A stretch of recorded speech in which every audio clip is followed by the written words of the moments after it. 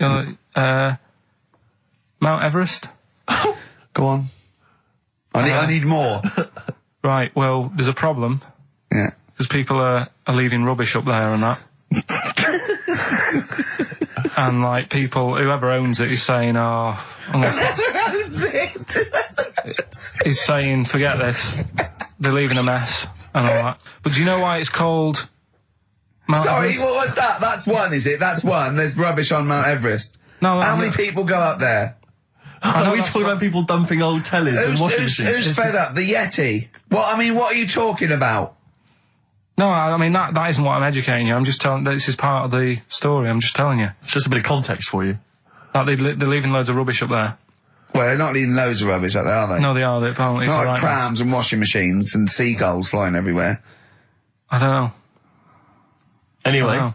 But anyway, do you know why it's called that? You know why it's called Mount Everest? Why it's called Mount Everest? I know the mount bit. It's because it's a large mount, and if you climb it, by the time you get to the top, you need to have a rest. And that isn't the educating bit. I'm just telling you. It's not true. Well, we'll leave that. Well, right? No, Carl. In the name of everything holy, do you think that anyone named it because you have to have a rest when you've climbed it? Well, we'll see. You'll see what people say on email. But it's definitely not. But anyway, that's one thing that I kind of thought, that's interesting. I'll remember that. I'll teach Ricky that, so you've learnt that. Right, now, are you familiar with this thing that they can do if you're dead, right? No, not if you're dead. It's like if you're ill and you know you're going to die, right? I don't know what this is anymore. Extraordinary. Have a rest. Himalayas. Himalaya. What? Listen, this is an interesting fact. Come on. If you're ill but you know you're going to die. Yeah, you can have this thing done in Detroit where you get put in a fridge.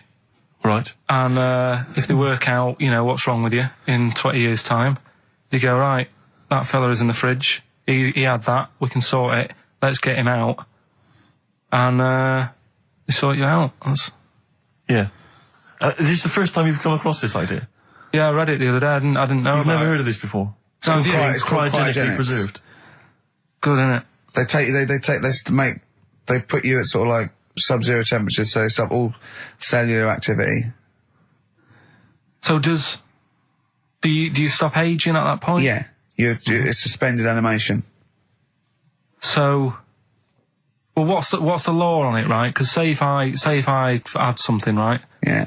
And I said, put me in a fridge, and when you've got the cure and that, wheel me out, sort me out. Say if they did that, yeah, and it was like 40 years, yeah, and in 40 years' time they get a cure for me, yeah. Would I have to stay with Suzanne? Because she'd be 70. Do you mean what are the rules? Should you be allowed to date a younger woman? Well, it's not fair, is it? It's like good news, we sorted you out, but... I don't think she'd mind. I reckon she'd have the best 40 years of her life. Yeah. And plus, they're never going to find a cure for what ails you. That is genius. That is brilliant. You come out, you're cured, and you go, oh no. I love the fact that's what he'd be lying there. If you could think while he was in that state, you'd be thinking, oh God. She's losing her looks. Yeah. Just, oh dear. But everything else as well, like, my job wouldn't be here. No. No. Although the figures would have gone up a little bit. Yeah. Flat's probably gone or knocked down or whatever. Sure. Yeah. Most of my family would be dead. Yep.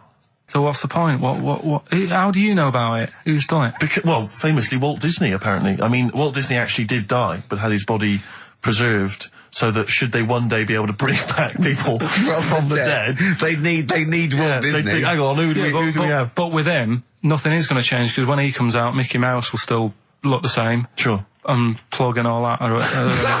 Play a record! I don't know where your mind is. Play a record! It's brilliant, you just say words! Have a rest! Yeah. They've cloned a man moth. No, but that's the sort of thing I think we need now, right? We've covered a lot of stuff. What, education? Teaching, yeah. Well, okay, what do you want to know? Don't know. Have you got something? It's been 3 months. It's been 3 months coming. There's this thing, I don't know the full story. I don't know how it happened, right? But little Russian fella. Yeah. He was sort of having sort of emptying his bladder, right? And somehow electrocuted himself. Right. And sort of did a bit of damage. How did he smashed I don't onto know. some live wires or something? Something like that. So Did anyway, it damage to himself or to an electric fire or something? no, to himself. To himself. Yeah. And so the doctor Didn't slip and curling tongs went up his arse when he was pissed, because that's happened a lot in Yeah, we've all been hospitals. We've all shoved the old curling tongs up the arse when having a piss. Right. So I can't even be bothered. No, go on, we're interested. We're interested. Come on, we're interested. Don't You give can't up. be bothered. You get Mondays off. Do some work. Right. So anyway, so the doctor says, "Oh, it's not looking good. We'll have to take that off." What? He's like, Novectomy? Yeah. Really? But the funny thing is, right? Nothing funny about that. They've done. You're doing me head in. Just tell the story. Just doing me head in. Well, you can chill out on Monday. I've only got 15 minutes, but I'm going to talk to you every Saturday. I'm going to get the money's worth out of this, because you get Mondays off, and I can't bear the fact someone's getting away with something like that, because it's terrible. So you're going to stick this out, or you're going to have to work Mondays. So take it on the chin, right? Okay. Just finish the story. Yes. I command you. Just do it. Anyway, so he said, you know, will you be able to sort me a little knob out? A prosthetic No, cock, yeah. But they put him out for the operation. Yeah. He woke up. Yeah. Right, and he's thinking, oh, thank God that's over and done with. Yeah. They've only grown it on his arm. What are you talking about? You twat. Shut the don't you an idiot. What do you mean they've grown it on his arm? Apparently, like, that's the way they do it. Oh, yeah, but to then put it on, that wasn't a mistake. It wasn't doctor going, did it go there? Some bloke I didn't do a degree. Are you a real doctor? Yeah, yeah. No, but why put it there? Because it's got to grow, it's got a graft there, so where they can control it. To skin tissue. But on your arm. Well, But they're going to your remove it back from or- the arm itself. What do you mean on the back? on your back. Somewhere, well, we can't wear a t-shirt. Yeah, but you could have a ridiculous. He's in hospital. But this way you can still have a little tug, can't he? But they'll leave it there for quite a bit. It's not... Do you know what I mean? It's not going to be like, oh, it's just there for a few days. Yeah. It's there for a bit. That's not good, is it? So he's got a cock on his arm. Yeah, what's up with that? What do you mean, what's up with that? Well, I mean, you could say it's a thumb or something, couldn't he? Yeah. But they remove it. Be good And for attach hitching. it down wouldn't below later. If you had a knob instead of a thumb and you went hitchhiking, just tickle it. They can see it like a mile down the road, couldn't they? Posting. Yeah. If I'd lost my knob, I'd go, I'm not going to have all that stuff. Just whack a pair of tits on me. Do you know what I mean? I think, just forget it. But why not just put it where it should be straight away instead of messing about? Where should it be straight away? You know. On the forehead. Listen, are we doing a competition? Let's play a tune. Come on, Carl, you can't be bothered. Right, okay, better we're going rainbow, to better scrap rainbow, this yeah? and you're going to work Mondays again. What do you mean you married? Why are you having an attack on me? You're the not one having an who's attack sad and lonely. Oh, he's done you again. He's done you Yeah, again. but what I thought was interesting was I just scratched at him and he just went mental. Yeah, no, It's like a but bear caught in a trap. it's funny, isn't it? You'll never learn. Carl. No, I was just interested to find out what the story was, because it might be a really romantic story. Well, it's not. All right, jeez. I love the fact he doesn't want to talk about his love affair. I was thinking about you in the week, and like, does it worry you? I mean, you sort of joke about it now, and we're talking about it in the office, you know, like, oh, is Steve really touchy about the way he looks? And Oh, what's this? Where's that come from? He's done it again. He's done you again. I was walking home the other night, and I was thinking about it.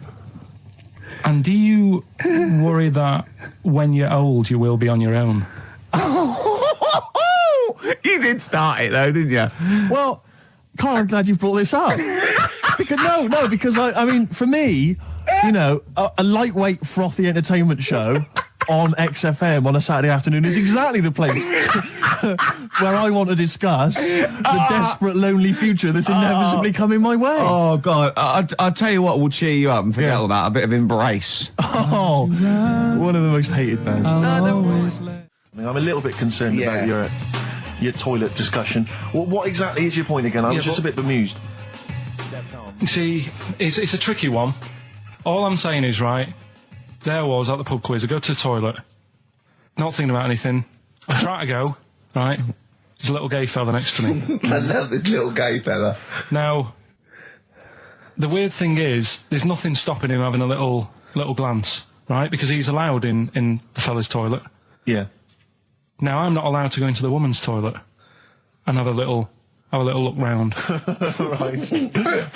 So all I'm saying is, should they have another toilet area? What, for gay people? Yeah. And so this would be gay men and lesbians? Is that going to complicate things? Well, I mean, I can only assume. I mean, to what point? Ask you a question, right? If you're intimidated, that's a shame.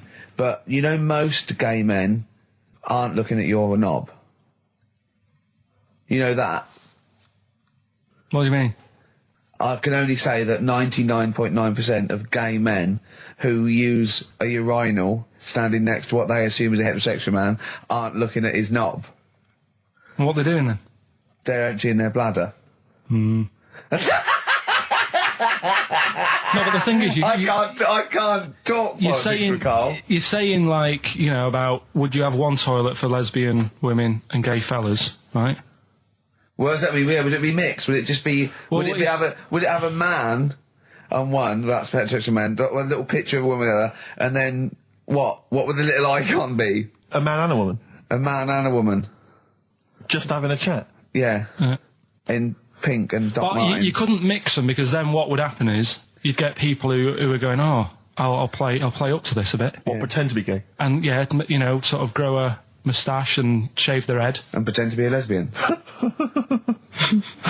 Right. Yeah. So I see. So you know, people pretending to be gay so they could go in and have a look at the lesbians. Yeah. Right. So that would mean that we need 4 cubicles now, would we? Yeah. No, this is fine. 4 cubicles. So every pub now. How many toilets do we need? Every pub's now got 4 toilets. Oh, Carl, bisexuals. Yeah. Now, interesting. Bisexuals. How many toilets do we need now? Call the council. Do you use any? Huh? No. No, because they're interested in everything, aren't they? Because the little bisexual fella will be looking at your knob. Right. With them, what you do, you just have a door, you open it, and there's one urinal there, so you can't get a queue. They have to sort of wait. I just thought that, well, why can't there just be a thing between the urinals so no one can look at anyone else's knob? Wait a minute. Just to go back to Ricky's point, what stops, even if we've got the toilet for gay men, what stops the gay men who want to have a look at your willy going in the regular toilet and pretending that they're straight? Most men don't wear gay across their head. Exactly. They don't have a tattoo. There's no branding yet in the British house where they have to declare. So we're going to have to expand this. So we've all got to carry identity. Do you know you can see a gay, can you? Coming a mile off. No? No, I'll just hold it in next time. No. Can you tell gay men? Do you know a gay man? I'd say probably if you did if you lined some people up and said point them out, I reckon I'd get. But hold on, we're not talking about people dressed in leather with the arse cut out and an handlebar moustache. Yeah. We're talking about the everyday non-seen. Of course. Yeah, but I mean, suppose I put you in a room and there was 10 naked men, right? Yeah. And there's 5 gay men and 5 hetero. Could you walk along that line looking at those gay... Am I naked? No, you don't have to be naked. Why would you have to be naked? To catch them out. Play a record! How would you catch them out? No, don't go into it. Don't go into it. Play a record. Ooh, those boys can rock there. That's the Guns with All Their Roses and Sweet Child of Mine. Even when I was younger, do you know when I told you that I was picked at school to give old people biscuits? Right, yes. Because you had nice hands, Because they had nice nails, right? Yeah. And then because I went down a storm at that... Went down a storm at that. They said, bravo! Getting back with the Garibaldi's the best I've ever had. Bravo! What do you mean you went down a storm? Because I'm into biscuits, so... You knew your stuff! I was talking to them about... I'm into biscuits! Right, so... Did you make sure that they finished the first layer before you dipped into the second layer? No, there's no rules like that. Just no rules. What do you want? What do you want? What do you fancy? Yeah. So then, because I was good at that, we were going to like an old people's home where they were a bit iller. Rather than just being old, they were like ill. Yeah. And I said, no, not doing that. Not going there. Because they're old people. Yeah. They didn't want biscuits. Well, yeah, that's the they're too old to eat. So so did you have to dunk them in tea before you fed them to them? No, it was just like. Did you feed them like? Did you have to chew their food, then stick it down their throat with your face, like a little bird? Yeah, just a little trolley, right? A lad who I didn't really get on with. He had good nails as well, so he was serving the tea. Yeah. And I just had a chat and said, oh, do you want a biscuit with that? Yeah. What about this one? Do you like bourbons? Yeah. Oh, you really did the whole... So, oh, right, so you weren't just... It wasn't like their choice, you offered a selection. Well, I sort of sold them, because the thing is, there's only so many, so you've got to handle the situation well. Sure. You don't want too many in one type, so it's like, well, you've had a bourbon. Yeah. What a great life they lead. They probably only pay about 900 quid a week to stay in that particular home. Yeah. And they get a free bourbon by a kid with clean nails. Brilliant. Whoop-de-hoo. So anyway, it gets to this, you know, the Thursday night when I'm going out with Suzanne. Yeah. And her mum's like sat on the sun lounger outside, so where are we going tonight? I said, no, like I said, it's just us. We're going out having a bit of time to ourselves. So I could see as the day was getting on, she was realising that she's got a night in with like her husband, right? Her face started to like look miserable. Sure. I thought, I'm loving this. Right? So I said, right, I'm going in to go and have a shower, go and get ready for the tonight. It's going to be great. And wind them up. Just wind them up because they can't come. Because he said they can't. Yeah. Right, so I go upstairs, have a shower and that. I come down, and a mum's smiling. Oh, hang on. So I'm thinking, hang on a minute, what's gone on here? So I went to Suzanne. I said, why is your mum smiling? She's not coming. She said, no, but my dad said he'll take her out now. So in a way, she was happy because she got her own way, which annoyed me. That annoyed you, sure, because you wanted to... What, you don't even want her husband taking her out? Well, it's just the fact she didn't want to go out. She was happy to stay in and have sausage, egg and chips that they'd found from some shop that sold English food. Right. So that's almost like what they do if they're at home. Sausage, egg and chips. So she was happy with that if we were staying in and having that. But because we were going out, she was fed up. Right. So she's smiling. So she's going, yeah, I'm going out now. So I said, well, enjoy yourself. She said, where are you going? I said, well, it doesn't matter, does it? You don't need to know. Sure. You're not going to where we're going. Oh, you just don't want us to be in the same restaurant. So yeah, that's right. I said I want a night out on my own with Suzanne. It's our holiday as well. I don't know. I can talk to you about Amazing. This is not even his own parents. This is someone else's parents. These are the parents of the woman he loves. But even Suzanne sort of agreed with me. There's only so much time you can spend with your parents. That's why you leave. That's why when you're ill, you don't go home to them. Yeah? Sure. Yeah. Because the slight difference between me and you, Carl, is that not everyone in the world annoys me. Well, not everyone does. Just... I can see what... I felt a bit guilty that week when he said I was annoying him, but I realise it's not my fault now. No, everyone annoys him. Yeah. So, yeah, it was an all right holiday. It was good to get back. Brilliant. Won't be doing it again. So. No. And what now would you say is your relationship with Suzanne's parents? Is it a frosty one? No, I just think they know that I don't like to put up with them for a long time. Yeah. I mean, when we were packing, a man was upset because, like, she really liked the place where we were staying, right? Because it was quite a big villa, because there was a few of us. There was a brother as well with us, right? Yeah. So, our mum said, oh, I love it here. She said, I'm definitely going to book this place again. I said, it's a bit big for two of you, isn't it? Just being sarky, like, we're definitely... I said, because, I won't be coming again. You're like, I don't know what you're like, Carl. You're a monster. You're an absolute You're one of those people that monster. goes, I says, that speakers are fine, I says, and gibbered what the wibble. Yeah. And never the werewolf slept. You're like a middle-aged man. You're like an old man. You're like an old man and you're what, 30? And just imagine you scraping along in clogs and a flat cap going, oh, that tree's got to come down. Yeah. Puncturing a kid's ball if he kicks it into your garden by mistake. Yeah. Refusing to give it back. Yeah. Gather round. Yeah, there were once Chinese kid as airy as that gal, which is weird because there's not many Chinese people that airy, but this one, I tell you, it were back in 1990. Grandad, are you eating a Twix? Appropriate words there. That's the Smiths and Panic. Don't worry about it, Carl. People know that you haven't got a malicious bone in your body. So, they know it's confusion. Don't worry. Oh, here he is. Look. Here he is. Come in. He's... How have you... Oh, God. I don't believe that. Oh, that's pathetic. I do not believe that. That's absolutely pathetic. Now, they won't believe this, will they? No. Right, No. if I say that Jonathan Ross just got his massive member out, and he is a big lad, Come and sit down. I've got your tickets, Mr. Gervais. Thank you. What's going on here then? I mean, why are you dropping off tickets? Well, because, you know, in the spirit of the Comedy Awards, we like to have the rising young stars of the British Comedy Awards. That's right, and that's me. Well, we couldn't find any this year, so we've asked Ricky whether he would sit in the rising young star seat, and I wanted to deliver the tickets personally, so there's no excuses if he doesn't turn up later. Yeah. I always suspected that you were sort of pretty well endowed. Yeah. And now we've seen. You know, it's on webcam. That was just one of my cocks. That's the one you're wearing today. Didn't we? Did you? Don't say that. No, we were. This is meant to be the happening young station. What's going on? No, you can't say stuff like that. You can't.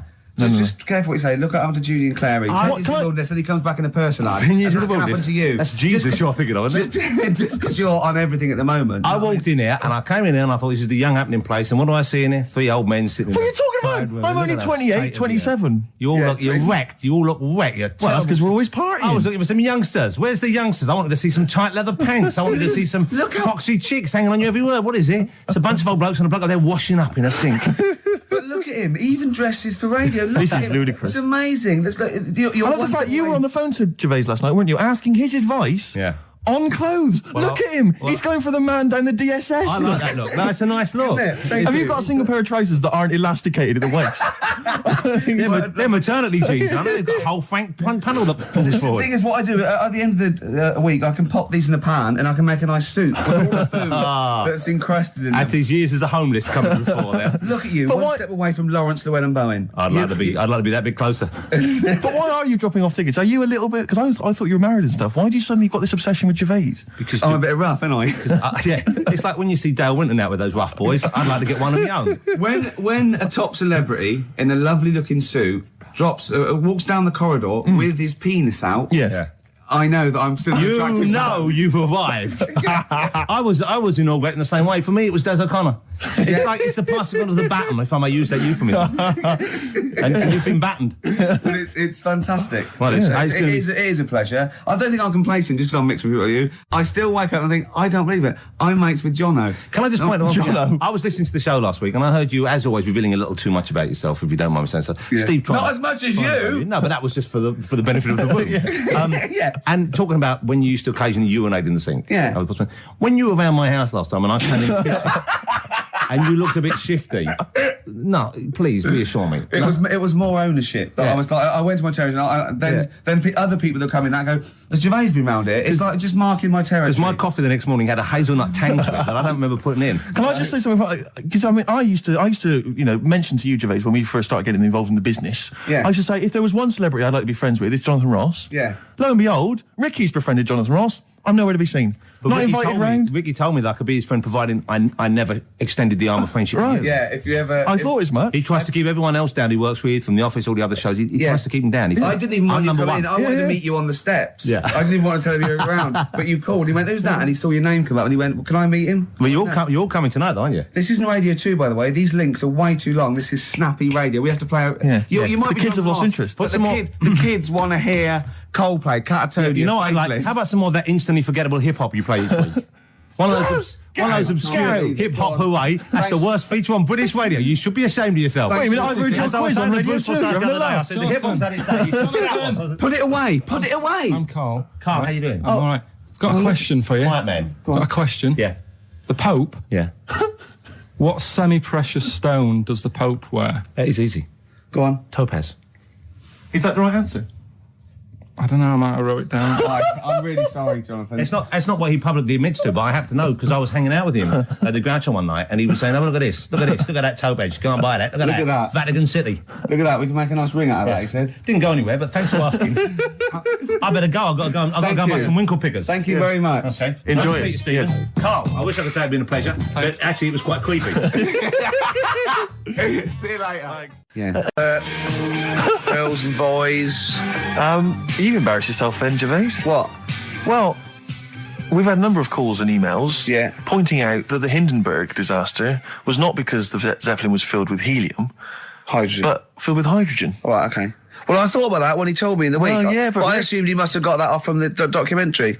So it just went up. So that's probably why the voices didn't go That was funny. probably why it didn't feature in the documentary. Yeah. But it seems to me we should have thought of that. I mean, like, it's school fates and stuff where they're like filling little balloons with helium. Yeah. There'd be all kinds of horror stories if they were just, just blowing up, left, right and centre. I don't think you can just blow helium up like that, can you? What? Isn't that the point? Well, I'm do you saying is it can't be as potentially lethal as hydrogen, helium. Well, like, hydrogen isn't as bad as helium. No, helium's not as bad as hydrogen. I don't know what you're saying, because that Hindenburg was hydrogen. Yeah, and I'm saying, why did we think it was helium? That's crazy. You go to school fetes and stuff with like little kids, and they're filling up little balloons with helium. They wouldn't have big canisters of helium, you know, at a charity event or a small kind of bring and buy sale if it was deadly. Yeah, but it's not as big. I mean, when you buy those balloons at a fair, it's not as big as that big. But presumably balloon. it's still flammable, is it? But it wasn't the fact how dangerous the rare gas was, or it was the fact that it was made of this thing that caught fire and just went. There was nothing. A hole in it would have been as bad. It just burnt quickly and fell to the ground because the hydrogen or helium escaped. It was irrelevant that what the gas was, wasn't it? I thought there was supposed to be some kind of explosion. Well, I don't know what it was, but the point is, because the outer thing was so thin, right? The gas inside escaped and it fell to the ground. So it just fell to the ground like when you've popped a balloon. Well, not. It didn't quite. sort of go. It didn't like flap all over the place and make a zany noise.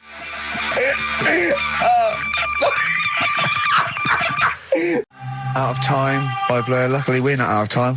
Got another hour and 25 to go. So it's not over yet on XFM 104.9. I'm Ricky Gervais, with me Steve Merchant and Karl Pilkington. We've had quite a lot of emails, as ever. I should just say, because we're very lazy. It's a much listened to show. We're very lazy people, and we rarely reply or read out the emails. But I never read the emails. Absolutely. So I rely. If I haven't replied to them, or my mail, Steve opens my mail and reads my emails. So if I haven't replied, it's just because he hasn't passed it on to me. Yeah. Okay. But I haven't passed it on to you because I know you'll never reply. Sure. So, I'm just cutting out that. But I just want to say thanks for the emails. We do read some of them, and we do appreciate the fact people send in jokes. I appreciate it. I love it. We've I don't have to do anything towards it. Sure, we had an email from Jack. He just said he missed the last 2 weeks' shows. Has he missed anything? Not really. No, it's the same stuff. Same old I think last week Karl was having a go at Chinese people not aging well.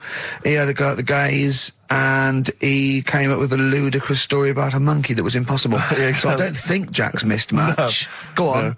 No. We've just had an email from the Pringles people. Oh, right. Good, because it's finally started to happen. I hear these stories about people given cars and Armani suits and trips abroad, and we haven't had no. But finally, people are starting to, realise what we're doing, our impact on society, and we've got a whole box of Pringles sent to us. Not on those little tubes, the proper tubes, the foot-long tubes. Yeah. So. And well, what have they said? Well, the Pringles guys want them back. No, they've said they like the show, and if you want more Pringles, give them a call and they'll send you more Pringles. Yeah. I bloody love Pringles. Yeah. Pringles are... The thing about Pringles is, they're Moorish, right? Yeah. But how would I put it? You know the sort of thing when I open them, and by that when I pop, right? Yeah, I have to eat the. Well, okay, how can I put this? When I pop, I can't stop. What do you mean? I don't. Well, when I pop them open, I can't stop eating them. Right, when you pop, you can't stop. Yeah. I think that's because of the chemicals. I think that might be the reason. But they're good chemicals. They're good chemicals. They're the best chemicals. Pringle chemicals. They're not bad chemicals. Lovely. Like using chemical warfare. Yes, I want some more Pringles. Bob Dylan, It's All Over Now, Baby Blue from 1960 something. Bit of trivia for you, Steve. Go on. That is the last record we ever played on the old XFM before we were fired. I bet that was a moving moment for about 8 people. I just thought of something. You know that thing we did about, they said that we just cared about the money, selling it to America? Yeah. If we cared about money, would we be here now? Do you know what I mean? I think this proves that we don't do things for the money. Exactly. Jesus. All right, Karl? A couple of emails. Monkey Matt's emailed us. Who? Monkey Matt. Oh, Matty, go on. Yeah. He says... How's the Monkster? He's all right. He says, Karl has missed a cracking headline from The Sport. Hide-and-seek champion found dead in cupboard. I hope it's real. I don't know if it is. I doubt it. Feeder. Do you know what? I'm annoyed at now, right? We've got another ad break coming up. How many ad breaks have we had in this show? I know. Karl, how many ad breaks have we had in this show? About 3 an hour. 3 or 4 an hour. 3 or 4 an hour, so about 3 minutes. So, 20 minutes. 20 minutes is wasted on shite. I mean, apart from the stuff we talk Well, about. it's funny you should say that, because someone said to me last week that they felt that there were more adverts now on the show than there used to be. Are there more adverts Rick, in the show? I think, though, I think, just checking some of the emails, I think that's because people are requesting them. They find them more entertaining than what we're giving them. But can't we sort this out? Well, don't go on about it. No, can't we though? Why can't we have less? Why have we got so many? Is it? It happens, doesn't it? Well, no. You can't listen to radio in after every record. It's bad enough trying to keep them listening with the rubbish we come out Yeah, with. we've got Rockbusters here. Let's get them back. You know what I mean? Don't steal our son, please, lads. Thrills on XFM 104.9. I'm Ricky Gervais. With me, Steve Merchant and Karl Pilkington. Yeah. Little Carly Pilkington, little baldy mank, whinging little twat. How are you? Yeah, all right, yeah. What are you doing? Happy? Feeling a bit happier today? You look as full of spunk, as they say in America. Yeah, I'm all right. Just a bit of a miserable day, though, isn't it? Yeah. A bit miserable. Yeah. Walking in today, right? Do you know I walked through, like, the sort of the gay district of London and that? Right. You don't walk, you mince, don't you? Well, just walking through on the way to work, and I'm always interested in their little shops and stuff that they have, right? Loads of Their little shops. That's don't be ashamed of. If you want to go in and buy something, go in and buy something. I'm just having a look at, looking in the windows and stuff. Little postcard just near the entrance. Yeah. That's meant to tease people in, to make people go, that sounds good, I'll nip in. Right? Little postcard. Free butt plugs with every sale. That's great. How did we get from 5p off milk to free butt plugs with every sale? Wow. What's society come to? Well, it's because we're liberated, Rick. Yeah. You know, it's an open society. What did you buy to get them? You didn't buy. Oh, I didn't. But what's the purpose? What, of the poster or of butt plugs? Butt plugs, because I really honestly You don't. shove them up your arse, don't you? Whoa, slow down, bum. Shove them up your bum. Yeah. But when is that? Just like when you're doing whatever, doing stuff around the house, or I think it's not to keep things out. Is it like you would use a plug in the sink to keep, the water in the sink? Oh, if you're not gay. Get that? Oh, yeah. No, I know what you mean, yeah. I don't know. No entry. What is it? I mean, I don't understand what I that's don't know. I assume it either feels good or are they... well, I've got to be careful here. Or are they sort of like breaking it in? Right, yeah. Do you know what I mean? Like it's like a shoehorn. Sure. or It's or like when you stick paper in your shoes if they're a bit tight. Or those people who sort of like put little bits of wood in their lips, and then as soon they've got big plates in their lips. Yeah. Same with the butt plug. It means you can, you're ready for anything. I don't know, do I? Look at Carl's face. Well, if you know what butt plugs are used for, then why not get in touch? Ricky.Gervais at xfm.co.uk. What do you think? If there's any... I can't believe we're already on this subject. I know. It's 5+1 and we're I was gonna say then, if there's any people who use butt plugs, and I was thinking that Carl would have said, well, they're not up yet. Yeah. Because they go out late. no, but what is it? We're award-winning people. We've written a TV Not on show. It's radio, highly though. respected. Not on radio. We're rubbish on radio. I know, but We've got nothing to lose. I always say to you, Steve, that I like educating people and that. Now, the way I see it is I didn't know what they were. Let's phone to go in. Someone might know about butt plugs. All right, we'll get. No, get them on. Get them on. Ask them. No, because they might say something dodgy. Oh! Yeah, whereas, what have we just been doing? Just take a chance. Take a chance and tell them not to swear. Well, you tell them. Okay. Right, Steve, I haven't got my headphones on. Hello, who's that? Come on, hold on. Who, sorry? Nicholas. Nicholas, hello, mate. You're not going to swear, are you? No, I'm not going to Keep it clean. Yeah. Keep them keen. What were you calling about? I'm phoning about your plugs. About, not my plugs, but sure, plugs in general. What, do you know much about them? No, Are you a plug user yourself? No, I'm just thinking if maybe you've got some gay friends and you're spending the night at their place, you might want to use one. Right. What, you mean experiment with them, or...? No, so you can make sure they're not going to do anything while you're asleep. Could I suggest, just lock the door? I mean, that is easier to me. Can I make a bigger suggestion? That's probably the most homophobic thing we've had said on the show today. Thanks very much for your call. Right, okay, good. Well, that's why we shouldn't put people on the line. Just, without checking first. I think Carl's made a good point. That's the caliber of listener we've got. Carl, come on, what's the matter with you? Oh, Thorns. that's No blue sky. Beautiful, isn't it? And that great track. it's alright, yeah. Just had an email, yeah. That woman who opened the Office script could have her head cut off. Apparently. When a letter is posted, it becomes the property of the Queen until it reaches the person it was meant for. By opening it, she's committed treason and could be killed. I don't know if you're familiar with this story, Carl, are you? Go on. Apparently, some copies of the Office Christmas specials, scripts, got sent to the wrong address.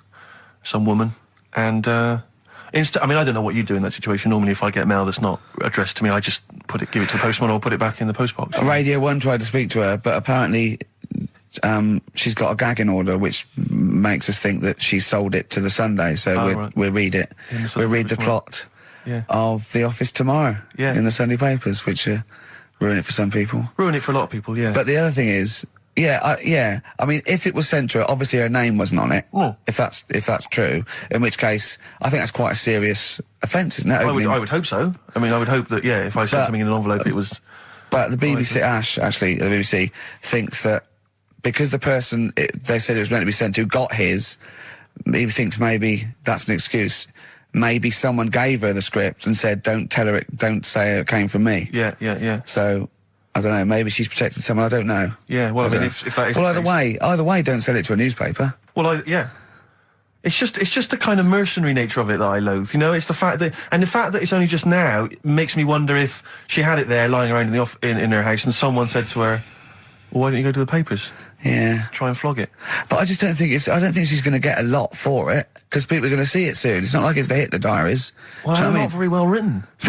But, I mean, I don't know. I tell you what I'm frustrated by, is just the fact that it's like we've worked hard to give people some kind of pleasure for this Christmas, you know, because a lot of people are very depressed, Rick, very low at this time of year. They've not got what they wanted. But we're trying to cheer them up, give them a bit of happiness. Yeah, but I think she'll be happy if she gets a lot of money. True. I don't know. I think it's just tacky, really. It's like, well, I just say, if you're a fan of the show and you don't want to know what happens, then don't read the Sundays tomorrow, or at least avoid it when it says we tell you what. The papers might not ruin it. The papers might go, we've got them, but we're not going to ruin it for people. That'd be a nice gesture. Ideal. But I don't know. All I can say is it's a good job that I send out the prizes. Because that Michael Palin around the world in 80 days will be going to the person who won it. Yeah.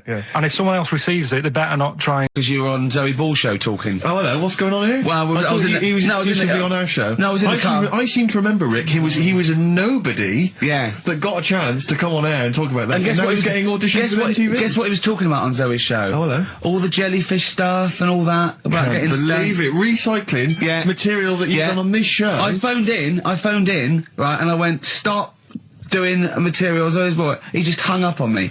Well, I had a job to do. Who do you think you are? Your ego has just gone through the roof. Hang on a minute.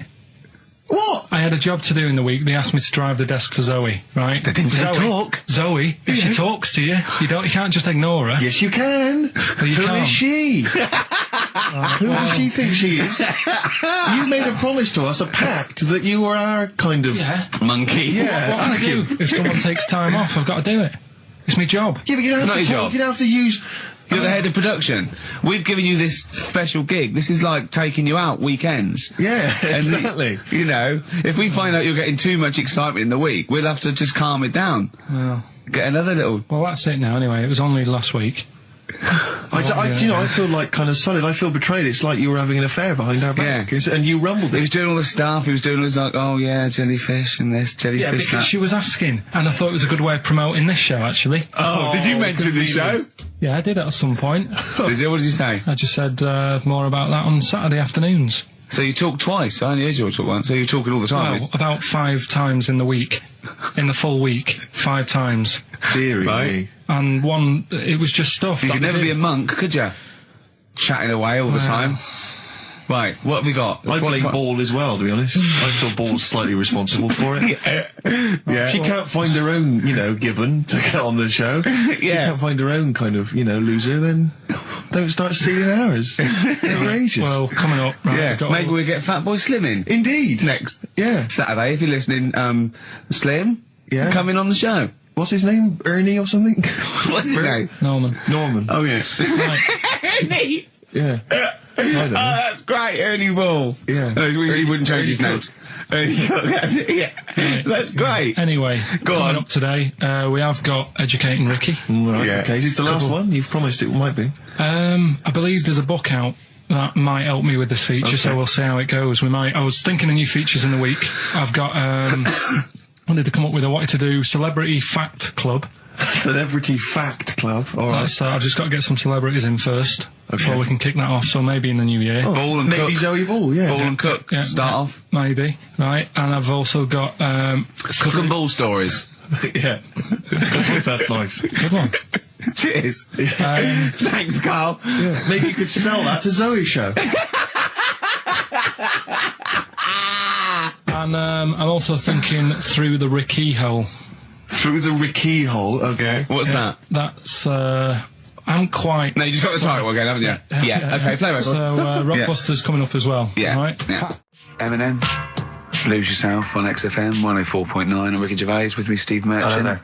But not Karl Pilkington. No, Carl, no. He's gone back to Manchester, isn't it? It's better than London. Yeah. You don't know it. Manchester's better than London. Instead, Claire Sturgis. Claire Sturgis round of applause for Claire, yeah. Thanks. Yeah, Thanks. the posse's the Yeah, he's I will- coming there in sort of the camouflage gear and is that quite trendy? Is that what the kids Did are you know, wearing it's now? funny. Someone actually mentioned Or that are this you on morning. manoeuvres? Yeah, I am exactly. actually, taking time out this morning from what I normally do. Sure. I missed the second half, talking like that, of Celebrity Boot Camp. I don't know what that Coolio. is it? The fella from Milli Vanilli. What, the one that's not dead? Eh? No, the one that killed himself, Steve. Okay. No, I just want to clarify for people. A lot of people don't realise that one of them is dead. Right. I thought it was important to mention it. Actually, yeah, I didn't know. I'll be honest with you, I hadn't thought it through. No. It was a piece of interesting Milli Vanilli trivia that I had, and I wanted to slip it in. It wasn't I could've really found- I trivia, tell you because what, it was a question. You went, what? The one Rick, who's not what dead. I'm saying, Rick, is I could have found a more tactful way of bringing up the death of one of Milli Vanilli, because I think there's a lot of people out there now upset. Maybe Claire Actually, didn't yeah, realise. people who didn't know. That's quite a shock. I didn't see. I mean, I should have sat people down. Who died? Vanilli or Millie? I think it was Millie. No, right, it's okay. Vanilli. What? I don't know. No, but I didn't know. I'm that guessing. is- Actually, I'm guessing. What? I'm about not that? confusing Milli Vanilli and Scritti Politti, am I? Because I mean that is a danger. Oh no, you're thinking of the fellow out of Grumple Palumple.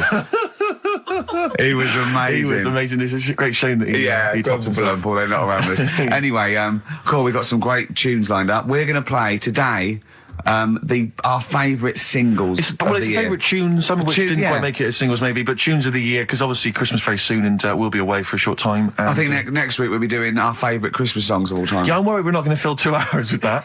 I mean, how many times can you play Shakin' Stevens before... Fairies Out of New York. yeah, exactly. I mean, There that's it the is only again. one, isn't it, really? That's the best one. That's the best Christmas That one's song good, ever. but obviously there's Joni Mitchell's The River. That starts with a kind of Christmassy Beautiful, feel. beautiful. I don't think if there's anything else. Not a great deal. The so waitresses, this Christmas rapping.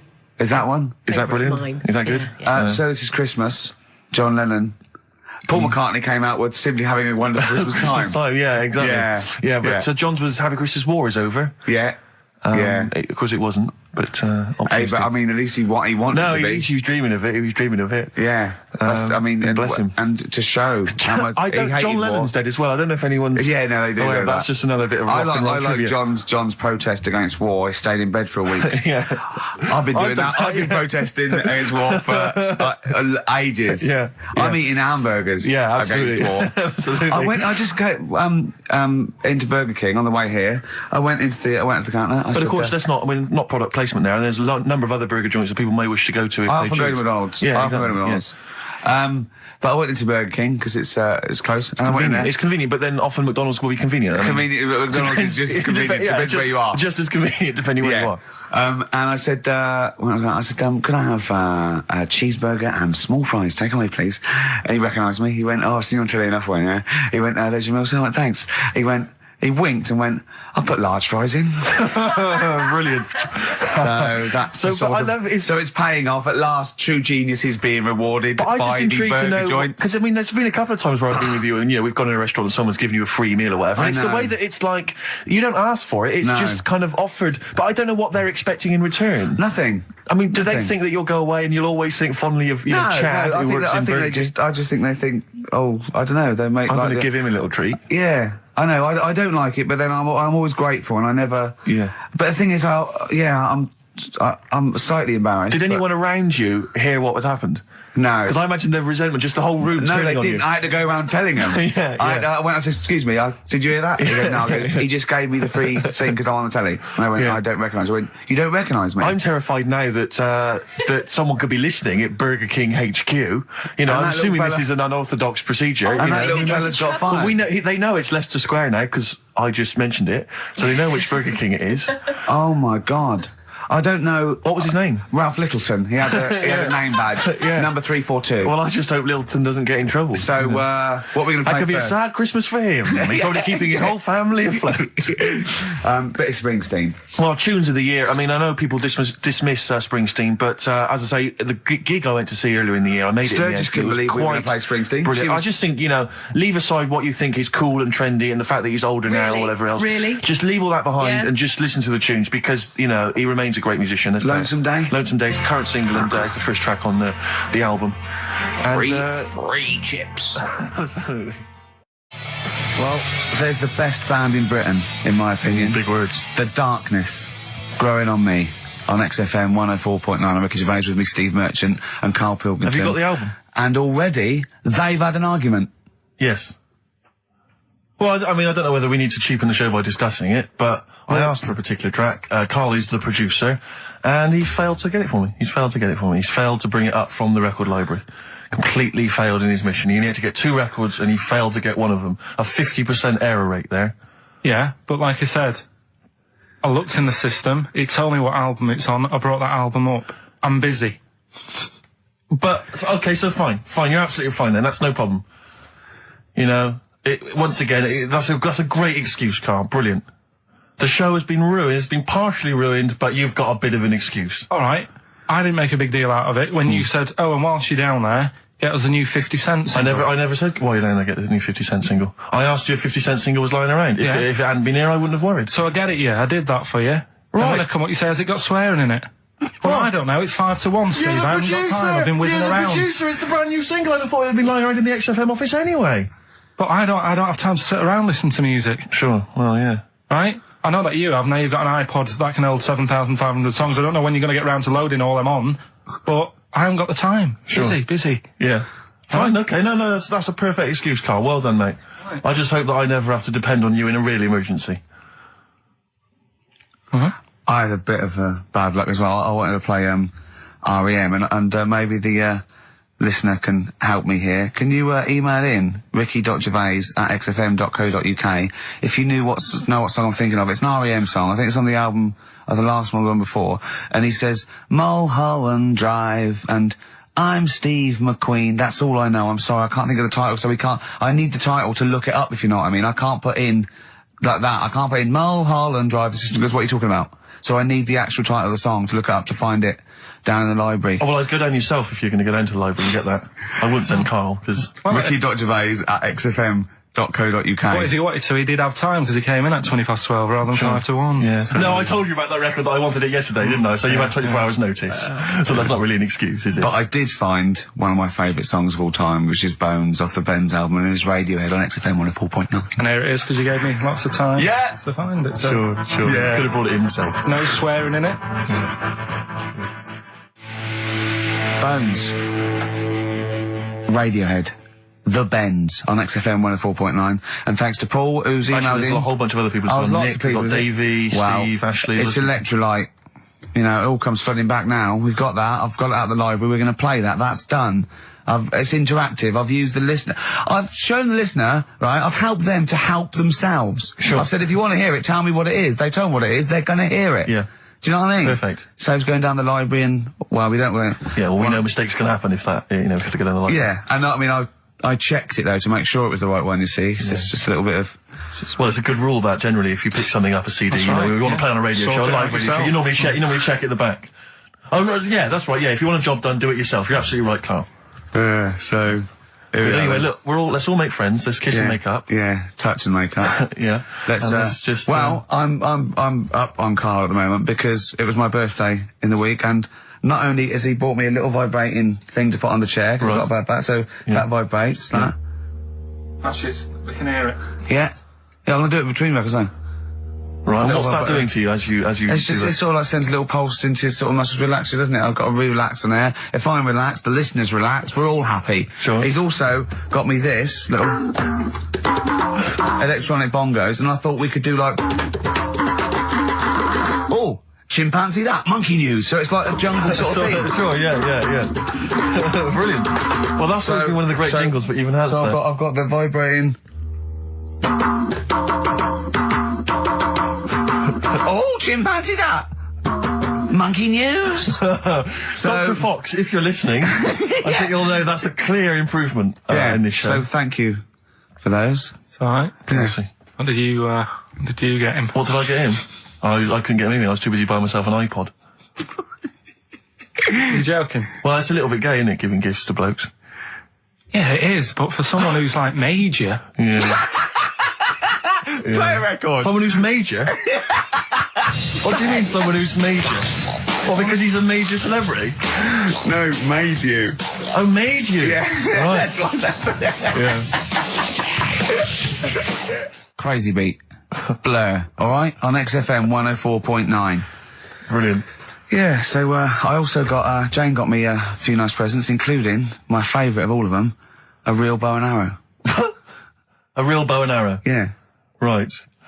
And what, you know, you're going to rob from the rich, I am give to the poor? Yeah! Oh, that would be great. I just wish we could maybe tape the bits we're not on air, just because that's when Karl comes into his own. Yeah. He just said to me, I don't know what I was doing, I was sort of like pottering around, dancing around, doing something annoying probably, and he just looked at me, I looked around, he was looking at me, and I looked back, and he went, have you ever used a Y-front properly? Genius. It's a great question, because the answer's definitely no. Definitely no. Does anyone use their Y-front properly? And by that, I mean, get your winky out of the little sort of slot provided, as opposed to like put it to one side or pull them down or whatever. Has anyone used a Y-front properly? I don't think I've ever done it. I don't think I've ever done it. I've never seen anyone in a toilet doing it, Rick. You should be looking. I wish I hadn't said that. I caught you. Really? Yeah. That's actually how you prove people are gay. Yeah. Get them into this conversation. Yeah. Yeah, it's a trap. Yeah, it's a trap. It was the trap. Yeah. I'm not gay, by the way. Yeah. You didn't prove I was gay. I double bluffed you. As I knew the old gay trick. I thought it was the old Gaylord say no thing. That is another method. Yeah, there's innumerable methods of doing it. That's how Oscar Wilde was caught. Yeah. Yeah. What happened there? Well, the judge went to him. Did you see that film last night? Gaylord say no, and he went no, and they went to take him away. Yeah. Take him down to the cells. Yeah, take him to Reading. It is true. Well, it originated in America. Yeah. So many of these things do. It's a brilliant point, Karl. I'd like to hear from anyone listening who's, and I mean, well, they'll just lie, wouldn't they, I suppose? Yeah. I don't even use sort of flies. No. Usually. I sort of pull my Y-front, my sort of tracksuit. So that's why I wear sort of like elasticated waistbands all the time. Exactly. Just sort Speed. of like... Yeah. Yeah, you got to get in there with the minimum of effort. Yeah, and out. Sure. Often I won't shake. No, no. To my detriment, because it often leaks out a little bit later, doesn't it? Ever been out on a date with a girl where it's just trickled down your leg and you wish I hadn't, and you're thinking, what if she gets my trousers off later? She might smell or see it. What? What? I don't know. I don't know what I said there. Right. Darkness growing on me. Love that. Love the darkness. This is the Best Of Show on XFM 104.9. I'm Ricky Gervais, with me Stephen Merchant. Yes. I hope you're enjoying the Best Of. Again, I broke the rules in the week. I met up with Karl. I had lunch with him. And we were chatting and having a cup of tea. And it got onto one of Karl's favourite programmes, was the Tales of the Unexpected. Ah, of course. And all I can think is that he's probably the only person in Britain where they were unexpected. I mean, to him, when that twist came in, you go, gee, I can't... Yeah. Oh, God. Can't believe so it was the tree that did it. I mean, he was probably the only... And we were telling all these stories of horror, and he liked horror stories. And I told him this story. And I don't know if this will come across the way, but I told him this story. It was a short. It was a horror short. This was a film you saw, was it? Yeah. And what it was, it started off, just there'd been a car crash. You see, it's a horrendous wreck. And you saw it from the point of view of the person in the car. And he was calling for his mate, and he was going, Dave... And he sort of looked over and saw a body without a head that had been thrown at. He goes, oh no, Dave. And then into the field of view came Dave, his mate, and looked at him with a look of horror, and then it sort of went black, and you realised that he was just a head, and it had been his body. Oh, wow. Right? Yeah. And I said, then it came up at the end, at the executions and the French Revolution, people experience consciousness for, you know, and he went, oh, no, he said, it wouldn't be for that long. And then he went, if it was a chicken, it would work. Imagine remaking that film, but it's two chickens in horrendous car crash. Their own fault for driving. It would work.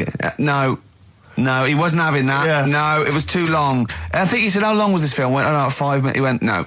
It would work if it was a chicken. I like the way that Carly was something like, when you relate an incident like that, he's appalled and offended and annoyed by the people that made it, even though he's never seen it. Oh, he's annoyed, yeah. Do you have a favourite Tales of the Unexpected, one that you remember particularly that shook you up? Yeah, we were talking about the one on where there's some woman in prison. Have you seen that one?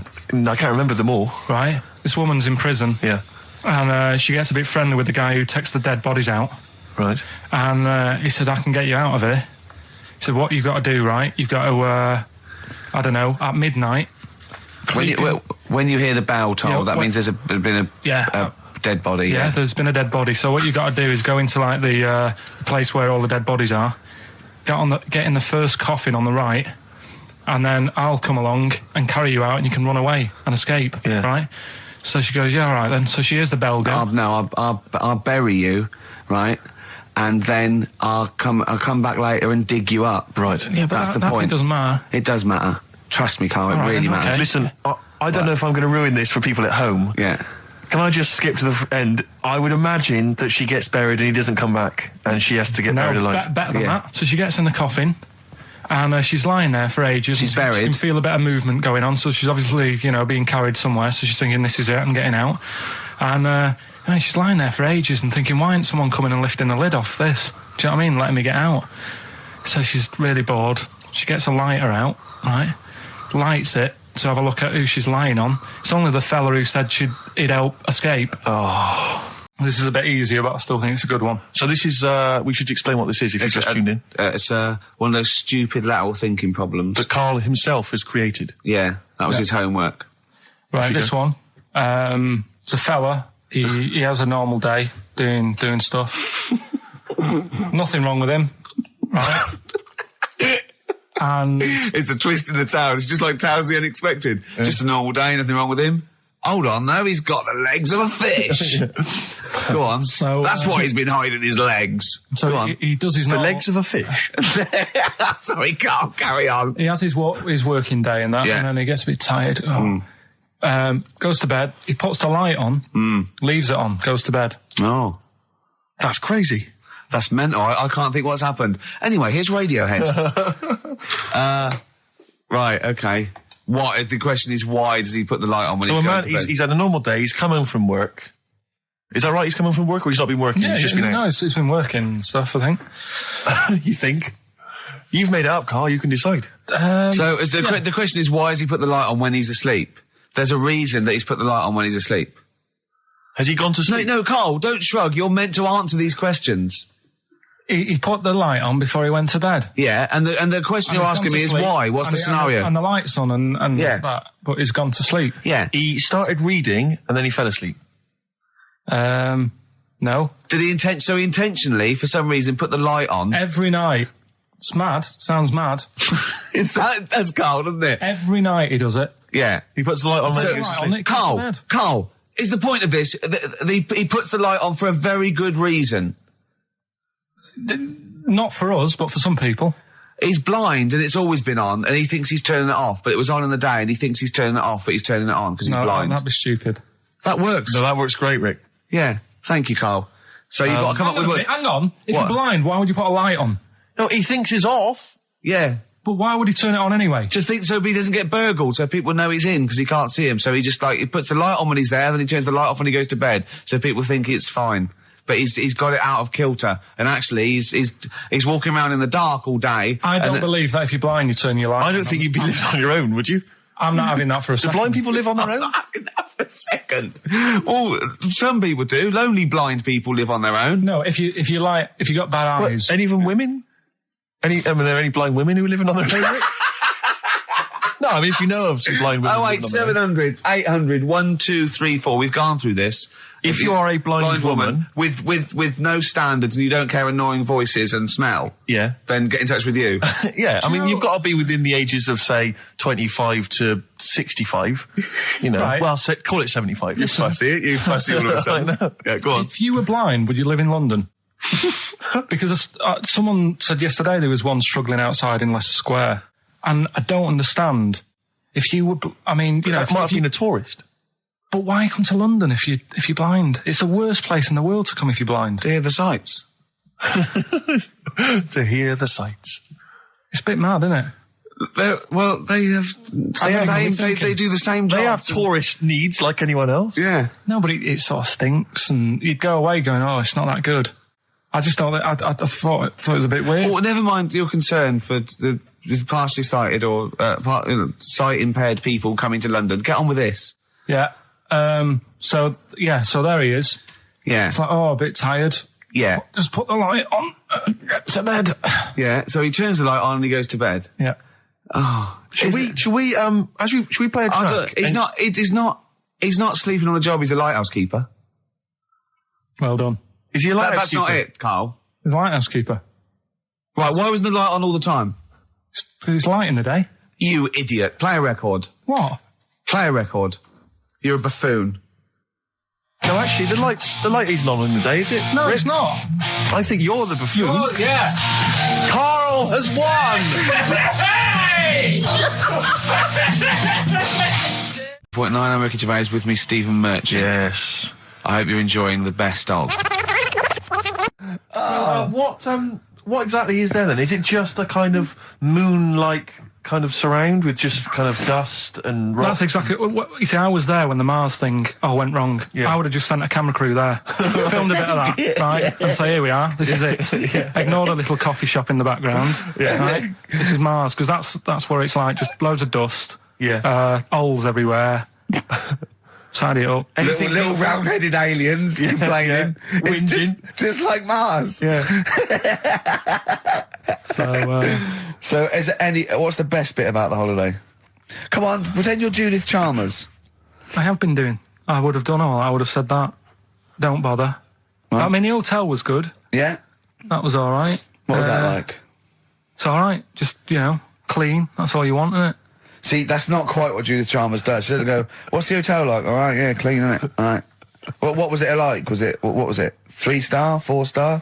Did that have a swimming pool? What was the room like? I had a swimming pool and that. Yeah. Yeah, it's good. I think it was one of the better ones on the island. Okay. Nightlife? Wasn't really in it. There was a bar, there was some bands playing. Yeah. Not very good. Food got a bit boring. Yeah. It was always the same food every night, but they sort of themed it and made out as if it was different. So, like, on Mexican night, it'd be chicken with a nacho on it. Right. And Chinese night, sort of chicken with a little prawn cracker on it and stuff. Sure. But that got a bit boring. That's me just turning on my phone, because I want to read to you a text that I got from Carl. I think you sort of sum up the holiday in this text, don't you? Do you remember it? I can't remember. Let's have a look. Let's have a little look. Instantly, what did Suzanne, your girlfriend, make of it? Similar view to you, that they should fill in the holes? Yeah, it's just that thing, you see, I went on a coach trip, right? And you go and see the volcanoes. Like I say, there's 36 of them. Yeah. Which, how many do you need? And when we're on the coach going round all these volcanoes, the fella on the front's going and look out your left window at the moment, and there's a volcano. And if you quickly look out at the right-hand side there, there's another one. Right. And on the left, it's just like, all right, we've seen it. Sure. Do you know what I mean? Yeah. And that trip, we'll talk about that trip in a bit. Right, this is the text I got from Carl, right? All right. Been up to a volcano. Been in some dead artist's house who built his house in the lava. They said they would show me science with volcanoes, but all they did was chuck some water in a hole and it shot up in the air. no dwarves in the canteen, no Scousers here, but there is a Swede woman with a big head. She looks effing gormless with a cap on. All right? So a little reference there to... A Swede woman? What's that mean? Do you mean Swedish? Yeah. Or she looked like a vegetable? No, a Swedish woman. But they've all got sort of quite big bill, aren't they? And I sent him a text. Oh, well, it's just good to be on holiday because, you know, I'm working. He sent back, so am I. Just been watching Sky News. There is a school for monkeys who want to get a band together. Is that monkey news for later?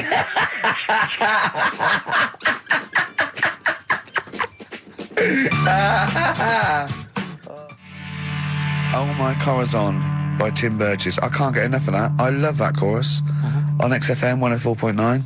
Ricky Gervais, Steve Merchant and little Karl Pilkington. But it was a nice holiday.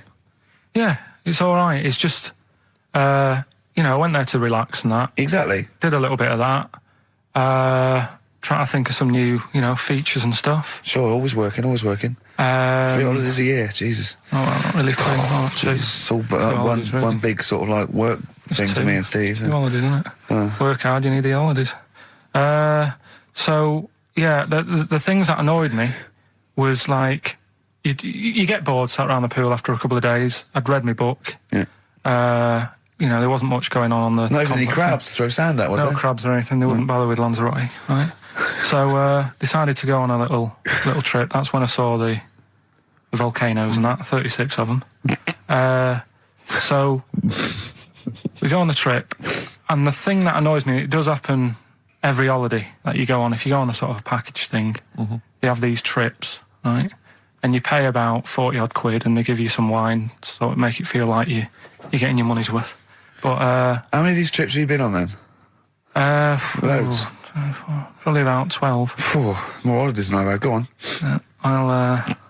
Yeah, so anyway, so you're on the coach, right? And they take you for the volcanoes. They took us in the middle of nowhere. Yeah. Right. There's nothing else around there. Sure. It's like I say, it's like Mars, but with holes in the ground. Yeah. Right. And they sort of drop you off, and they go, right, everybody, see you back here in an hour. There's loads of volcanoes for you to look at, and a coffee shop over there. And you know for a fact, right, you don't need an hour there. You could just say, well, just keep the engine running because I'll have a look in this hole, we'll get back on, give us 5 minutes. Don't need an hour. Absolutely. But you know that they've got something going. It's a with backhander, definitely. What, with the coffee shop? Definitely, yeah. They go there. And they get everyone to have an ice cream and a coffee, and they sit down, have a fag, talking to the bloke. Yeah, and it's like, cousin. Yeah. How much was the coffee? Was it probably about €3 euros, so I think it was $3.50. Sure. Yeah. Which is, I don't know what, that's about £2.5. Yeah, they've stitched you up. Well, it's like those people who, those cab drivers that you'll meet at sort of 3 a.m. who've just got a car and just went out with a car. Yeah. And just, I'll pick people up and charge them. Yeah. I got in one once. I said to him, a guy just pulled up. I said, he said, I was in like East London. I'm going back to North London. I said, going to Swiss Cottage. He went, sure, hop in. We set off. He went, do you know the way? I said, well, not really, no. I thought you'd know the way. You're in a cabbie. He went, no, don't really know the way there. I said, have you got an A to Z? He went, no. I thought, well, if you're going to go out just on the, just winging it as a cab driver, two things, take a map and a torch. He didn't have either. He said, well, I'll probably get to Camden. I said, well, I'll direct you from there. Drove on for about 5 minutes, making conversation. About 5 minutes later, he went, do you know the way to Camden? I thought you knew the way to Camden. I don't really know the way. I thought I did. Your time off at school. Wait. Why did you have time off? Because it was windy? Were you windy, or was it windy outside? No, it was like when... Your auntie wasn't out the window, was she? Yeah. When the winds were bad in the 70s. And my mum said, oh... Whoa. What? I remember space operas and flares. I don't remember the winds being bad in the 70s. Well, my mum just said... you might get blown into the road, so don't do that. She had so much faith in you, didn't she? As a human being. Is that why she got fired from the pie shop? I'm not coming in today, I might get blown into the road. God. The funny thing it was, right, Steve, they had this thing going at school, because a lot of people used to wag it back then. Right? Used to what? Wag it, sort of not go in. Yeah. Right. And they sort of tried to make it interesting for you by giving you An education. a certificate if you did a full week. Reward for the rest of your life with achievement. That sort of carrot. And also, like, let you go home at 3 o'clock on a Friday, right? If you'd done a full week and that. Right? Yeah. So it was lovely weather all week. Then it just sort of changed on a Friday, and I got up and it was all windy. It's My always mum windy said, for Friday on 7, isn't it? don't, if you don't go in because, you might get blown into the road and that. So I said, all right, then I'll stay off. And so why did you told you to hold on to a fence or walk you there? What's this? Don't go out. Immediately give up. I love this getting blown into the road. Is that based on your cats that kept getting blown into the road? Well, so I got to school on the Monday, right? And the teacher said, Took you a right, long time. today, to punish you, you're the only one who wrecked the whole week, right? Everyone else came in. You didn't. So everyone else is going home at 3 o'clock today. But you're not. Brilliant. Serves you right. And I wasn't bothered though. It was great because I said, well, you'll have to stay with me, won't you? And it was great. So all I did for half an hour was doodle and stuff. It was great that afternoon. Yeah. And that was ages ago. That was like when I was about 8. And that's one of the times I was off ill. Yeah. So it was, but that wasn't even ill. That was wind. Yeah. Yeah.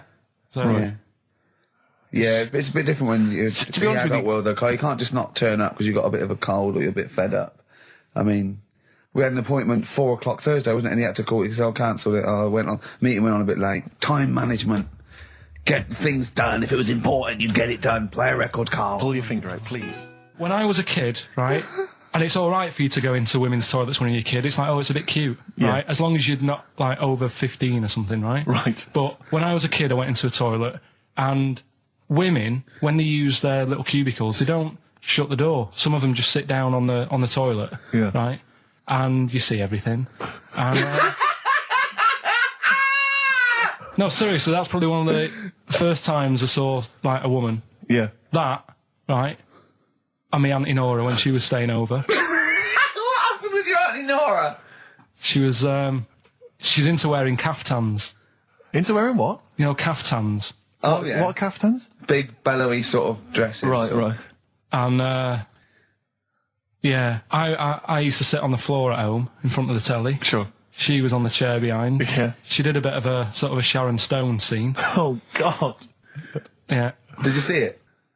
There was no underwear? No. What age were you? What was it like? What age were It you? was like a ripped tennis ball. What? Right, we're off air. Either that or put us in for the Stonys. I've told you before about buying presents. Did those gloves have your name sewn in them? And a piece of string that ran over the back of your duffel coat? You know, I've never been into getting presents and that. I had the problem at that Christmas one, that time with the Victoria Plum. Yeah, we'd hate that. We'd hate to bring that back. We've done that. Because you talked about it because it's kind of to do with your dad, isn't it? He's a very bad gift buyer. Was that the problem? Well, yeah, my dad just wouldn't bother. It was my mum who sort of made an effort, and she sort of worked out half of what I wanted, then she left it to my dad to get it off someone, see if he could get one cheap or whatever. I love the fact that usually people talk about, like, drinking heavily or violent abuse, right? Yeah. But here's what he's been left with and scarred with from parents is bad gift buying. Yeah, and that's the Victoria Plum incident. In the greater scheme of things in the world, that's not a bad thing to have, is it? Right, there was this, this is what it's like about getting presents and stuff, right? With my mum and dad. Go on. My mate, Colin, right? Colin Bailey, right? Yeah. He had a little Sinclair Spectrum, right? Yeah. Computer, which was like the thing to have at that time, right? Yeah. Used to always go round to his house. The deal was... Not the one you had to play through the window because you weren't allowed No, that's another lad. Oh, right? yeah. This is a different lad.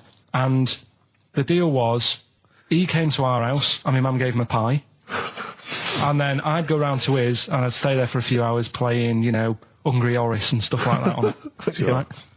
Now, my mum and dad knew that I really wanted one of these computers, right? So I waited about a year. Came round to Christmas Day. I thought, I reckon might have one. Turned out they bought me the wrong one. They bought me a ZX81 instead of a Spectrum, right? And Christmas Day, I'm there trying to load the games up. It's not working. I'm thinking, what's wrong, right? And the thing with me, when I was a kid, I used to get quite sort of agitated. This is the moment, right? I found out that he needed a RAM pack to make it work, right?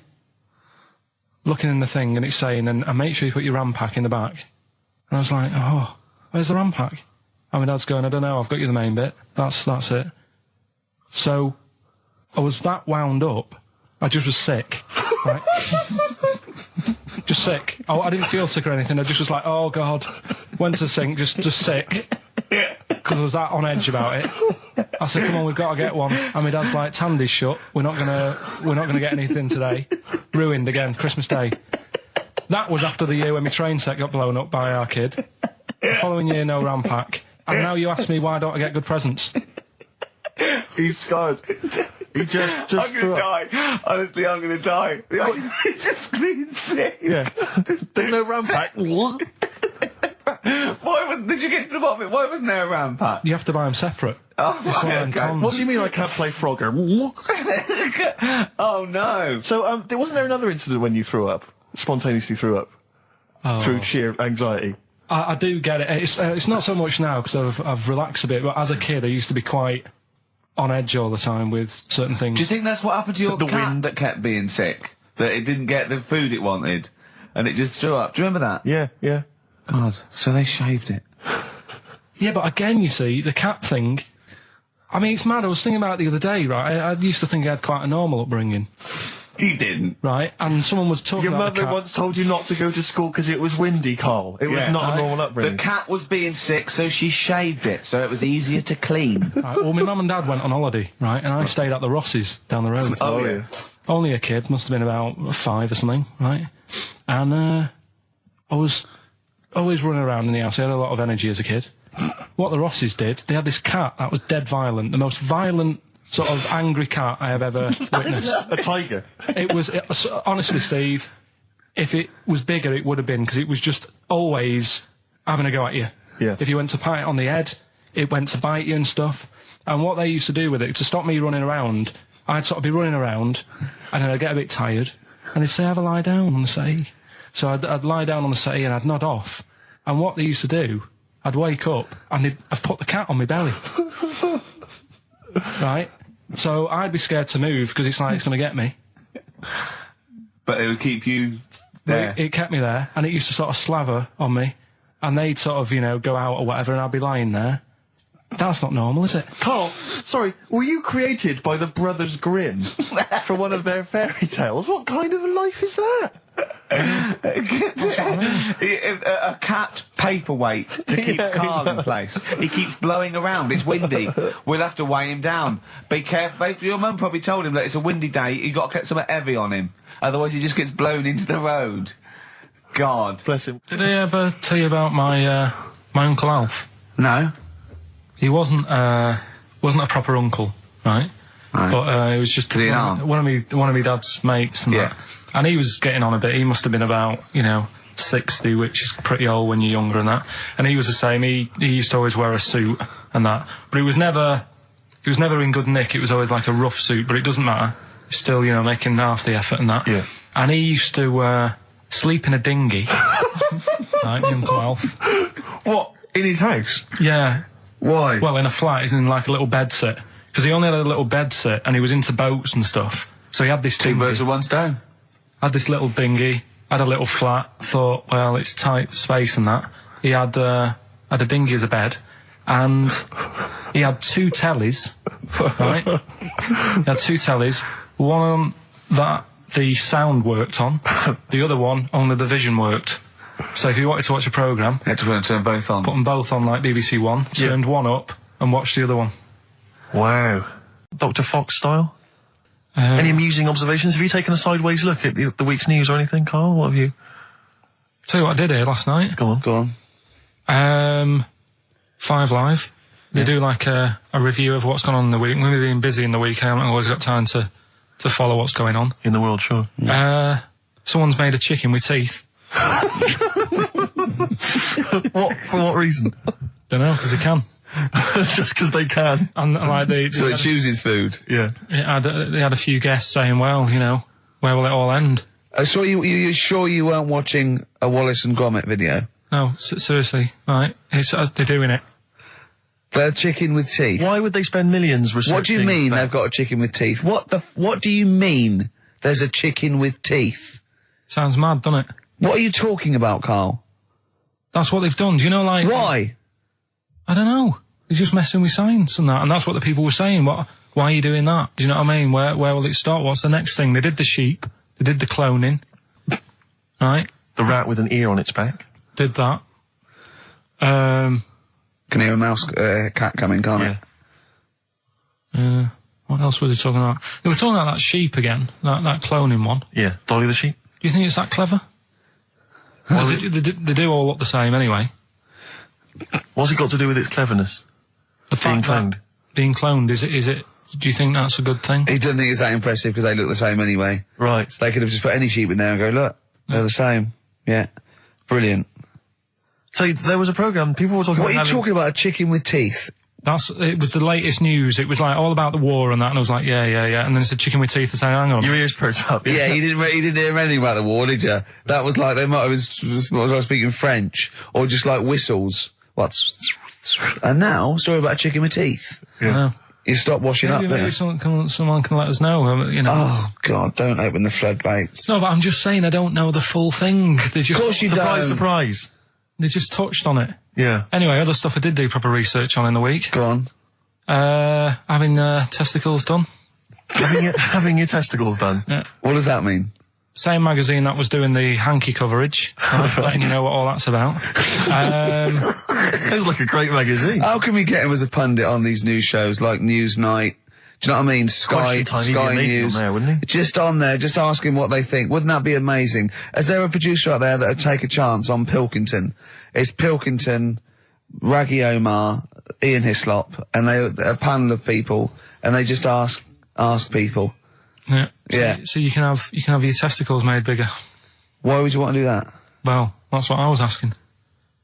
What's the point? Well, the actual testicles, or do they just inflate your ball bag? Because you could do that, couldn't you? You could have some air injected so it was like a big... so they'd look bigger, but they'd rattle around inside, wouldn't they? Make a little noise, wouldn't it, when you're at... like manacas. Like some kind of instrument. Yeah. That was sort of like one of those African instruments, just like a big sheep's bladder with little... There's Pedro on the maracas. Yeah. They just, yeah. Yeah, just stripped to the waist. Yeah. Just, yeah, with us hanging out. When you're sort of like, the neighbours would think, what's he doing? He's been playing those maracas all night. And really, you were, you know. Why the mouse with the ear on its back going, keep it down. Yeah, this is really loud to me. Eh? Why would someone have that done then? You brought it up. Well, presumably so that they could draw a little funny face on them.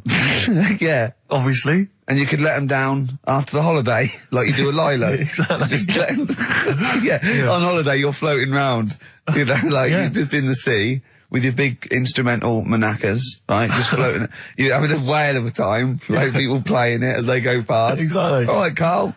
All right, Become a bit of a sort of local celebrity. Yeah, look, there's Carl with his floating manacas, like a big jellyfish, right? Yeah. And then the end of the holiday, or Saturday. If you've got a little pair of tight Speedos, you'll be like Jordan walking around. And then you just like... Just let them down when you come back. Let the knackers down for the plane. Mm. Yeah. Because apparently they do get bigger, don't they, as you get older? When you're an old fella. No, I think they get lower. I think that's it, that testicles and breasts get lower. Is that purely gravity?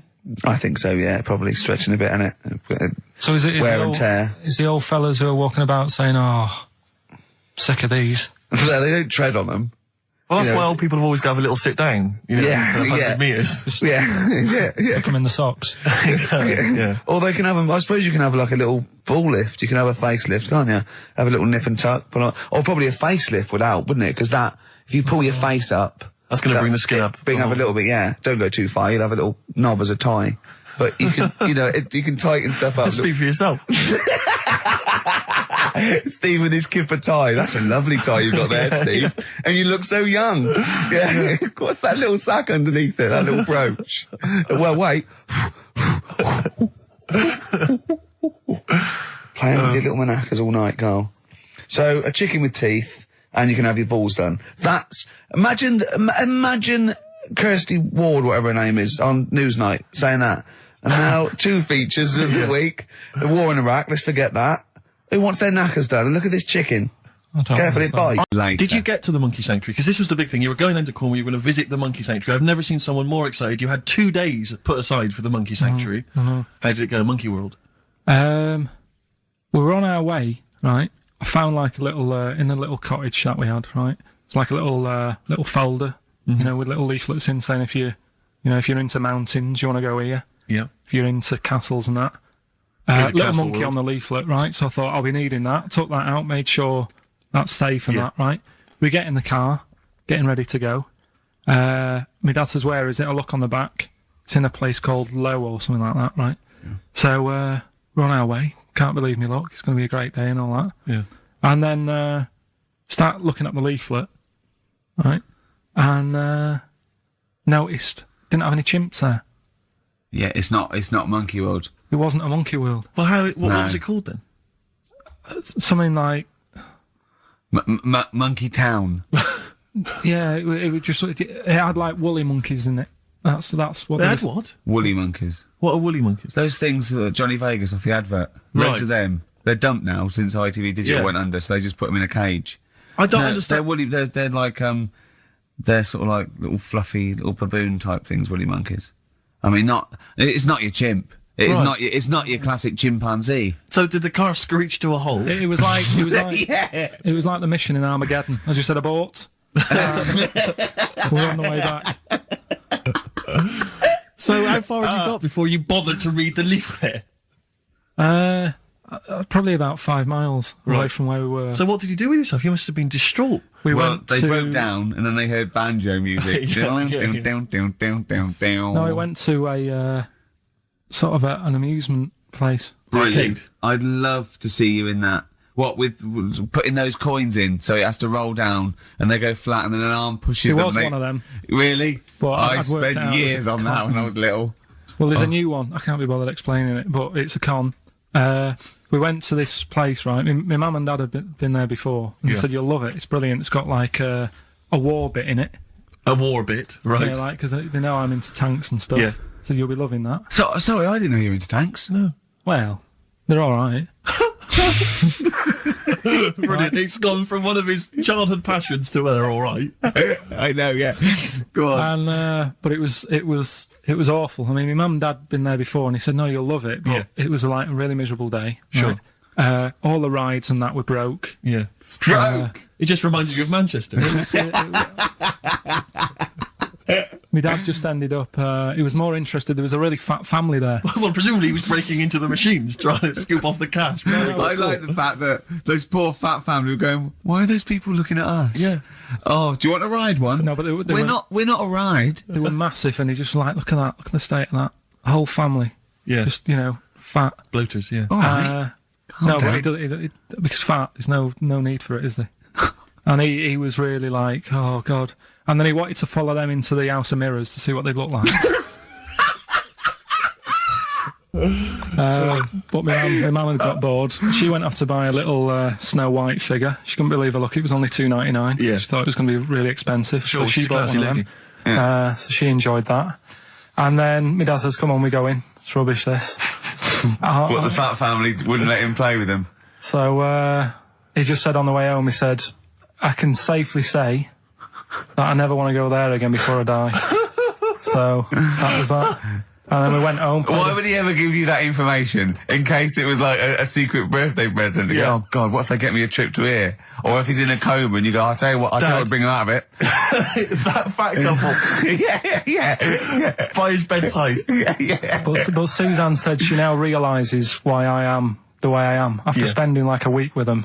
Well, they told her that they dropped you on your head as a kid, or? No, just like, the way they act and that. Right, yeah. They were saying things like, Suzanne, so, why is the moon out at night and the sun in the day? Oh, God. Yeah. Oh, God, there's 3 of them. Suzanne, can you tie my shoelaces again?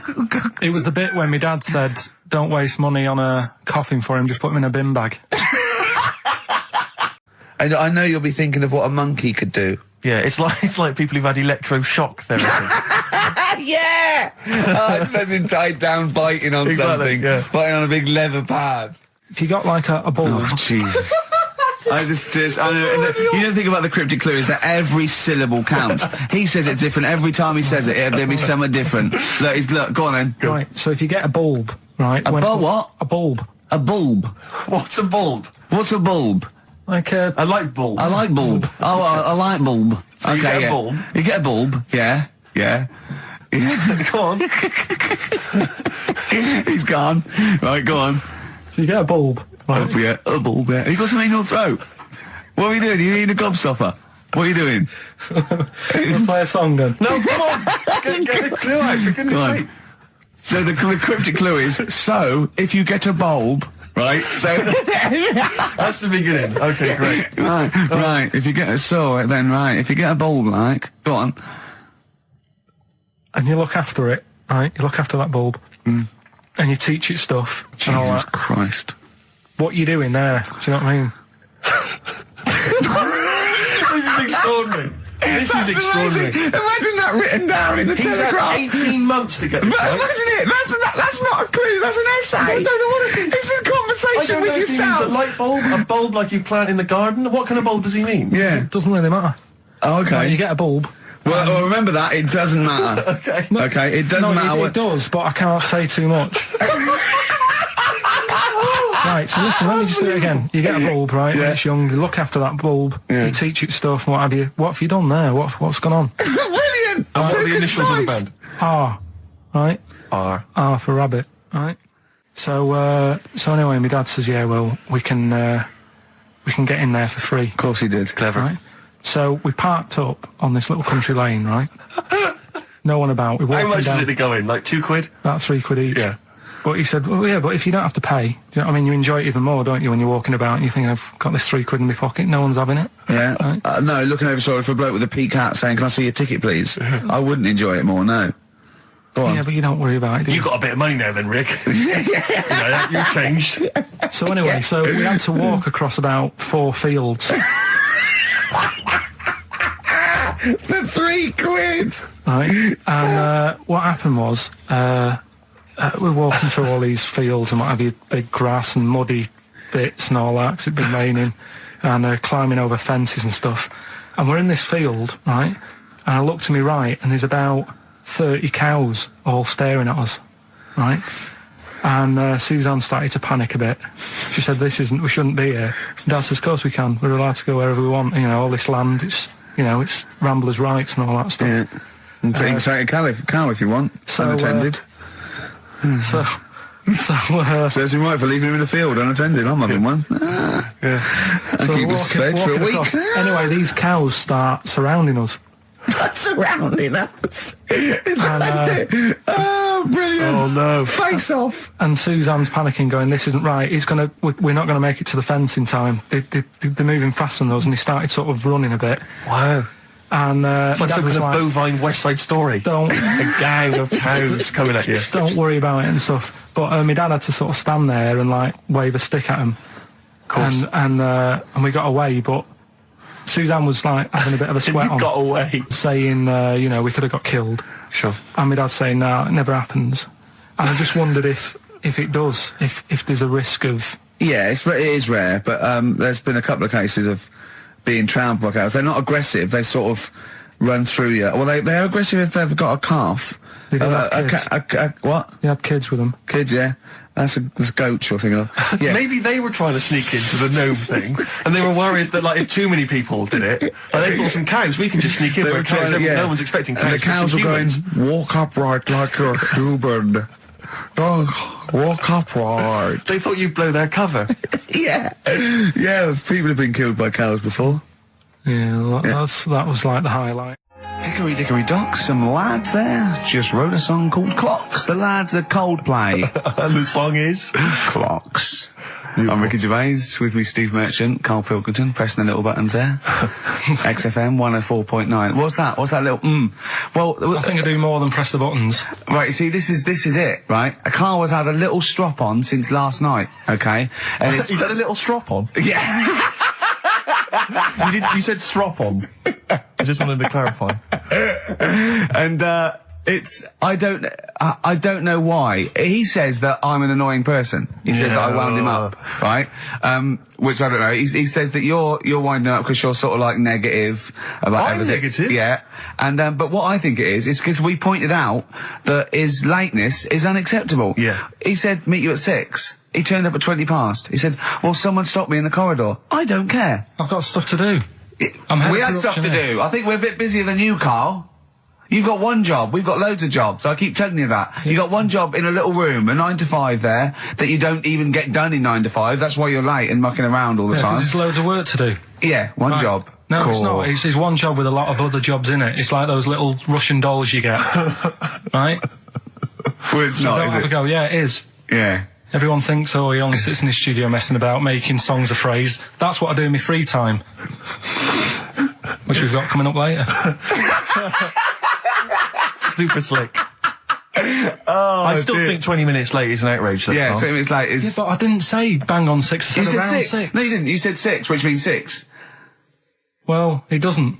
Wait, sorry, it doesn't. If it was a newsreader, I'd say, yeah, you've got to be on time. Do you know what I mean? If it was a 6 o'clock news, I wouldn't want to be late. But it's the fact that I said to you, I'm busy, I've got stuff to do. No, you didn't say that. You said 6 o'clock to sort out tomorrow's show. I didn't. I know what I said. So Yeah, well, Oh, you don't, because I remember you sent me a text. You didn't even, it wasn't even a phone call. You didn't even have the politeness to call. Stephen has stitched him up by being a little bit more busy. precise than him. It was a text and it said, see you around 6 tomorrow, question mark?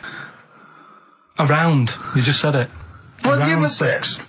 That doesn't count, that doesn't mean anything. Well, yeah, no, he does. What, so all right, You Rick. told me he said 6. Well, he did, I'm paraphrasing. 6 o'clock, Rick, to me, even if it was around 6 o'clock, that would be 5 to 6 or 5 past 6. It would not be 20 minutes after the event. Because that is late. Well. Well, you've got nothing, you see, you haven't even got an excuse. Yeah, but then I turned up, right, and I said, right, well, let's not argue about this. Let's come up with some good new features, because we've been in Cheapest Chimps. That's gone today. Good news. He never liked Cheapest Chimps, Carl, did he? Right, he never liked it. Do you know what? Do you know who's took it further? Donald McIntyre. What? He's doing a programme, Cheapest Chimps. No, he's not. doing It's a channel. Well, we'll see. Again, I'll prove you right. Again, He's Prove you wrong. not. He's not doing a program Cheapest Chimps, is Yes. he? He's not. What do you mean? He's doing. I saw a trail on Channel 5, and it was saying, you know, Is he's it done 5 this. or is it about 20 past 5? He's doing this, he's done that, you know, now see him on Channel 5 because he's moved to Channel 5. Right. He's saying, first big problem, chimps, you know, they deer and that. And, No, they're not dear. He's getting confused. no, 50 odd grand for a chimp, and he's saying, you know, he'll look into how much you can get gorilla for. What are in the name of God are you talking about? We'll talk about that later. But I don't know. I'm just saying that that's another idea. And that then, Steve seems to so do. go on, you got off, this is why you never get stuff done and you're Yeah. late. You got off the point, you were talking about arriving late. Yeah, I know, but I'm just saying to you now, I turned up late, so I said, right, well, let's not argue. Yeah. I said, let's do some stuff. Yeah. You weren't having any of it. I think at one point you were trying to be sick on my leg. I do remember that. Yeah? Why? Just for fun? Yeah. Alright. So that's when I started getting annoyed. He was very annoyed last night. No, yeah, okay. Yeah, I can see where that could be annoying, but you just gotta think, hey look, so what? It's, you know. Well, I think you rub each other up the wrong way. Yeah. No, that's the problem. no more Cheapest Chimps today. Right. Nothing to replace it because we didn't have a chat. Songs of phrase, we're doing that. You can win some stuff. Yeah, we've got the film that we haven't done for the last 2 weeks. The final film, we won't be doing that. Let him down. It's 2 weeks. So you're 2 weeks late on that. Can I just ask, guys, is there going to be some great music? Yeah, well, what I've got about something from the Only Ones? Yeah. Another Planet. Brilliant. Another girl, another planet by the Only Ones on XFM 104.9. I'm Ricky Gervais with me, Stephen Merchant and Karl Pilkington. Karl, cheer up. Come on. There's a war on. Chill out. Yeah.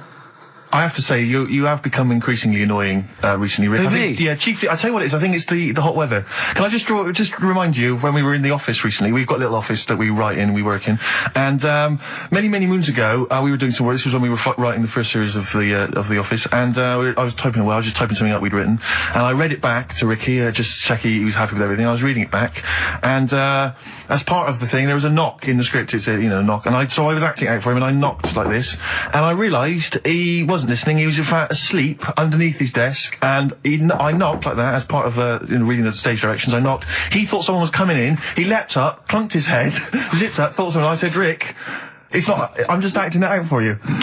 He just wasn't paying attention. He wasn't listening. And can I just throw in? So recently we're in another office. We're typing away.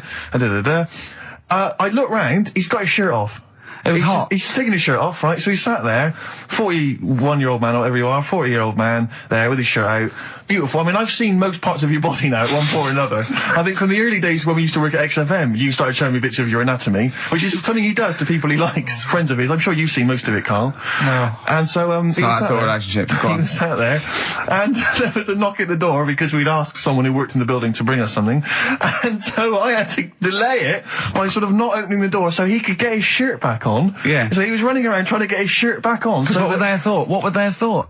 They'd have walked in, he'd have just been sat there, stripped to the waist. Didn't they sort of think, hang on, what's going on? Look through the keyhole. No. No. It was ludicrous, because as they came in, he was flustered and he kind of was just leaning against the window, just looking like... I often stand here with my shirt back to front. I was getting like Bernard Manning. You see Bernard Manning, whenever he goes into the house, he has to go upstairs to take his trousers off. I love that. The fact that in your house, you've just got your pants and your vest on. That's what you want to do. Yeah, but it's all the time. It's not just, I mean, you haven't done that with me, taking your clothes off and that yet. But, like, last night we were sat in the pub and I was saying, right, you know, let's not even worry about new features then. Let's get the current ones, you know, going. Like what? Good. Like... the one that I was trying to work out, the cheeky freak of the week. Think of that! Yeah, but Think of that, though, as a normal conversation. Yeah, I'd looked online, right? I didn't find that much. I found... actually, I'll tell you what I found later. Brilliant. We're looking for them, right? And then at one point, I think you said to me, go and, you know, what about the Guinness Book of Records? Yeah, you know, they'll have, like, the best freak in the world or whatever. Yeah, ever. So I said, yeah, bring one in. Now, you've got one at home. Yeah, I got a couple. But you couldn't be bothered carrying that in today, so I had to go out of the pub that I was at. Yeah. Nip into Borders. Yeah. Buy a Guinness Book of Records. Yeah. Out of my own money, $18.99. Yeah. Bring it back, and then you said, I don't know if I want to do this feature. So it cost me 20 quid for that. I had to buy a video for Silence of the Lambs film clip. I'm actually out of pocket at the end of this. But do you want to work with me is the thing. If you want to work with... people would pay that sort of money to work with me, Carl. You're a lucky bloke. Think how many people think, oh, Carl, he gets to drink and sit. Yeah. Well, you making a cup of tea and I surprised, didn't I? It's little surprises. You know, last night, do you know when I left the pub in a bit of a mood because I was just fed up with not getting anything done? Yeah. Walking down the road, I was thinking, how can I get out of this? How can I stop having to work with them?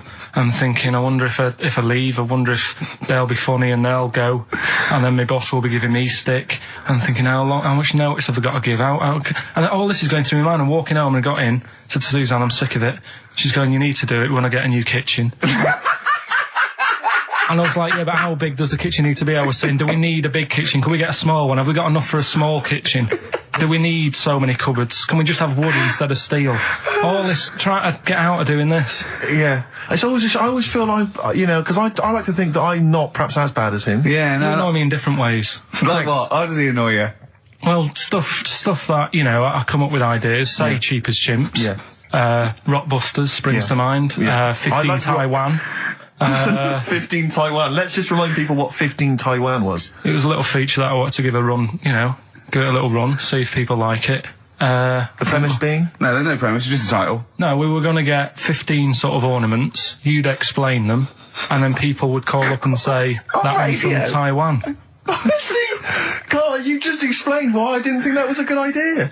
Yeah, by explaining the good bit. No, you know the funny thing is, Steve, right, I was walking down Regent Street on Monday, walked past one of these big stores, right, and they've got all famous quotes on the windows, right, and one of them was something like, an absurd idea is often a great idea. Yeah. Do you know who said that? Go on. Einstein. Yes.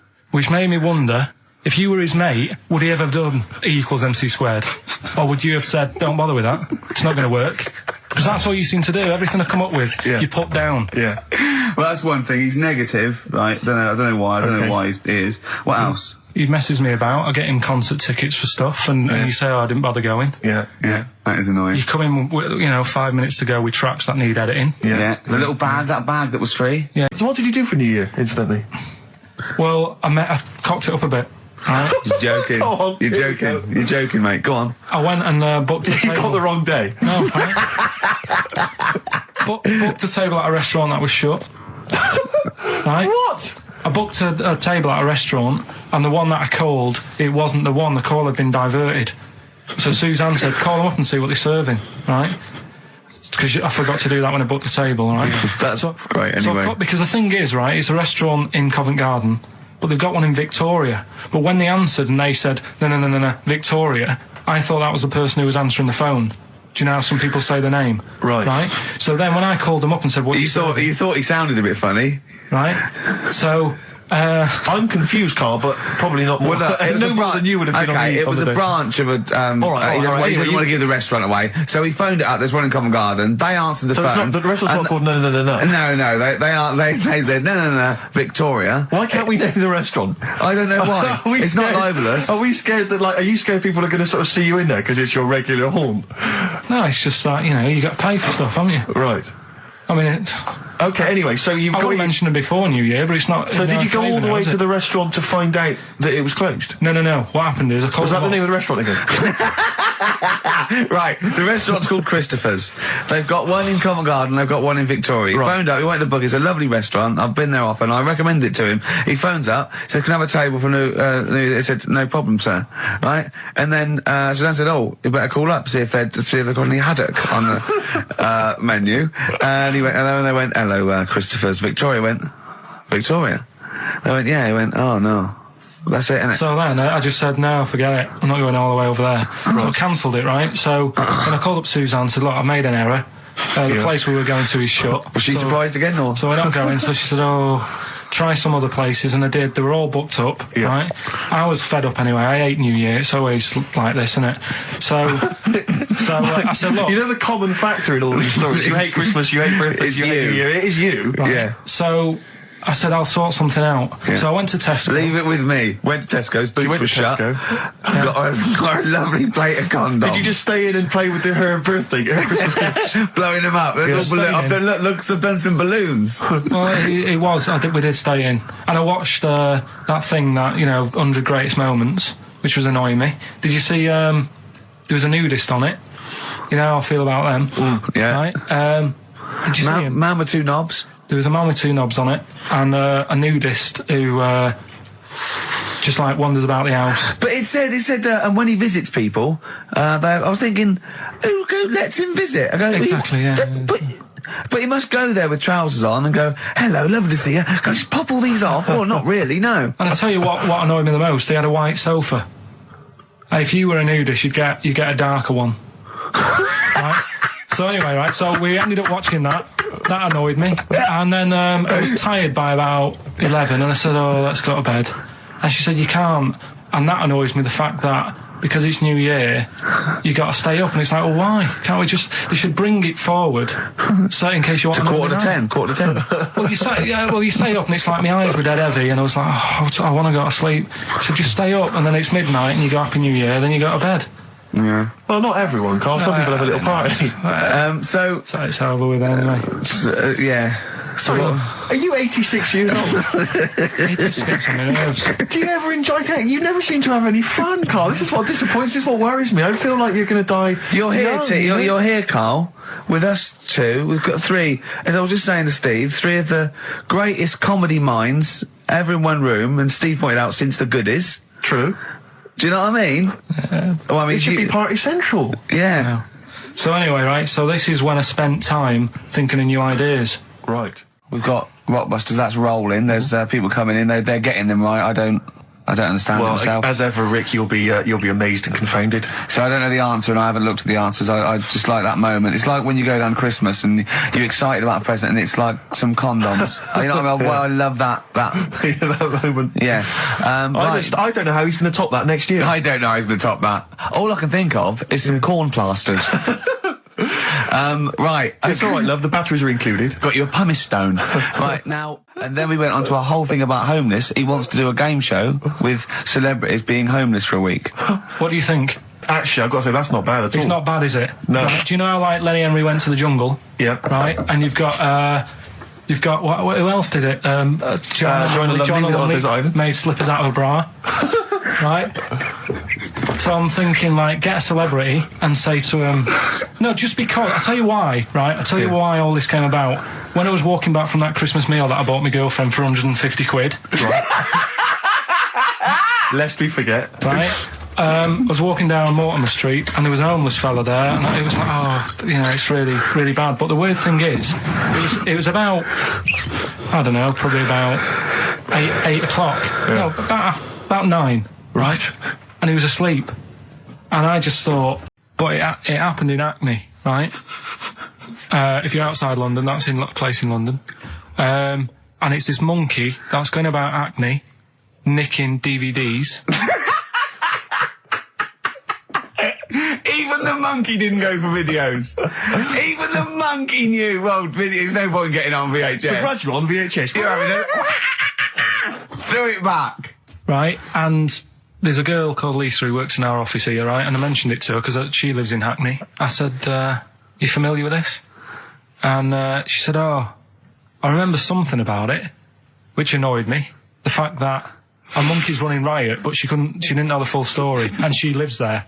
What do you mean a monkey? Do you mean a chimpanzee or a monkey? I don't know. Is he a zoo in Hackney?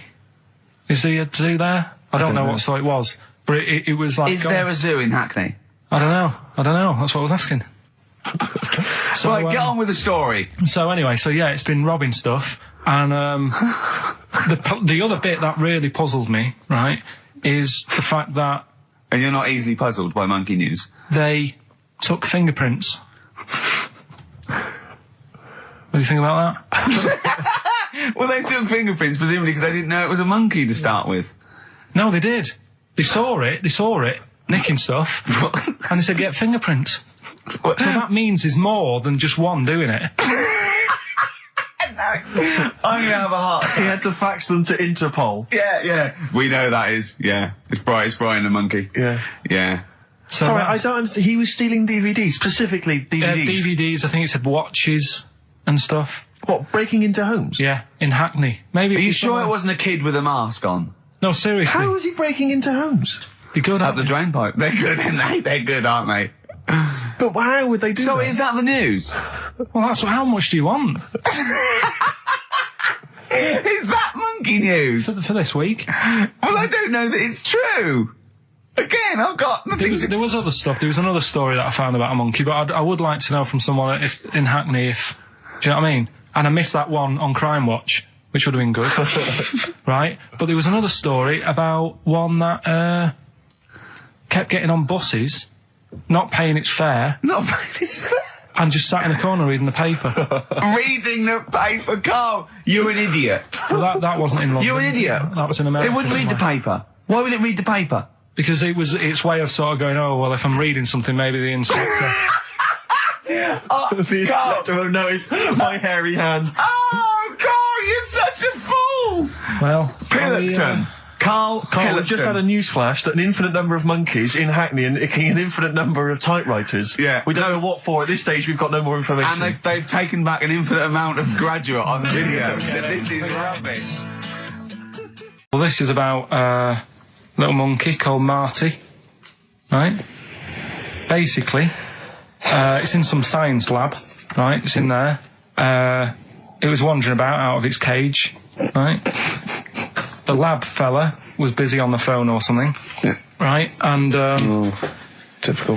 It's wandering about. It goes up to a PC that's in the corner, a little computer, types down, "My name is Marty," right?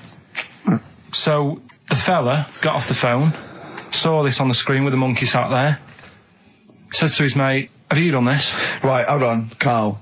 Let him finish. Before you question, always let him finish. I don't know what to do. Time's against us, come on. He said, "Have you done this?" He says, "Done what?" He said, "This on the screen here saying, 'My name's Marty,' right?" He goes, "What are you talking about?" As he's having an argument with his mate saying, "You're lying, you did it," Monkey's sat there typing, "This isn't a practical joke. My name is Marty." Right, and that's the end of the story? I'm not coming in next week. I think we need a week off. I actually think we need a week off. He's doing a web chat or something. You can go online and have a chat with it. The Monkey's doing a web chat? I don't know. Has he got his own website yet? His favourite Buffy the Vampire Slayer? Have a look at that. Right. Do you believe that, Carl? It's all there. No, but do you believe it? Do you believe that Monkey could type that and then say this is not a practical joke when he's still arguing? Weird, isn't it? Oh. What do you reckon, Steve? Yeah, well, it's obviously a wind-up. It's a joke. It's not even... You haven't even got some of the facts wrong. It's just a wind-up. Have you noticed the date? Is it April the 1st? It is April the 1st. You are joking. That it was sent. You're an idiot, Carl. It was sent on April the 1st, Carl. So you're saying the Monkey knows it's April the 1st, but you don't believe... doing a wind-up, yes. Yeah, I think the Monkey has thought, I'll do it on April the 1st so that people think that it's a wind-up. In actual fact, I am a monkey that can type and read. Shall I give you a little taster? We were having a pizza in a pizza establishment. When was it? Wednesday or Thursday? Yeah. And he was going, I'm a good organiser, I'm a good problem solver. Give me any scenario, right? Obviously he didn't say scenario. And I went, okay then, so you're the manager of this place, and there's a couple there, elderly couple, they're about 60. They've had a lovely meal. He went, yeah, right. I went, but the gentleman, he's got a little bit of a heart condition. He takes a pill after his meal, as he should, after meals. He's only taken Viagra. Oh. And now he's stuck in. Wedged in. It's gone. It's gone, and it's stopping him getting out from the table. Yeah. So what would you do? He went, what? He's stuck in because of his dick. I went, yeah. He went, right. He said, I'd use the situation. I'd make cash. I said, you're not going anywhere. Do you want a pudding? Entrepreneurial. Yeah. I like it, Carl. And he went, so that's that sorted. I've got the job on that. Next. I went, okay. You won't believe it. Next day, there's a little problem in the toilets. Two gay men were having sex and they got stuck in each other. Yeah. He went, right. I'd say, is it the same fella as yesterday with the Viagra? If so, why was he let in again? He was on the door. Yeah. I went, it's not. It's too different. He goes, right. Does his wife know he's cheating on him? Yeah. He went, right, I'd go down. I'd go, and then he went, I'd say this isn't a restaurant problem. Call an ambulance. Strictly speaking, not a restaurant problem, no. But am I right?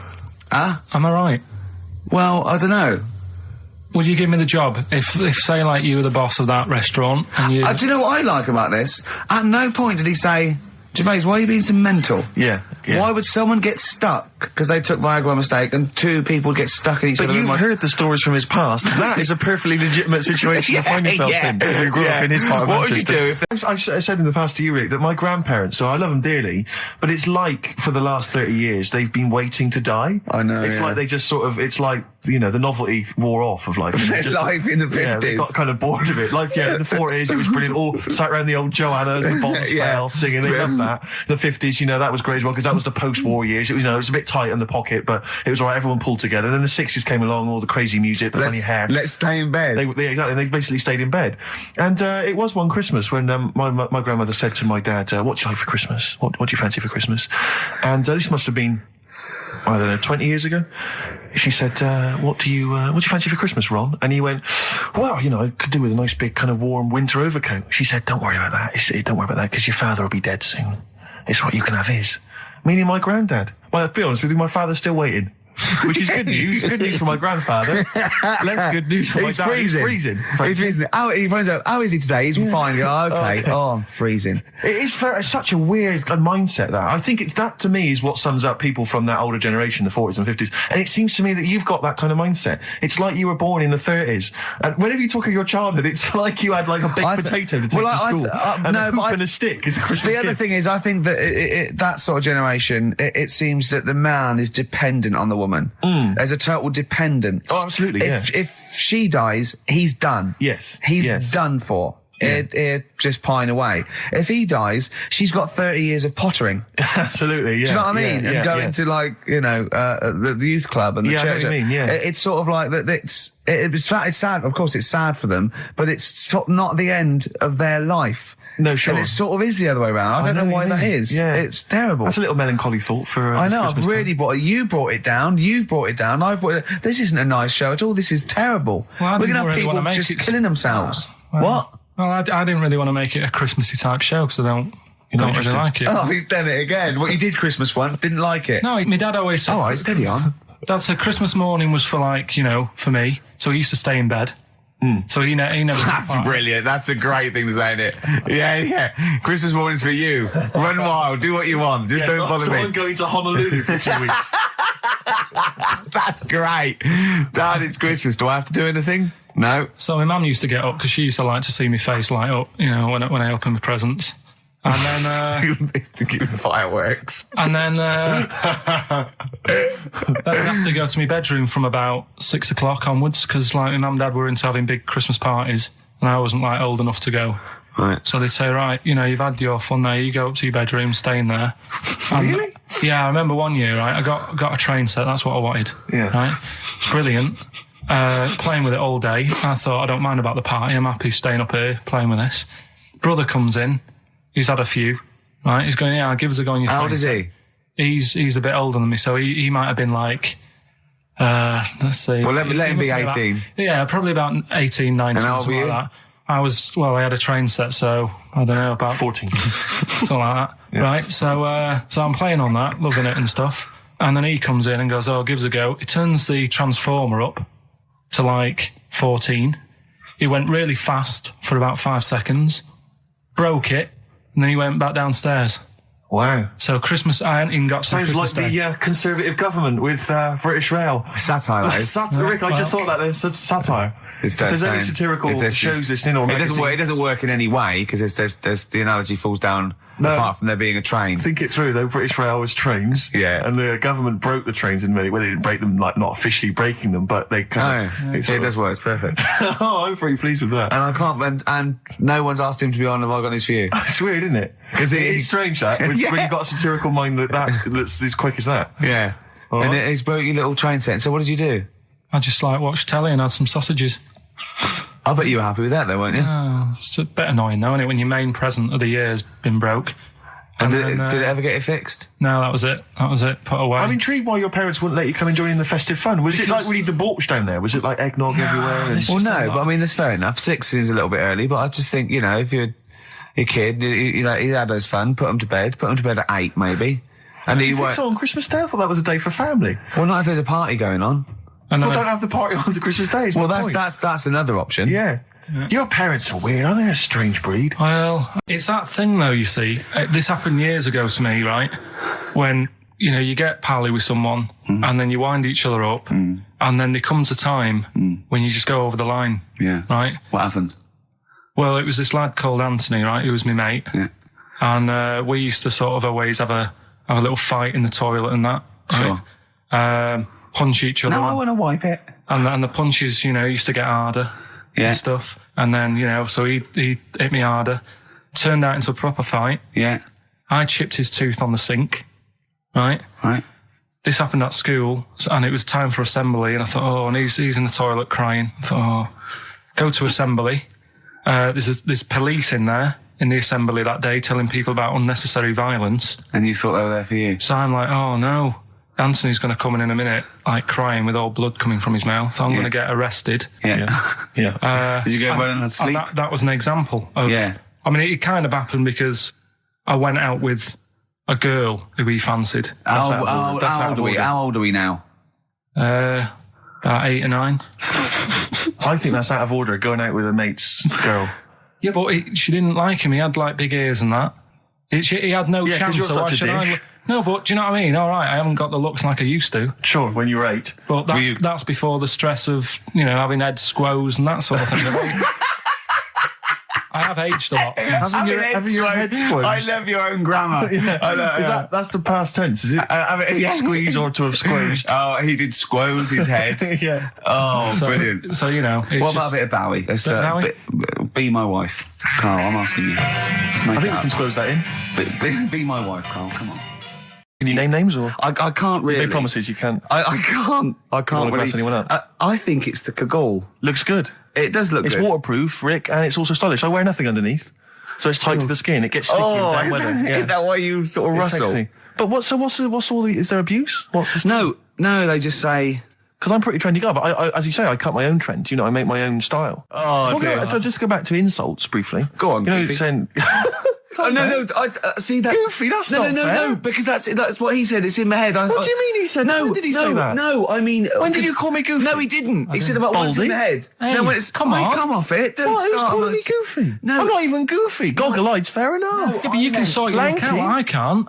What do you mean I can... How can I sort my look out? I'm not even Goofy. That's not fair. You've got the proper features. What? Just needs sorting out a bit. I can't help it if my hair's not good. I noticed the other day when Carl was sitting on your knee having his picture taken. It's a long story, right? He's got a completely spherical head. It's slightly too small. I'm not being funny because, I mean, you know, well, I'm not perfect. But he's got a completely spherical little head. He looks a little bit like a baby hamburger. You know Hamburger off McDonald's? Sure. He looks like a little baby hamburger. And it's sort of quite put upon. It's Suzanne thinks I look like that thing in that Dulux advert. Do you know when the woman pulls the head off that? That little plasticine morph type and then they creature. make a new ad for it. And it's like a little head. really. And that's your girlfriend saying it. I know. Anyway, listen, let's get back to business here. This is a great track. It's America by Simon and Garfunkel. This is where I started saying we don't care about being trendy and all that. That was it. Because I just want to mention to people that they should be very excited because it's going to be Carl's special night tomorrow. You excited, Carl? Oh, yeah. Oh, this is, me and Steve, because we were nominated, we get a guest. For the BAFTA Awards. And it's, it doesn't say guest, it actually says, partner. So I'm taking, my partner.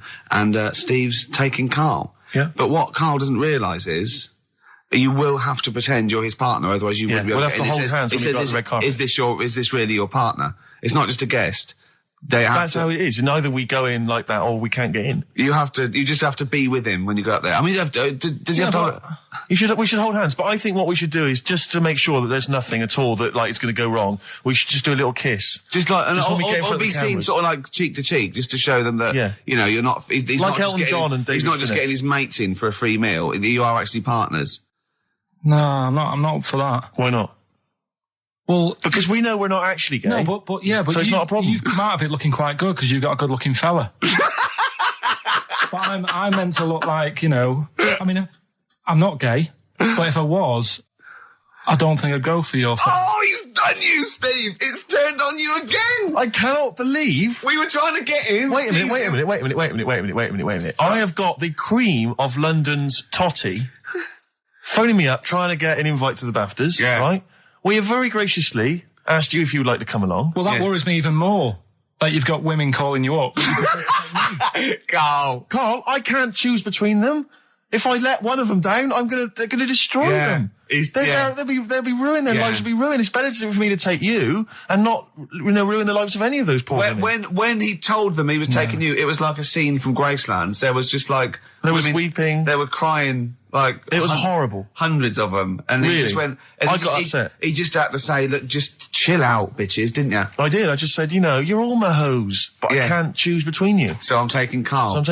You know, he could get you a discount frocks. No, I had a letter from the people that there's an organisation. No, listen, Carl. There's an organisation that sponsors the BAFTA Awards in terms of clothes and fashion. They sent me a letter. They said your partner. They've not specified the sex. They've said your partner can come along and choose an outfit. Now I suspect, by the look of it, it is a woman's outfitters. I'm thinking we could get you a lovely trouser suit. Well, it may look feminine, right? But I think people will be fooled. It'd just be a little bit roomy in the hip and probably narrow on the shoulders, but you're a bit skinny. Why didn't you take it? Because it's a lot of an insult. And maybe just some pearls as well. Be lovely. Wouldn't you? I haven't got anything sorted to wear yet. See, you're slagging me off. You're likely to end up going in a tracksuit. I'm going out today. I've never bought a suit since I was like 11, right? I went to my brother's wedding. That's the last time I wore a suit. No, but it's like how when I went to the BAFTAs with you and I wasn't really enjoying it, you were I like... can't... What? No, you didn't tell us this. Ungrateful. There are so many people. You're like a little charity case. You're like... Oh, God. I had chicks queuing up around the block. You'd usually have to. Someone like you would have to write to Jim or Fix It or Esther Ranson to get them to meet us sort of people. And now it's on your doorstep. I'm amazed that you didn't enjoy it. Why didn't you enjoy it? You got to walk down the red carpet. You went in. There was George Best, one of your footballing heroes, was there. A load of other big names. You sat there in a prime position. You came backstage with a load of other big names. Hey, you had a lovely bit of You were grub. filming this thing for the DVD you were making. That's you, a cameraman on our DVD. And yet you think, now you look grumpy because you had a couple of pints and I can't believe So it. tell us why you didn't enjoy it, because the ceremony, what didn't you enjoy about that? It was interminable, wasn't it? Far too long. Wasn't it awful? 3 So boring. hours. A bit of extra monkey news if you want it. Okay, always. Do you know the Monkey News Extra. Go on. Do you know the Halfords ads? Halford's ads? I don't think so, no. What happens? Halfords, they've they sell nuts and bolts and stuff. Right. They were using monkeys in the ads. Okay. Um, Yeah. And what happened? Packet. Don't they sell bikes, Halford's? Well, mainly. Bicycles and motorbike stuff in that. Okay, so they're using monkeys in the advert. What happened? I can't handle it. What? I can't do this. Look at What? him. Look at him. I don't care what he's doing. Well, basically, right, there was a load of hassle because they were using these monkeys in this Halfords advert. Yes. Right. And what happened? Get to the point. It turned out it wasn't a problem because they were mechanics in the first place. Well, they were monkey mechanics. Yeah. What are you talking about? Mental. What are you talking about? That's not a Right, story. anyway, listen, let's get back onto They were it. mechanics in the first place. Right, listen. Right, so they're making this documentary. Right? And stumble across a little gang of Come on, just get on with it, please. little gang of monkeys. That's Yeah. the first time I've ever laughed. I'll hear that. I know. Well, brilliant. What do you want? A cake? Come on. Can we play a song? Oh, I don't understand what is wrong with you, you freak. It's making me laugh. Just tell us the story. All right then. All right. So anyway, right. So there's this documentary being made. They found a little gang of monkeys. Right, play a song. I don't know what's going on here. I apologise. It's as if you were looking forward to monkey. Oh, chimpanzee that. Monkey News. Excellent. Okay. Right. Where were we? We were just start again. There's some people making a documentary. For what? Okay. Making a documentary in the jungle and that. Right.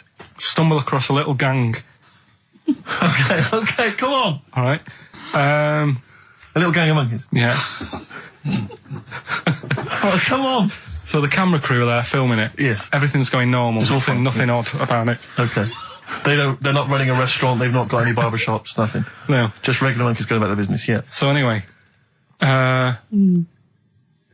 what normally happens is the monkeys sleep with the partner. They already do what? They don't sort of sleep around and that. Once they find the girlfriend or the boyfriend or whatever, Yeah. they stick with them, right? Okay. But anyway, they were watching this one, right? And it's going around a bit, sleeping around, Oily. and it was getting fatter. They thought this is a bit odd, Yeah. right? So followed it round and see it having it away. Turns out, little prostitute.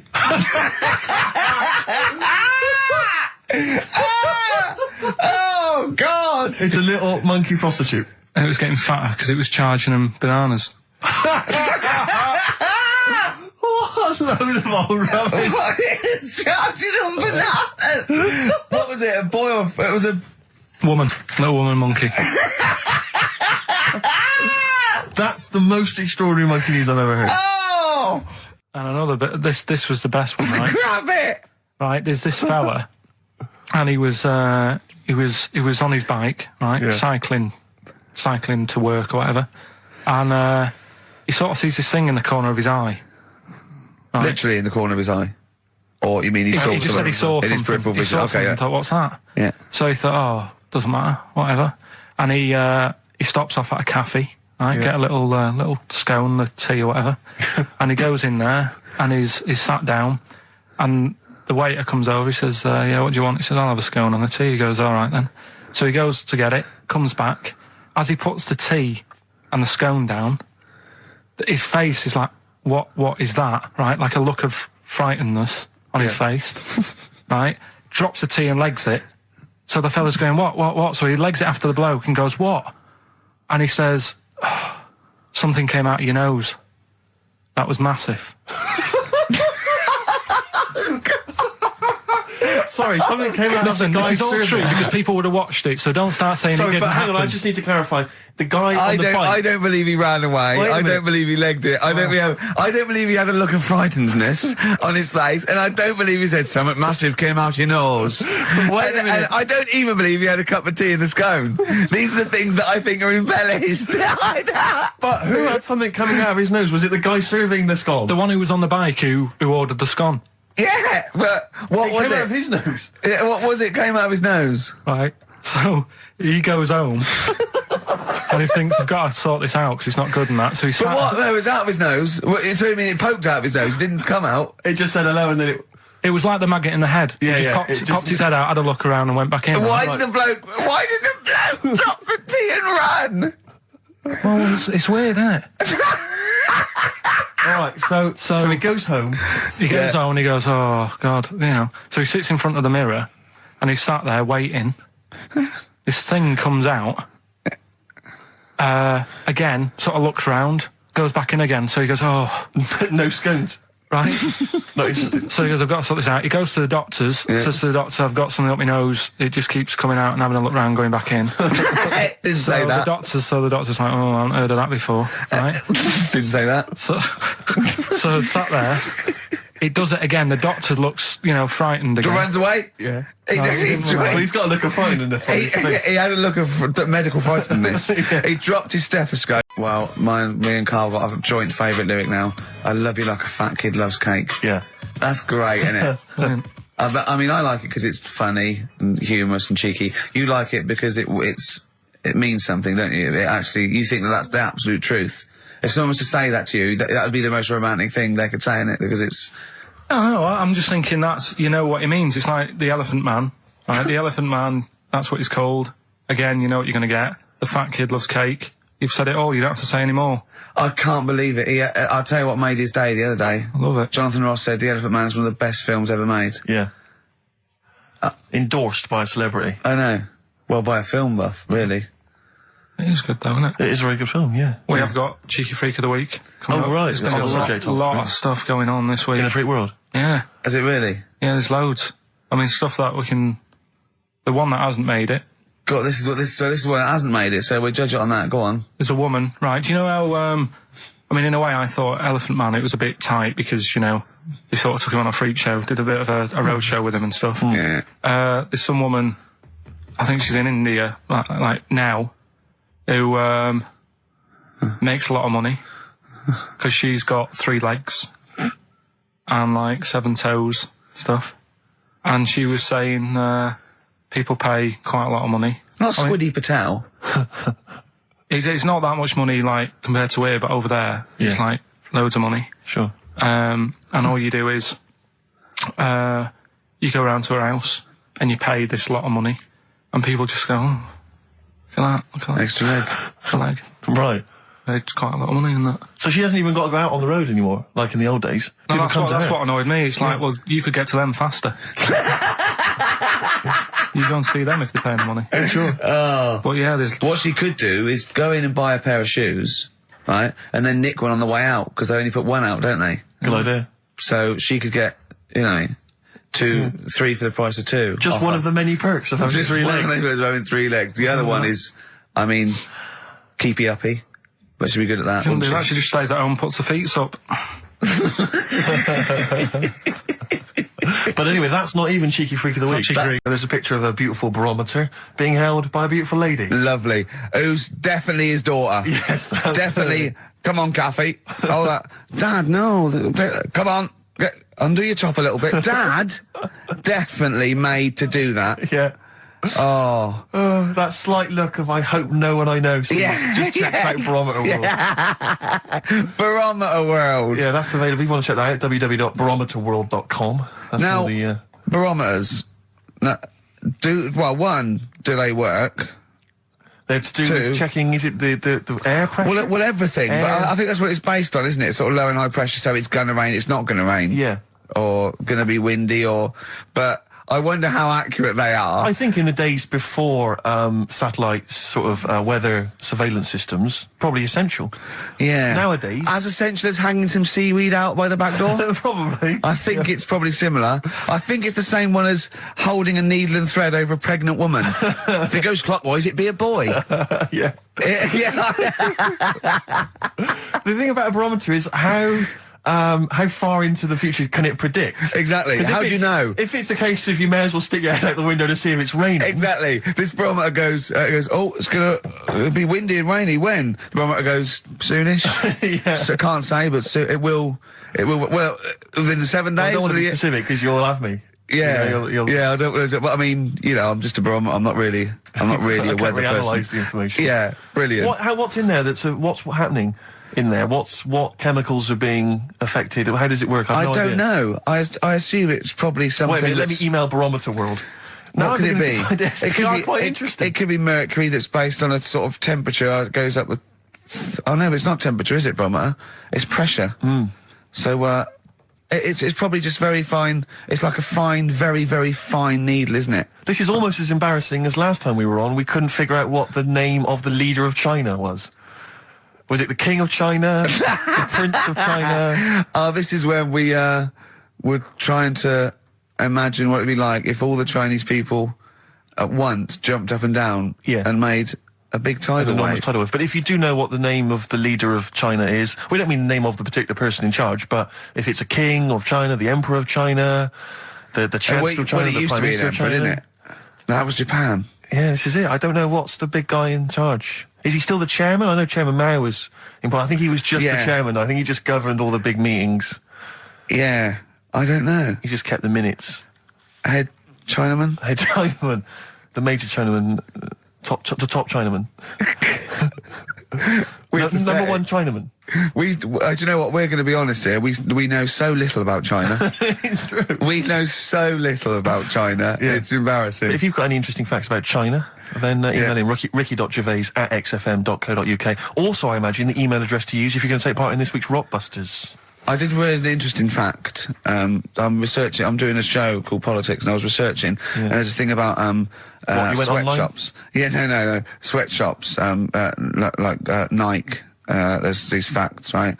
And these people get like a few cents an hour, and the CEO, I forget his name, for a Chinese woman to earn his 5.2 billion, she'd have to work 8 hours a day, 7 days a week for 10,000 years. But Steve, they don't. They don't. They obviously don't want to. Exactly. They don't want to. They don't want to. Lazy, Rick. Blur, out of time on XFM. Well, we're not out of time. We've still got an hour left, boys. Hey! Luckily. Brilliant. A lot of emails, obviously, about the Chinese. People as fascinated as we are. I don't want to discuss it, interminably, Rick, because there's so much to say, and we've said most of it in the past. Yeah. Get a couple of emails. In fact, I think, Carl, you told us this information. Remind me of it again. If all the Chinese people in the world were in a line on that, because there's loads of them, you'd never get to the end of it. Right. No, it's not that. If all the Chinese people formed a line and started walking out of China, you'd never get to the end of it. That's what I just said. No, it's because, though, they'd be having babies. You know what I mean? Still, it'd be adding to it all the time, wouldn't you? But would they be walking and shagging and having babies as they're walking out? Yeah, that is. I'd love to see someone organise that. Maybe the Record Breakers team. I tell you what, I'd love to see Ross McWhirter or Norris, who is it? Who's the one that's alive? I forget Norris, I think. Norris, right? I'd love to see him to coordinate that. Yeah. 1.2 billion little Chinese fellas. Boy, girl, boy, girl, boy, girl. Yeah. And where are they walking out of China? Which exit are they taking? They're taking the... Through Tibet? Or? I think it's the Gate 9 Slip Road, the M43, right. to St. Petersburg. Right. And they go, and walking and shagging. Yeah, exactly. Yeah. Because some presumably are dying as they're leaving. No, but they live to 120. That's true. So they claim.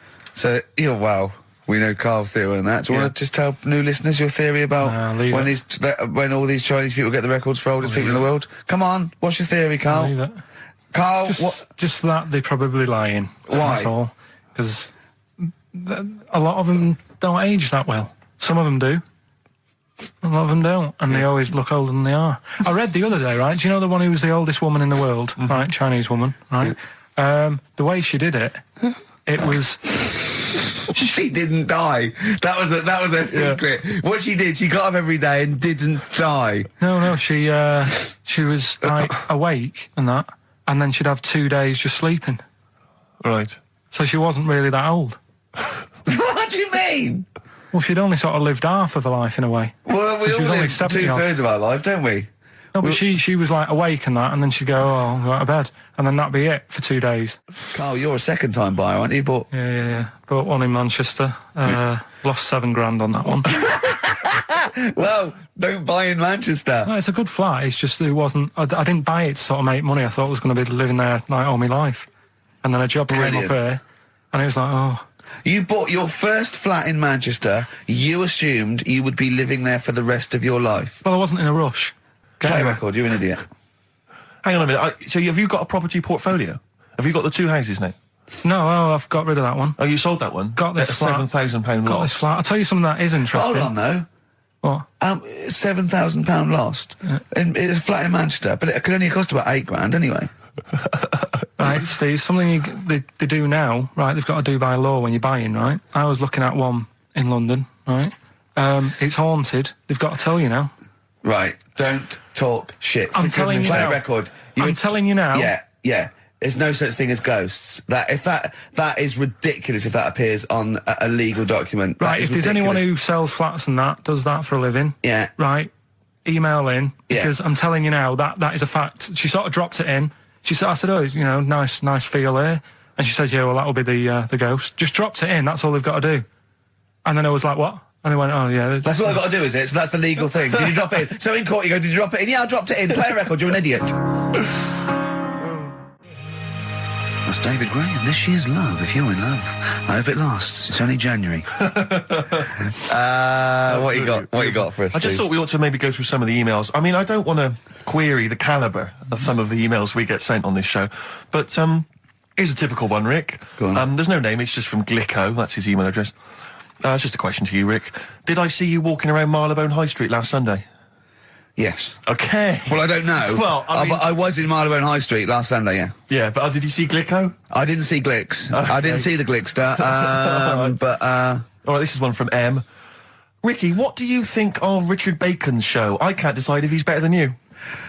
Nor can I. Any thoughts? Nor can I. I can't help her out on that one. Sure. That's a really personal thing. She's got to dig deep. She's got to look at both of us. She's got to find out what she likes. Yeah. And then whether I provide more of that than Baker's. Yeah. I mean, Baker Foyle's brilliant. Yeah. I'm not going to put myself up against him, so I can't help you. Next, Steve, next. Well, there's a lot of emails last week which were saying how much they enjoyed the Christmas specials. Thank you very much for that. That's very flattering of you. Cheers. There was also a couple. There was one that it was a guy. I'm sorry that I think I might have deleted it. But, I should have sent a reply, because there was a guy from Canada saying if there any chance you're around in March, whether you could pop in and have a surprise birthday dinner for his wife. Oh, God, why don't you keep that? I know. Sorry about that. I can't let it go now, can I, you idiot? So, Okay. I really apologise for that. Yeah. There's also, this is interesting, this is more for Carl, really. It seems unlikely. Is it from a doctor saying you're an idiot? We've got plenty of those. I tend to delete them. Okay, all right, yeah. Look at his face. No, it just says, don't like to complain, but I won the film competition about 5 or 6 weeks ago, and I haven't received my prizes. Oh dear, that's all Carl has to do on the show. We provide the chat, the records, the light entertainment. I mean, the glamour. Strokes of comedy genius. All Carl has to do is send out the prizes and say there was a monkey that was a bank robber at 5 to 3. Yeah. What's your excuse, Carl? Do you remember her winning? I've got all. Well, you're calling her a liar? Well, I am, because I don't remember ever seeing. Right, he's calling her a liar. So Joanne Ogden, you're claiming, is just making this up. She sent this in on a whim, trying to fool us and get some cheap tat. Wow. I don't believe that. I don't believe anyone would lie to try and get Knowing Me, Knowing You on VHS. I really don't. Well, I'll look in the records, because we keep all the details, so... Do you know what I mean? Right. Well, one of you's in the wrong, and do you know what? Knowing you, Carl, I don't think it's Joanne. No. Has anyone else ever emailed in saying they haven't got the bag of crap? No, they haven't. They haven't. Well, one mistake's one too far, because that's one person. So, you might send out 30, but that one person, that's the first time they've won a competition. They want the history of wind narrated by Donald McIntyre on VHS. Yes. And, Stephen King's It on Betamax. Yeah. No, they sometimes they want the best of Primal Scream on a cassette. Exactly. So, You've got to make sure you're sending these prices out. Final email from Andy. He says, the webcam is pointing at the ceiling. Is it because the air conditioning vent is more exciting than what happens on the show? Let's put that down now. I think that's absolutely right. Hold on a minute. Now, just, if someone... Is that good? People love the webcam. I don't know what they're interested in, because all they get is a picture of Carl's big head. It's not as big, it's just round. Oh, got it right. Yeah. Carl, I'd like you to play the next tune. I got sent a little cheeky primer for The Cure's Join the Dots. It's B-sides and rarities, lots of stuff from them, from all over the ages. And it's amazing how good their B-sides are. Here's one of them playing. Yeah. I could do How long it. could you keep going with That's that? it. That's it? That is it. Because you see, Alex saying we came in while he was doing his last link, and he's an absolute pro. He really is. I was watching him, and he was, at home, you probably think that he's giving you his full attention. He's not. He was looking through a listings magazine, probably figuring out what movie or theatre piece he's going to check out, with a lady later. Yeah. Probably going to cruise down there with a couple of, chicks. And he really is an absolute pro. Yeah. Looking at you, Ricky, and it's like you can sustain it for a while. Yeah. You're a talented performer, but it's sort of, I don't know what it is. Is it concentration with you? It just ebbs away almost instantly. And you try and do 2 things, 3 things at once, but normally on air, that's you eating, taking fluff out of your belly button. I never once, when we were on the set, we were filming The Office, and I'm trying to put off actors, just coming up ways, instead of remember lines, coming up ways to sort of ruin the show or make them laugh. And you came out and went, Rick, it's like having your own TV show isn't interesting enough for you. Just concentrate, it's lunch in an hour. I went, all right. Well, the radio show even less, though. I mean, you really can't be bored. How long do you think your interest you sustain your interest? I came in too early, because I got bored just before we came on air. Sure, okay. I came in too early. I got to stop getting the cabs early. Yeah, so you're bored now. I think I've got to get about 5 to 1, and then I think that'll last me till about 1:30.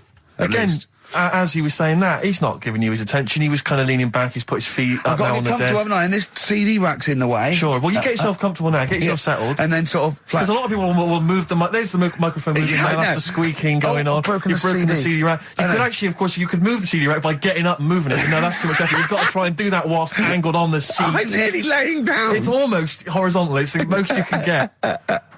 Well, I'll tell you what. I don't know what those listeners are thinking of what Steve Merchant say, but don't believe a word. All right? Oh, nice. Classy. Yeah. 5 minutes past 1 o'clock on XFM 104.9. Ricky Gervais, Steve Merchant, Karl Pilkington. A retro cut there, Thin Lizzy. Don't believe a word on XFM 104.9. I'm Ricky Gervais, with me Steve Merchant. Bubba-doo-boo. Who's that over there? It's Carly Pilk Boys. You all right, Carl? Oh, that's clever. How you doing? Yeah, I'm all right, yeah. Yeah. Wallace Chambers, Kings of Leon on XFM 104.9. I'm Ricky Gervais, with me Steve Merchant and Karl Pilkington. And England are world champions again then, so... Oh, it's brilliant. It was amazing, wasn't it? See, I'm not a rugby man at all. I never watched rugby. I think the last time, was when we won about 12 years ago, whenever it was. And I got into it last week because I realised we were doing so well. I'll watch England win anything. Yeah. Do you know what I mean? I don't care what... In fact, I wasn't into war when I was little until I realised we were so bloody good at it. We are really good at it. It's brilliant. But, yeah, fantastic. Yeah, it was great. Right, that's the rugby thing over. What next? That's it. That's all I've got. That's all I had today. It does steam me... Sometimes I watch it and it does remind me of when I play rugby, because one of them will boot it down the field, then someone will catch it and boot it straight back again. Yeah. Which is essentially how we play rugby. I was made to play rugby. I had to play rugby. And I don't think I'd get rid of the ball so quickly. Yeah. I don't think I ever got tackled or fell over. Yeah. I think I touched the ball about 20 times in the 2 years it was compulsory. Yeah. I was terrified. Yeah, absolutely. And, same as cricket. I can't... I'm a terrible batsman. I'm all right at bowling, but it seemed like the pastime for people I went to school was to injure you. Yes. It was funny to see someone poleaxe. It was funny to see someone get a cricket ball in the head. Absolutely, yeah. You know, I never relaxed into rugby because the first day I was going to play it, my mum, I swear to God, my mother said, "Are you playing rugby today? You got the kit and everything. Enjoy it. Be careful." There was a kid at my school who broke his neck. And cheers, Mum. thanks very much for that. See you later. So we just went to school absolutely Man, one thing, petrified. broken neck, is that all? Do you get better in a couple of days? Oh, you can find your wheelchair. No. Enjoy the game, though. Yeah, no, it was absolutely petrified. I was just petrified from that day See, on. at least American football, you know, Got the helmets. padding, the helmets. Yeah, but anyway, well, no injuries, thank God. Thank goodness. So, Well, I tried to play rugby, but it's awkward when you've got glasses. I don't know, there's something about you didn't really play with glasses on? Yeah, quite. Well, I couldn't see anything, could I? I couldn't see anything. How else was I going to play? Oh my God! And so you're bound to be cautious, because inevitably you're a bit more cautious when you've got glass next to your face. You were the tallest person on the pitch as well. Yeah. I mean, you were when you were about 14, you were probably 6 foot already, weren't you? Yeah. And everyone else was what, 5'2"? Yeah. So you were towering above them. with glasses on. Just with the glasses on. And you've got pretty cool glasses now. Thanks very You've much. had a bit of a makeover. It's like Trinity and Suzanne said, first thing to go, the glasses. Sure, sort them out, yeah. Yeah. And presumably you used to have those National Health sort of bottle. Pretty much. Yeah. Is it true? You've never been able to mosh? I tried to mosh. Because I've always watched people stage dive in, moshing at concerts. I've always thought that looks like brilliant. You know, when they ride above like everyone's wave, heads, like they're surfing across someone's heads. Yeah, And everyone's like, yeah. And I've always wanted to do that because I'm a big rock music fan. And the only time I did mosh was at Rage Against the Machine. I tried to mosh at Rage Against the Machine. I love the idea of a band called Rage Against the Machine. Yeah. Aimed at a man with glasses who won't mosh. Well, it was at the Reading Festival, and I think the lead singer, I forget his name, he went, can I just remind everyone that racism and fascism are on the rise in Europe again. Let's not let it happen. What did you do? And we all cheered, obviously. I mean, if there's one thing that guarantees a cheer at Reading Festival, it's down with fascism. And what did they do about it after the concert? Pretty much went back and... went home and had a cup of tea? Probably, I don't know what they got up to. They didn't go to Europe then and try and stop... I don't think they got involved politically in Europe. I think they just continued to rage. Against the Machine? Yeah, mainly. but largely in America, I think. Sure. I tried to mosh, and I got moshing, and glasses flew off. And I remember, because we were playing away, you know, you do what you tell me. And I was just going, careful! I've dropped my glasses. Can we be careful? Loads of kids in hooded tops. Yeah, exactly. Just going mental. Yeah, and they're all jumping up. So I was going, can we just calm down for a second? Let's not be silly. Yeah. It was absurd. And I had to kind of, you know, scrabble around on the floor, and thankfully they were okay and they didn't get broken. So what couldn't you do then? What do you mean, what couldn't I do? What, at school? Can you not see without glasses? No. I mean, it's like that you couldn't do anything. It's a blur. Really? It's a blur, definitely. God. Yeah, it's like being kind of punch drunk or whatever. So yeah, you can't play sports when when you've got glasses. But why not contact lenses? Because they're not strong enough. No, they seemed a bit fiddly. Oh, brilliant. Bit of Lou Reed. Is that what you want? Yeah, Satellite of Love. Classic. A retro cut. Don't steal our son. Please, lads. Thrills. On XFM 104.9. I'm Ricky Gervais. With me, Steve Merchant and Karl Pilkington. Yeah. Little Carly Pilkington, little baldy mank, whinging little twat. How are you? Yeah, all right, yeah. What are you doing? Happy? Feeling a bit happier today? You look as full of spunk, as they say in America. Yeah, I'm all right. Just a bit of a miserable day, though, isn't it? Yeah. A bit miserable. Yeah. Walking in today, right? Do you know I walked through, like, the sort of the gay district of London and that? Right. You don't walk, you mince, don't you? I'm just walking through on the way to work, and I'm always interested in their little shops and stuff that they have, right?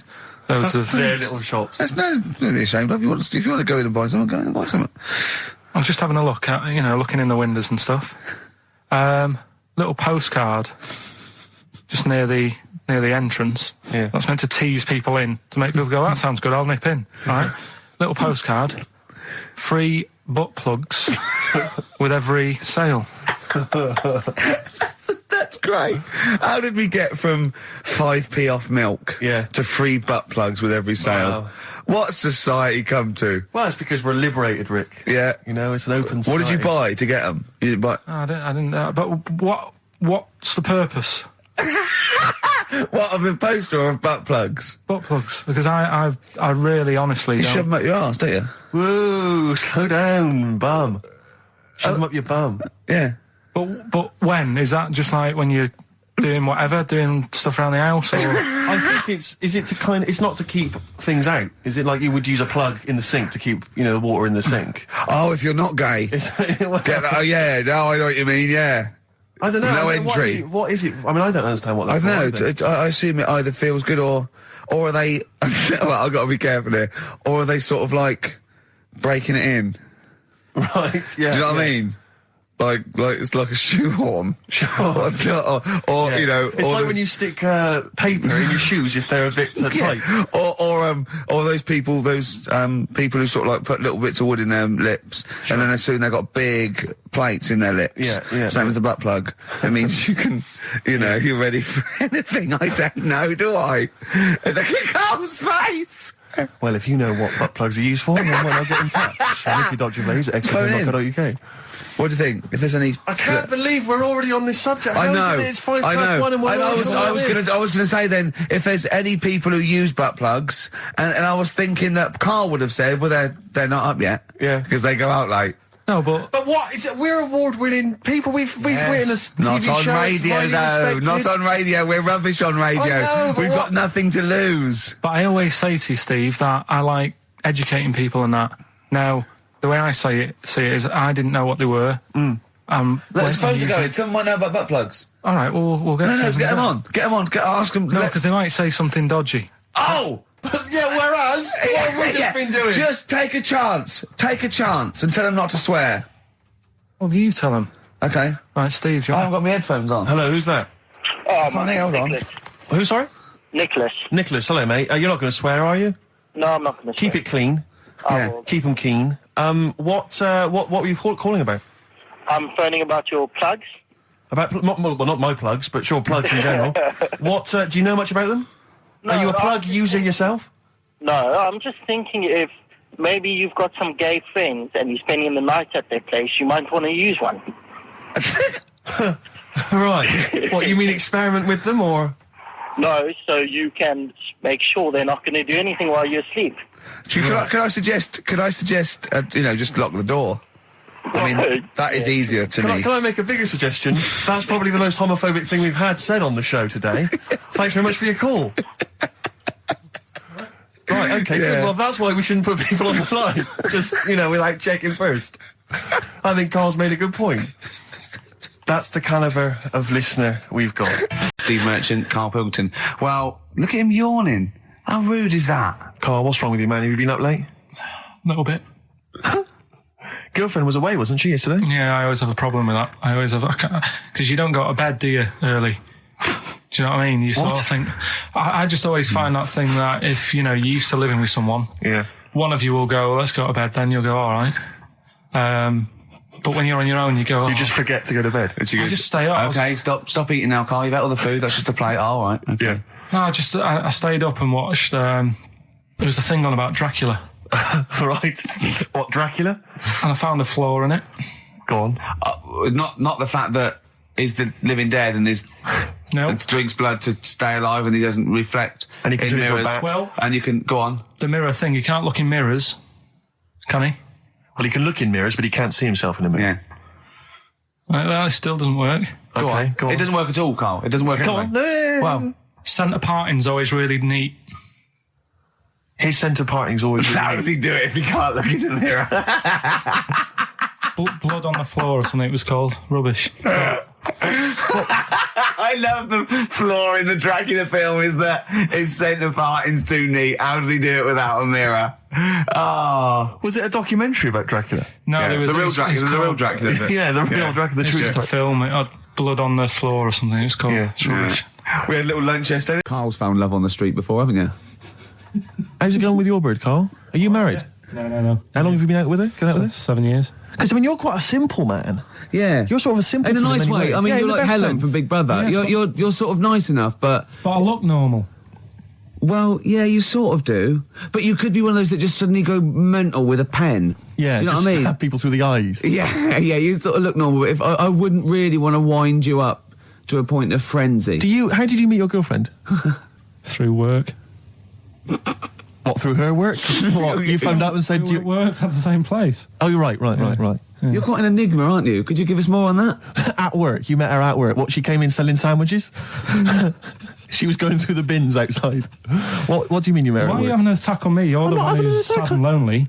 Oh, he's done you again. He's done you Yeah, but what I thought was interesting was I just scratched at him and he just went mental. Yeah, no, It's like a but bear caught in a trap. it's funny, isn't it? You'll never learn. No, I was just interested to find out what the story was, because it might be a really romantic story. Well, it's not. All right, jeez. I love the fact he doesn't want to talk about his love affair. I was thinking about you in the week, and like, does it worry you? I mean, you sort of joke about it now, and we're talking about it in the office, you know, like, oh, is Steve really touchy about the way he looks? And Oh, what's this? Where's that come from? He's done it again. He's done you again. I was walking home the other night, and I was thinking about it. And do you worry that when you're old, you will be on your own? You did start it though, didn't you? Well, Carl, I'm glad you brought this up. because I mean, for me, you know, a lightweight, frothy entertainment show on XFM on a Saturday afternoon is exactly the place where I want to discuss the desperate, lonely future that's inevitably coming my way. Oh, God. I'll tell you what will cheer you up and forget all that. A bit of embrace. When I was about 16, my nephew got mumps. And all the men in my family were really worried, right? And I soon found out why. You know, obviously, if you get mumps when you're an adult and you haven't had it before, you go sterile, or it can cause sterility. Really? Yeah, yeah. And I was about 16, and this worried me, and I went to my mum and I said, have I had mumps?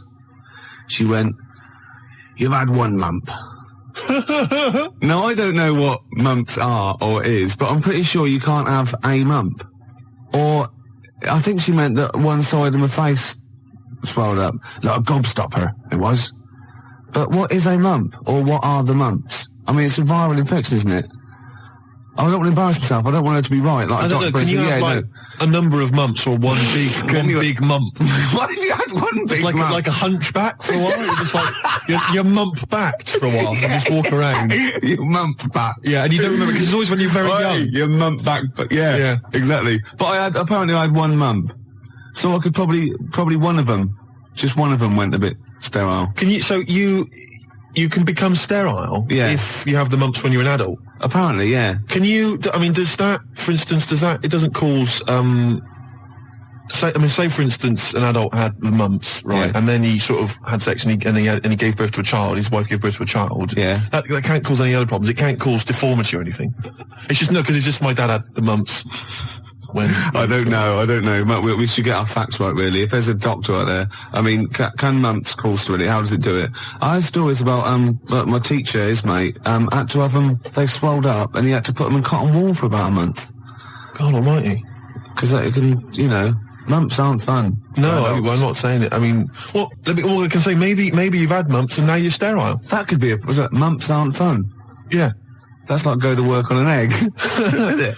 Yeah. Who said that? I was having an argument with someone about who said go to work on an egg. Someone said it was that William G. Stewart bloke who... No, it was Faye Weldon. No, it was Salman Rushdie. It was. No, it wasn't. No, hang on. No, maybe it wasn't. It was Faye Weldon. It wasn't Faye Weldon. Right. It was either... Right, let me tell you what it was. It was either that bloke that wrote A Year in Provence, or whatever it was called. Right. 0171 580 2000. Who came up with the slogan, go to work on an egg? It was either the Year in Provence fella. Who's that? I mean, what his name was, I don't know. 0171 580 2000. Who was the Year in Provence You know that fella who wrote that book, Year in Provence? Everyone read it. Everyone thought it was great. No, his name's Peter something or other. Right, and I think he definitely wrote that. Salman Rushdie came up with something. I think it was the year... See, again, I'm thinking that maybe it was the egg thing. But I would say as well that fella that wrote Year in Provence, he also came up with the, the Fat Willy cartoon series. What a hilarious series of books they are. Not Fat Willy, is it? It was called Fat Willy, wasn't it? What's the one, Where's Willy? That's Where's Wally.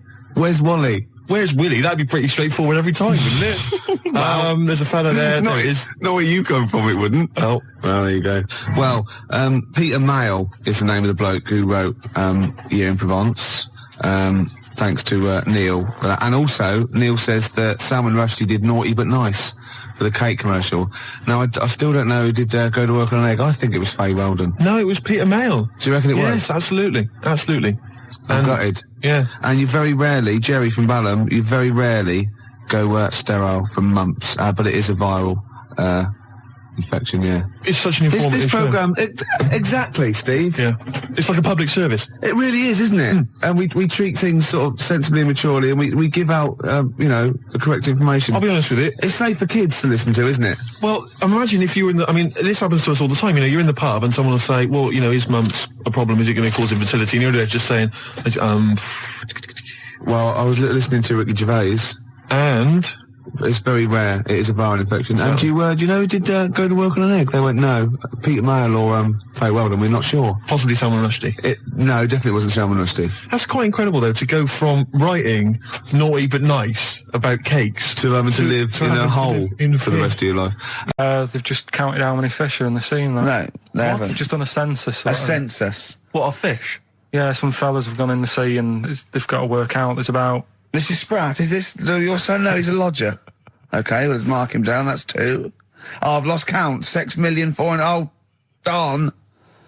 So how many are there? About... There's a lot. There's... Oh. Well, there are more species of fish than bird, mammal, and reptile put together. Can I ask a question? That's on my DVD of animals. That's still available in the shops. Probably find it online. You'll get that slightly cheaper. $15.99. What? Go on, ask me a question. Features of Ask me a which question. includes Karl Pilkington's also on the DVD. Yeah. That's a perfect Christmas gift. Yeah. Long and Winding Road. I love that, but I don't like the way McCartney sings here. There's just one, he goes, you leave me waiting here. Well, he's always got that slightly affected... But it sounds style, like doesn't it? Richard Burton or something, here. Yeah. But it's only one that does it, but I don't know why. I just think he likes it or wants to go back and change it. Maybe it's like... But having said that, you know, I'm not taking away from the Beatles, one of the best bands ever. Well, yeah, good luck to Brilliant songwriters. Oh, yeah, they do well. Yeah. We've had a lot of emails, Karl. I don't want to sort of put a dampener on your Christmas, but a lot of people have been slagging off Lanzarote. One of them just said, well, one of them, I don't know if I can find It is Canaria, isn't it? It's It is one of the Canaries, isn't it? It's a volcanic island covered in volcanic dust. It's very windy, so you have to dig a hole to sit in on the beach, and there's hardly anything to do. That's from Mike Godham, he says, unless you like quad biking, well, you know, you've seen what happened to... No, don't go quad biking. No, with your little head, there's no protection at all, is there? I don't know what you're thinking. I don't know. At least Rick Mail and Ozzy had lots of hair. Yours would be like Humpty Dumpty. It would crack like a little egg. And then we'd seen, there's no kings or kings horses. So, yeah, well, they couldn't do the job anyway. No, we shouldn't really send them. They're not really qualified. Horses not equipped to put send a medical man like Neil Fox in. Yes. To mend but not eggs. some kind of military horse. I bet he's had egg on his face a few times, hasn't he? What, Foxy? Yeah. Well, most of the series are Pop Idol. Right, Karl. Lanzarote, good or bad? Well, you got to give it a go, haven't you? Yeah, well done. Give everywhere a go. Exactly. That's what I was saying. You know, don't just take the word for it. I mean, if it had said an Alanova, Lanzarote shit, he'd have believed it. Sure. You know, if he'd have overheard it in a pub, Yeah. Lanzarote a crap, he'd have believed it. He'd have seen it on a website that was mainly concerned with monkeys and witches, he'd have believed it. Yeah. As it is. Everybody raves about New York, and when I went there, I thought it was rubbish. Well, you're an idiot then, because that is possibly though, the isn't it? greatest city in the world, along with London. Subjective, though. That's why they have holiday programmes and that, innit? So you see it and you decide for yourself and that. Yeah, but you saw Venice on a holiday programme, as you put it. You went there and you went, it was rubbish, full of black bin liners. Well, it is. Right. Didn't they show that? It stunk. Didn't Judith Chalmers say that? Oh, it stinks here and there's loads of rubbish everywhere. No, she didn't. Did she mention that? Oh, that's what I mean. So it depends what you want from holiday, doesn't it? Well, yeah. But So... you're an idiot if you don't like New York, so next. Anyway, come on, break up, guys. Kiss and make up. Right back, just for Christmas. Brilliant. I've only got 2, really, because... what? Because I was trying to work one out before, right, in my little room. Yeah. I was looking at different band names, thinking, what can I do? Yeah. Couldn't concentrate, because Ricky was in there, trying to spray deodorant all over the place. Right? Well, you should have done them yesterday. You should have shut me out. Right. So there's just 2. Brilliant. Well, I've kind of got an idea for the third one. fine, I'll yeah. have a go. Yeah. Right, so anyway, the first one... Should we play a record and come back to this? We'll do it quickly, we'll do it quickly. No, play a record. It's then. rubbish. Yeah. Rubbish. Libertines. Useless. Give me the gifts. Let me have a look what prizes you got. Libertines, Don't Look Back Into the Sun on XFM. Well, the general public are getting involved with Karl's holiday, and I mean, this has been a damning report on Lanzarote. There's not been a positive word written about Lanzarote so far. Wow. It's volcanic. There's no natural water supply. Apparently there's no natural water supply. It's You have all to sit in a imported. hole. What do you think of this, Carl? What do you think of the people that want you to know that you're going to a rubbish place when you can't change it? What do you think of that? Rubbish though, will it? What do you mean? All right. What do you mean it'll be right? Because I'm going to go there thinking, oh, there's no water and that, and there will be water. No, they didn't say there's no water. What did they say then? There's no natural water supply. Whatever. I'm not bothered. Doesn't bother me. All right. I'm going to have a good time and that. What are you going to do? What's your plan to do? Got a book. What book you got? Rich Hall book. I'm just going to read that. So, Brilliant. And the weather's better than here, isn't it? Yeah. So, gonna have a good time. It's the best of. You've been voting in all week, sending your emails. So here's the clips that you wanted. Alright, so, here's the first bit. What's the best job you've ever had still, Carl? Talk like occupations. It is still Paper round. Is it still the paper round? Yeah. That's ridiculous. No, it was good though. If you look at it, like, you know, what I liked about it, you're your own boss. No, you're not. You're not your own boss. No, the guy The who runs news the news agent is your boss. Alright. But then once you get out and you've got your papers and that, you sort of, you're on your Do own. what you want can as long think as you about deliver the stuff. papers exactly to the places he said you are in the time he said. Yeah. It's and I did. freedom, isn't it? Any jobs you wouldn't do? Go I've just thought of one that you wouldn't do on. with your sort of mild homophobia. Well, I'm not. Proctologist. What's that? Basically sticking your finger at other people's arses. Right, well, no, I wouldn't do that, no. Why have you got to do that? What do you mean, why have you got to do Well, why that? does anyone need that doing? Does they got to look if they've got an arseache or something? Which trainee doctor makes that their speciality? Do you know what I mean? That must be, right, we got a place for proctologists, and it's you, Meadows. You came last. Oh, seriously, what? I'm not the arse doctor, am I? Yeah, you came last. Oh, I'm a bum GP. I can't yeah, believe it. yeah. You got to, I can't believe this. Yeah. I remember, called up Ricky, I said, right, you know, are you about? Have a chat and that. So he said, I'll just come round, it's a nice day. Have a drink and what have you. So I got round there at about 6:30, right? Go up to his door, knock on his door, right? He stood there with his tackle out. Oh. Yeah, what did you make of that? What was wrong with that? What do you mean, what's wrong with that? Why were you looking at it? Why were you looking at it? I tried not to look at it. But again, you're always sort of attracted to it, aren't you? Kind of like... I've never been attracted to another man's tackle. I don't know what you mean. You can't help but have a little sly look. And especially when it's there. When you ring the bell, and I mean the one on the door, right? And that's hanging out. And does he dress to the left or the right? It was to the left, right? Yeah, it was left, yeah. Just popped it out of my shorts for him. Just popped him out of the shorts. Should have seen the state of him. Shorts on, no top, cigar. Looked like someone out of The Sopranos. It was a mess. Yeah. And then, we sat on the balcony drinking wine, didn't we? Did you pop it back in, or was it still Yeah, I out at that popped it straight back in. I've got the laugh. Sure. I've got the laugh I Yeah. wanted. Yeah. He walked in, he went, it's not that hot. Straight away, it's not that hot. Oh, brilliant. And then, was that knob news, or is there more?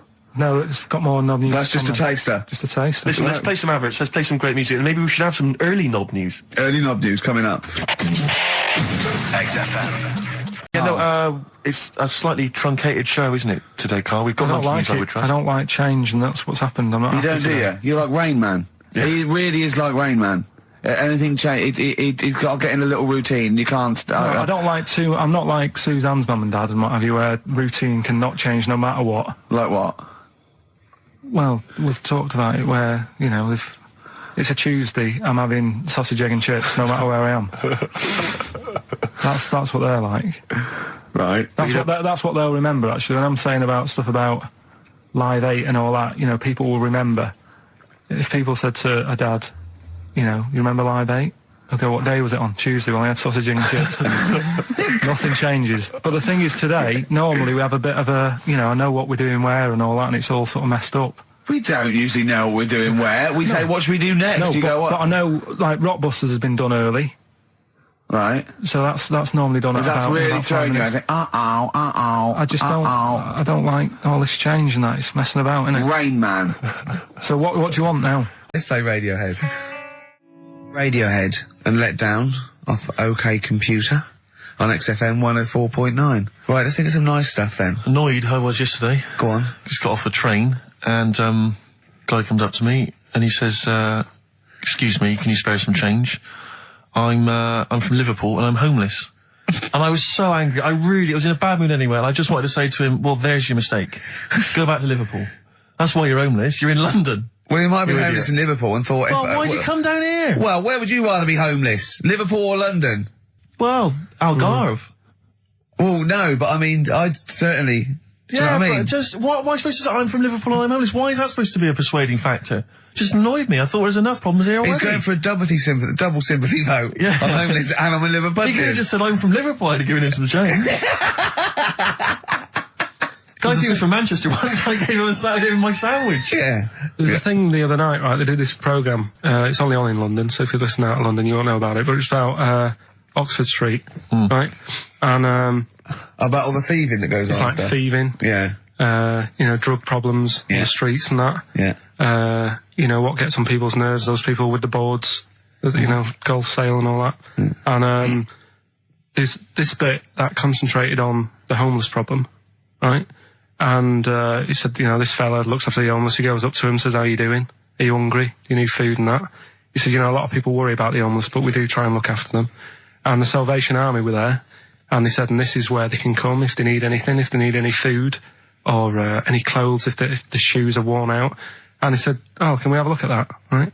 So they go in this little room where all the clothes are, and they go, and there's like a load of jumpers for them in the winter in the cold. And the camera sort of pans across. Load of ties. Right. For the homeless. What? Ties. Ties for the homeless? For round the neck, like, to look smart. No, they use them as belts. I've seen a lot of... Or as a lead for their dog. Yeah. Yeah. What are you talking about, ties? That's what they did. They said, and here's the room with all the stuff in it. Right? For the homeless. Jumpers for the homeless. Jumpers, shirts, trainers. And you got a load of ties. Nobody wanted one. Some evening dress. They got a formal function. Any cravats? No, where's the cummerbunds? Yeah. I'm thinking of being homeless outside the Royal Albert Hall tonight. Yeah. That's where the real pickings are. I'm breaking in the back door of the Savoy this evening. Oh, dear. Another charity thing that I was reading about the other day that they're doing. Do they give them trainers? Because I've seen a lot of tramps with new trainers, and I think there must be like a equivalent of a soup kitchen where they get shoes, because that's it must be, yeah. Otherwise, that's weird, isn't it? You blow any money, you beg all day and get a nice new pair of Nike. Yeah, no, don't waste it on clothes. Get some tenants. Get some, special brew. That's the best value. Yeah, Go on. some smack. Go on. If you've got a lot of worries, you see on the street. Little starter bag. Take your mind off fiver. it. Yeah, I know. Take your mind off it. Yeah. But that's weird you say that, because, a trainer's the most important thing, because, all the problems in Africa. Sure. Right? A lot of problems going on there. Yeah. The other day, they're asking for people to send their spectacles to Africa. Right. Would you be happy if you were over there and, you're hungry and that? And then they say, "Here you go." Well, yeah, but it must be for a reason. I don't think it's... they've got bad eyes and that. Yeah, I know, but I don't think they go round... It's not like when you see those things on Live Aid and there's people dying but they're putting specs on them. No, I think that's what it is. No, it's not, Carl. They sort out food and medication before they put a little pair of specs on the lads. That isn't how he came across in the advert. I think they probably walk hand in hand. The people handing out the food are also, walking alongside guys with the specs, and they're handing them out as well. But what have they got to look at?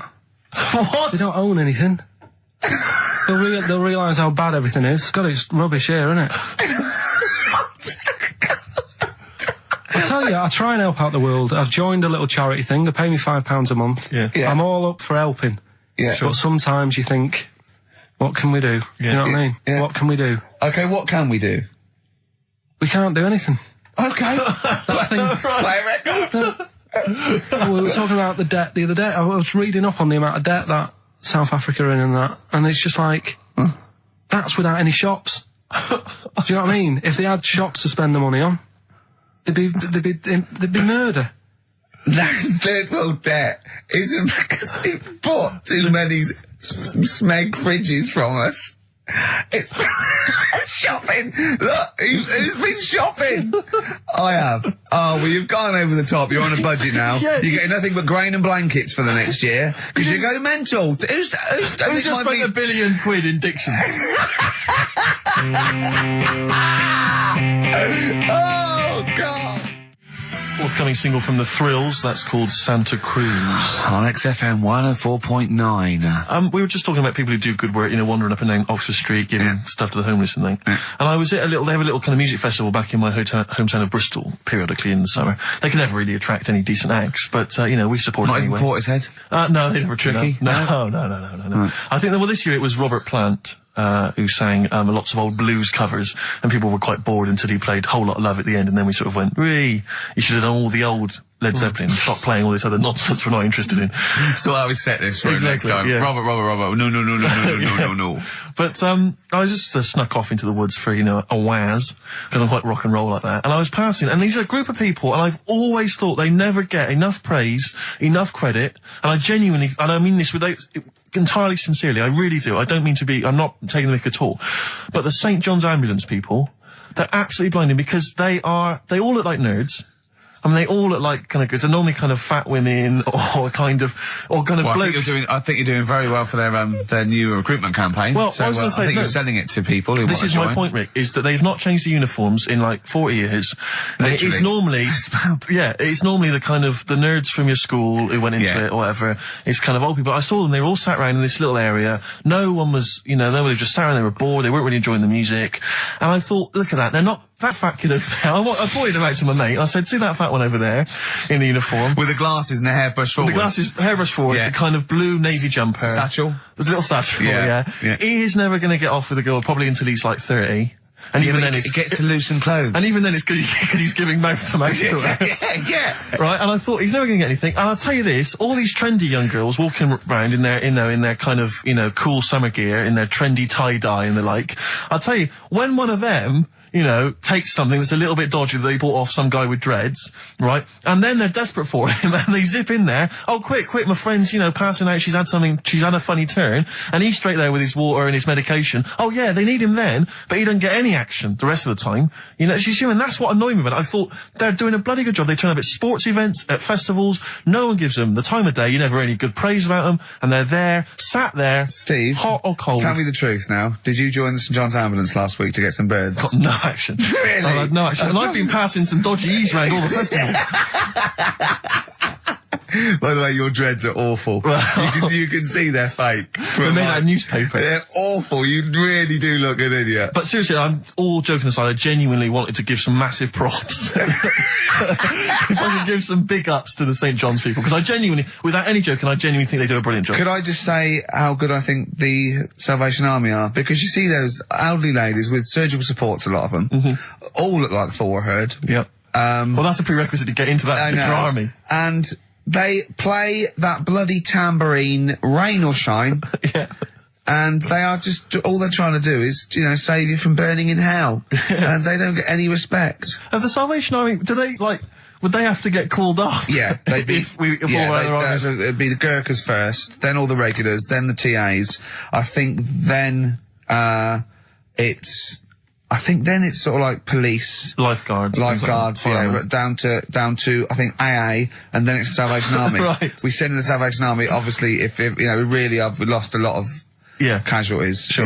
And they're the last to go. Yeah, but they are all highly trained, aren't they? All those old women, they can kill a man. Yeah, with a single blow. Yeah. So good to them. Good to the John's Ambulance. Good to Salvation Army. Big up. But I think we should just, if I might introduce a new feature every week, let's just give some props. Let's just give some massive respect to someone who doesn't get enough respect. Yeah.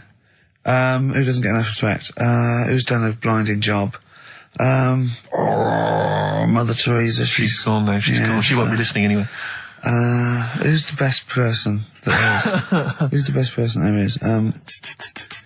I'll tell you what. I'm gonna call either Carol Vorderman or Esther Anson and say who's the best one you've ever met that did something.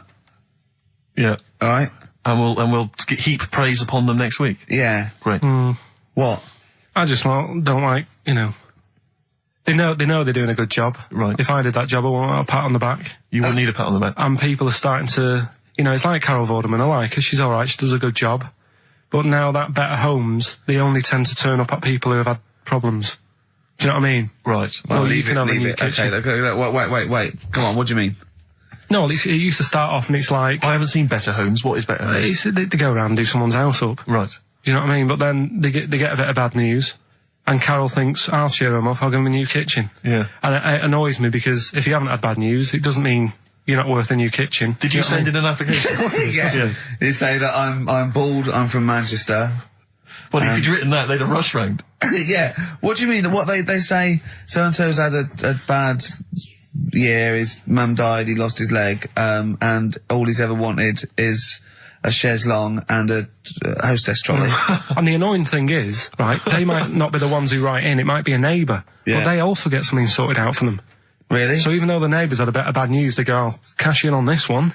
I'll send a letter into old Carol, tell her that, Mum's passed away. Yeah. I'll get a new conservatory sorted. Sure. And sometimes the neighbour gets a better deal than the person who... Do you know what I mean? The person who's had a bit of bad news gets like a new little kitchen, whatever.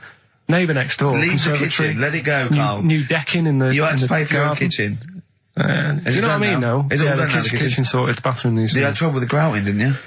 Yeah, don't worry about Oh no, that. we got to do. Oh look, play a record. We got to do the results, and then we got to do Monkey News. Could we quickly do the results? Well, you say we've got to do the results. There's not people hanging on for them. Let's do it. Just knock it out there before. Well, let's play a tune. Let's come out and do it. Eddie and the Hot Rods, yeah, surely.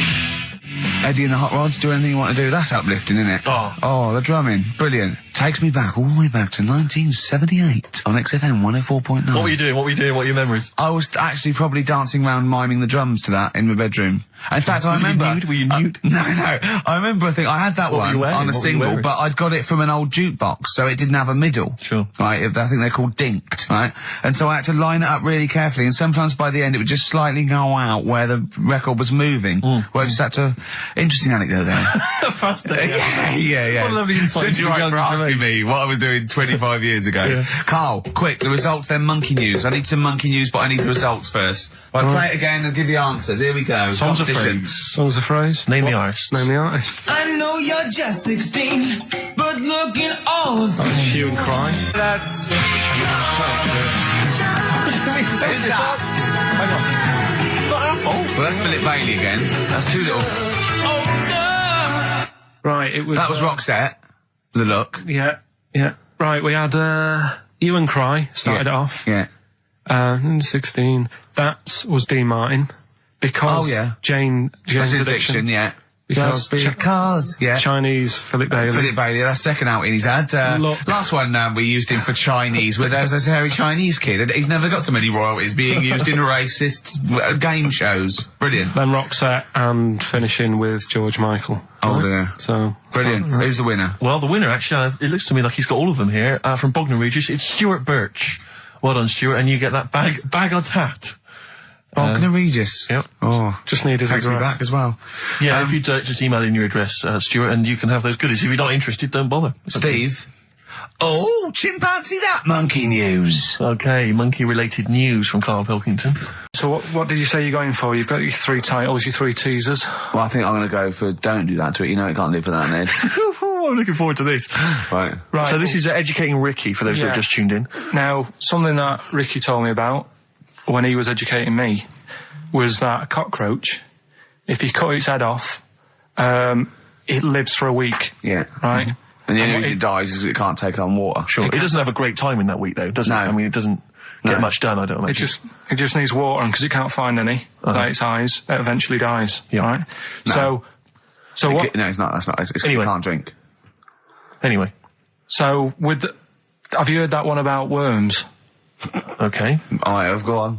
If you cut a worm in half, Yeah. a lot of people have said in the past that it'll turn into 2 worms. Right. But that isn't actually true. Okay. Who said that? No, it used to be like, kids at school said it on, kids at school and stuff. Yeah. So that, a lot of people think that. Don't pick him up on stuff, Steve. It's bad enough. Sure. So, but what they can do, if you get a worm, right, and you find out which end its head's at. Right. If you sort of, you've got its head there at the left-hand side, right? And if you sort of cut it in half, Right. but not in half, so there's more of its neck than the tail, if you know what I mean. Yeah. The bit that you've cut off will sort of die, and the rest of the worm will get better. So in a way, you can cut it in half, and it'll survive, but only one half will survive. Okay. Yeah? What have you learned there? I wish you hadn't chosen that one. I know, because it's nothing, is it? Yeah, You know that joke, how would you tell a worm's head from its eye? You put it in a bowl of flour and wait till it farts. Yes. Right? I told my mate that, right? And he went, what if it coughs? Yeah? Yeah? Yeah. Yeah. So, there is a bit of truth in that myth of cutting one in half. Where did you get this information? I don't understand where you get this information That was from the Fortean Times. It was like the myth about worms. Yeah. That was the big article that week. Did it take you as long to read that article as it took you to tell us just then? I like the fact that it starts off debunking a myth that we hadn't heard of anyway. Exactly. You know the big thing about cutting a worm in half and making two worms? No. Yeah. What's the other one? It's not the thing to do either, by the way. Don't go doing it. No.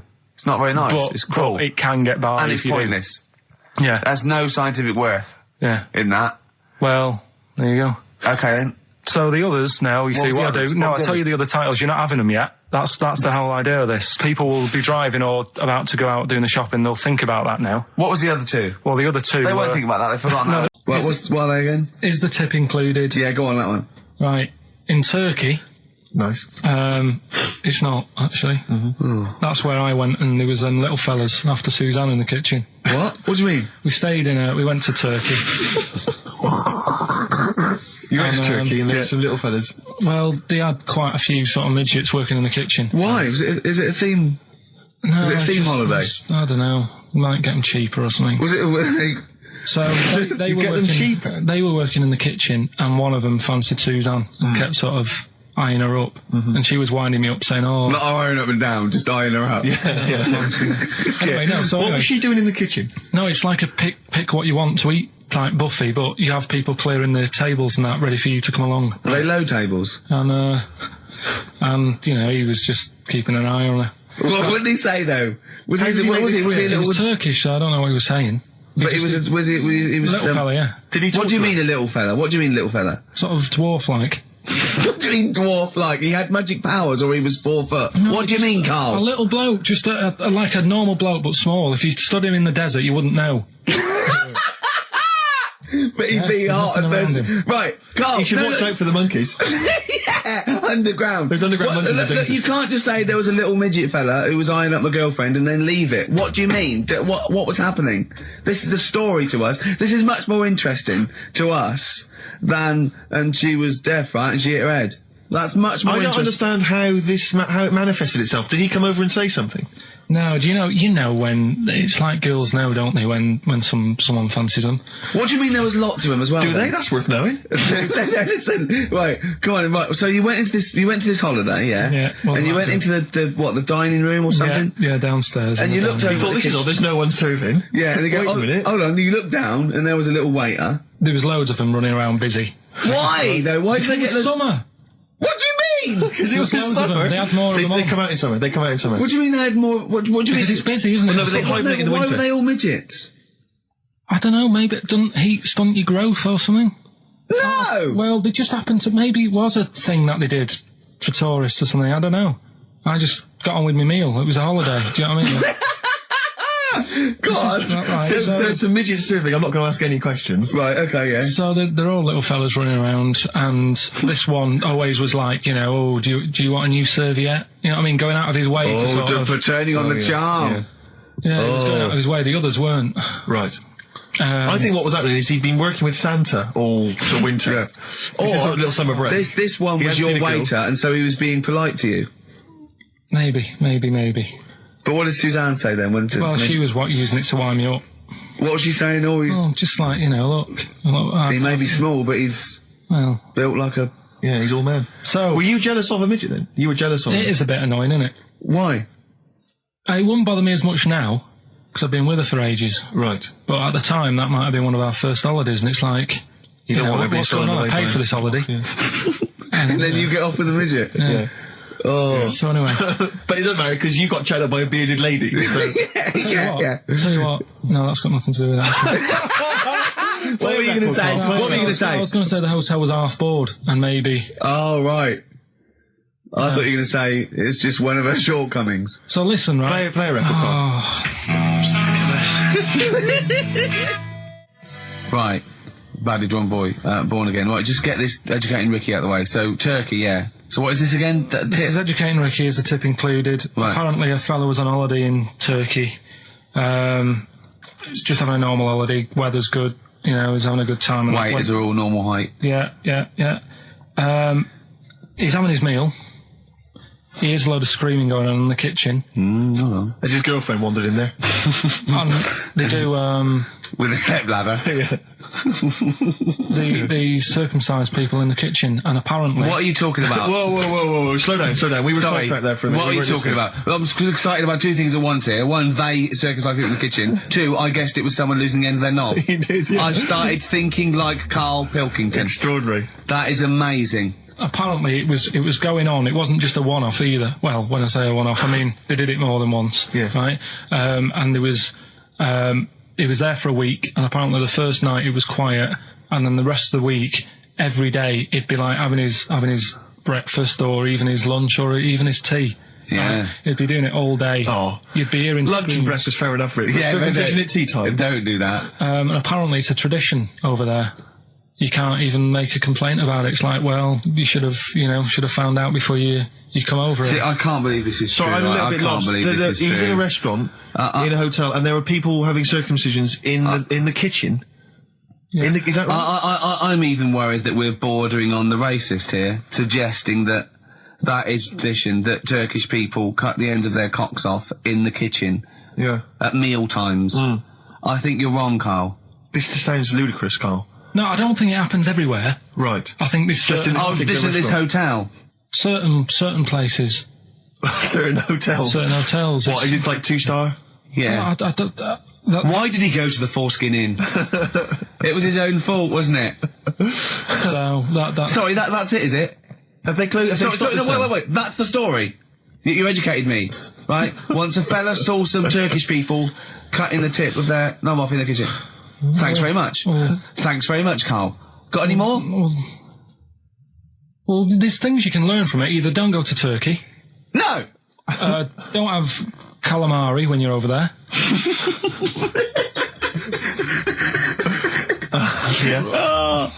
Carl, you've done it again. Well, My life is just full of toilet trauma. Yeah. And Carl, you may not realise this, but a while back I used to host, this is bizarre, I used to host a radio show on the BBC World Service, right? Now, if you want someone who's the voice of integrity, the voice of intelligence, the voice of a nation, you're going to come to me. That's obvious. And I was broadcasting, so now they've got listeners of something like 50, 60 million people around the world. It's mental, the listenership of the World Service. And I used to host this show with someone It's a big place, Steve. The World? Yeah. You're absolutely right. And anyway, so I had to be into Bush House, where they broadcast from, 10 o'clock every Friday morning, to broadcast around the world to 50 million people, right? And one week, I just went to the toilet in my house, right? Everyone had left. I got there a bit late. I got up a bit late. Already against me. The clock was already against me. Had to be there at 10 o'clock, broadcast around the world. And we got 2 toilets in our house, downstairs one, right? And the door had already been a bit dodgy. It was one of those doors where you had to give it a bit of a kick as you went in. It was getting a bit tight. I don't know what, the wood was expanding or something. You know, I'm in there. And same thing again happens. No toilet paper. I think, oh, God, I'm going to have to somehow kind of make it up. Why don't you check first? I normally do, Rick. I normally do. It's just on like certain occasions when I'm bleary-eyed or something, I forget, or occasionally I forget. Normally I do check. Right. And you've got to bear in mind that it's not like this is happening every week. This is over the course of many years that these incidents have accumulated. So You've condensed them. For the purposes of this anecdote. Sure. Yeah. Yes. And great. You're just brilliant. Keeping the pace up of an anecdote there, Rick. You've just drawn in. I don't know where I am now. Anyway, I know where I am. I'm trapped in a toilet with no toilet paper. That's where I am. And I'm thinking maybe I peel off some of the wallpaper, you know, things like that. But there's nothing I can do. I got to go upstairs.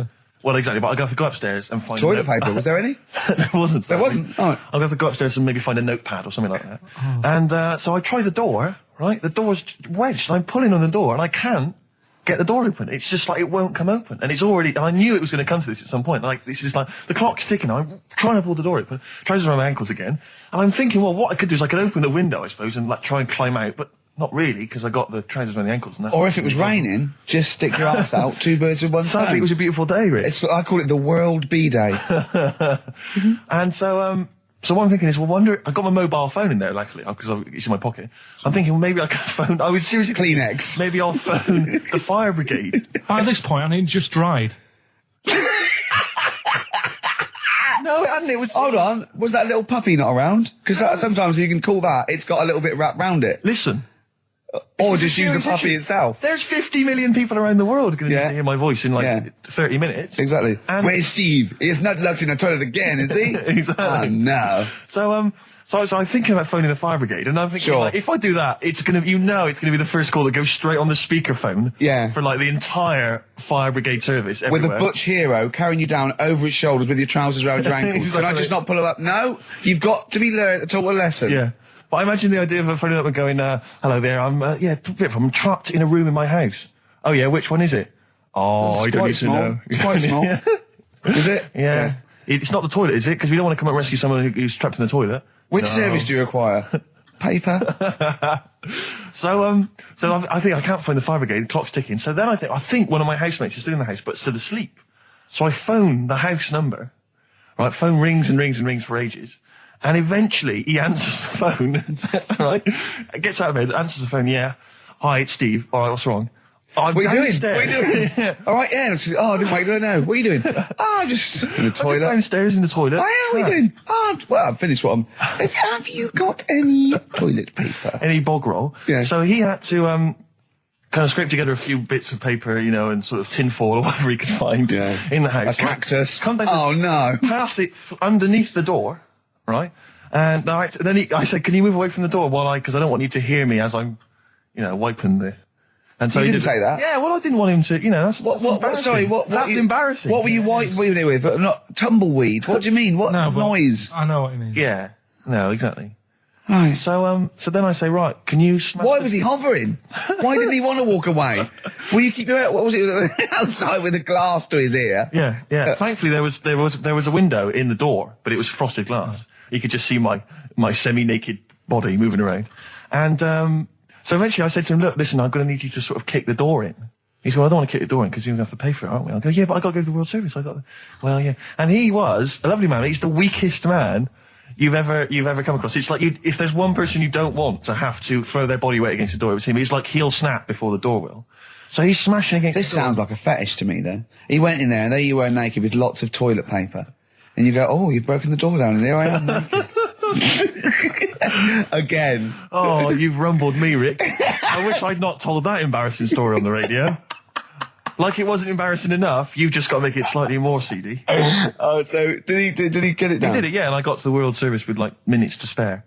Oh. And interestingly, I told that story to 50 million people around the world. You're joking. Yeah. Did they understand? I think so. I mean, is that a bit of a problem when you're on the World Service, like thinking of things that everyone can understand? Yes. Because you can't. It's a bit like when talking to you, Carl. Yeah, exactly, Carl. I think you're on thin ice there, worried about people understanding what you're saying. No, but you can't talk about stuff that's on the telly and that, because some people will say, well, we haven't even got a telly here. Oh, yeah, you're listening to XFM 104.9. Yeah. So let's carry on. Let's continue. I have to say, this is such a terrible confession. When I was doing a school play once, when I was about that age, 15, right, there was a girl who was in the cast with me, right, and she sort of, she was giving me the eye. I was thinking, well, I kind of thought she was, right? And it was class. But there was another guy. There there as well. I was sort of competing for affections. Oh no! And he was quite a witty guy. His name was Scott Hansen. He had long blonde hair. Exactly. Yeah.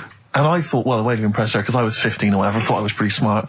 I sat in one of the adjoining dressing rooms, reading a copy of the philosophical book Zen and the Art of Motorcycle Maintenance, which I didn't understand, but which I sat there reading it in the hope that she would walk in and think, my God, you're reading Zen and the Art of Motorcycle Maintenance. You don't go with the crowd. You don't want to come next door where we're talking about nonsense and people are flirting. We're talking about the bangles and curly whirlies. You're in here saying, look, just, if you want to come and talk to me, you're welcome, but I'm not... I'm a thinker. I bet you thought you were Kwai Chang Kane, didn't you? I thought it was like she'd think, Jesus Christ, I've never met anyone like him. That is genius. And I remember the one time she accidentally walked in, she went, oh, sorry, wrong room, and left again.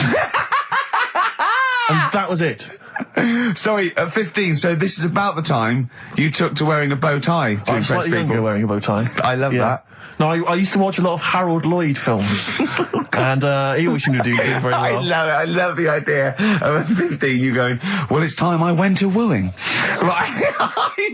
Right, on with the bow tie. Where's the zen? Where's the pipe and my boater? Yeah, it's a time I got me a bow. Yeah. I love that. But songs are great as well. Good looking, is he? Well, no, he's got to, it is in a certain way, isn't he? That sort of non-threatening sort of... but he's not stunning, is he? Do you know what I mean? No, but no. Well, what's your definition of a stunning? Yeah. Well, who do you like? Someone who you look at and you go, God, they're good Which looking. bloke do you fancy? What bloke do you think's attractive then? So if I was into men, Yeah. in fact, you can still say a bloke's a good looker without fancying him. Who do you think is attractive? Probably. I mean, it depends what you're looking for. No, just look. Just look. You think there's different looks as well. Of course, isn't yeah. there? No, who would you say was attractive? Who would you say was like stunning in your definition? A good-looking lad. Yeah. Good-looking lad. Oh, look at him over there. He's.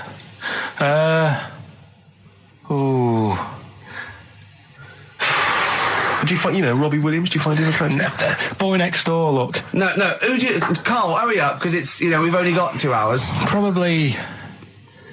Do you know? I can't think of one offhand. Mark Owen is pretty good looking then, really. What? There's not just name one bloke that you think's an attractive guy. There must be one bloke that you've either met or that you've seen in a pub Who do you think on a is poster. attractive? Tell you what. Go on. Tell you what. Works here. Young Alex Zane.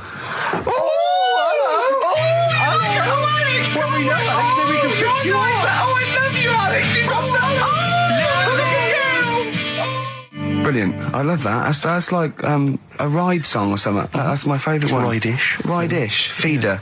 Just the way I'm feeding on XFM 104.9. Rick, quick question for you. Go I'm on. thinking a lot of people maybe are tuning in for the first time because of the advertising campaign. Sure. Should we reintroduce Karl again? I know we've done this a few times in the past, but just worried that people are going to not really kind of get the measure of him.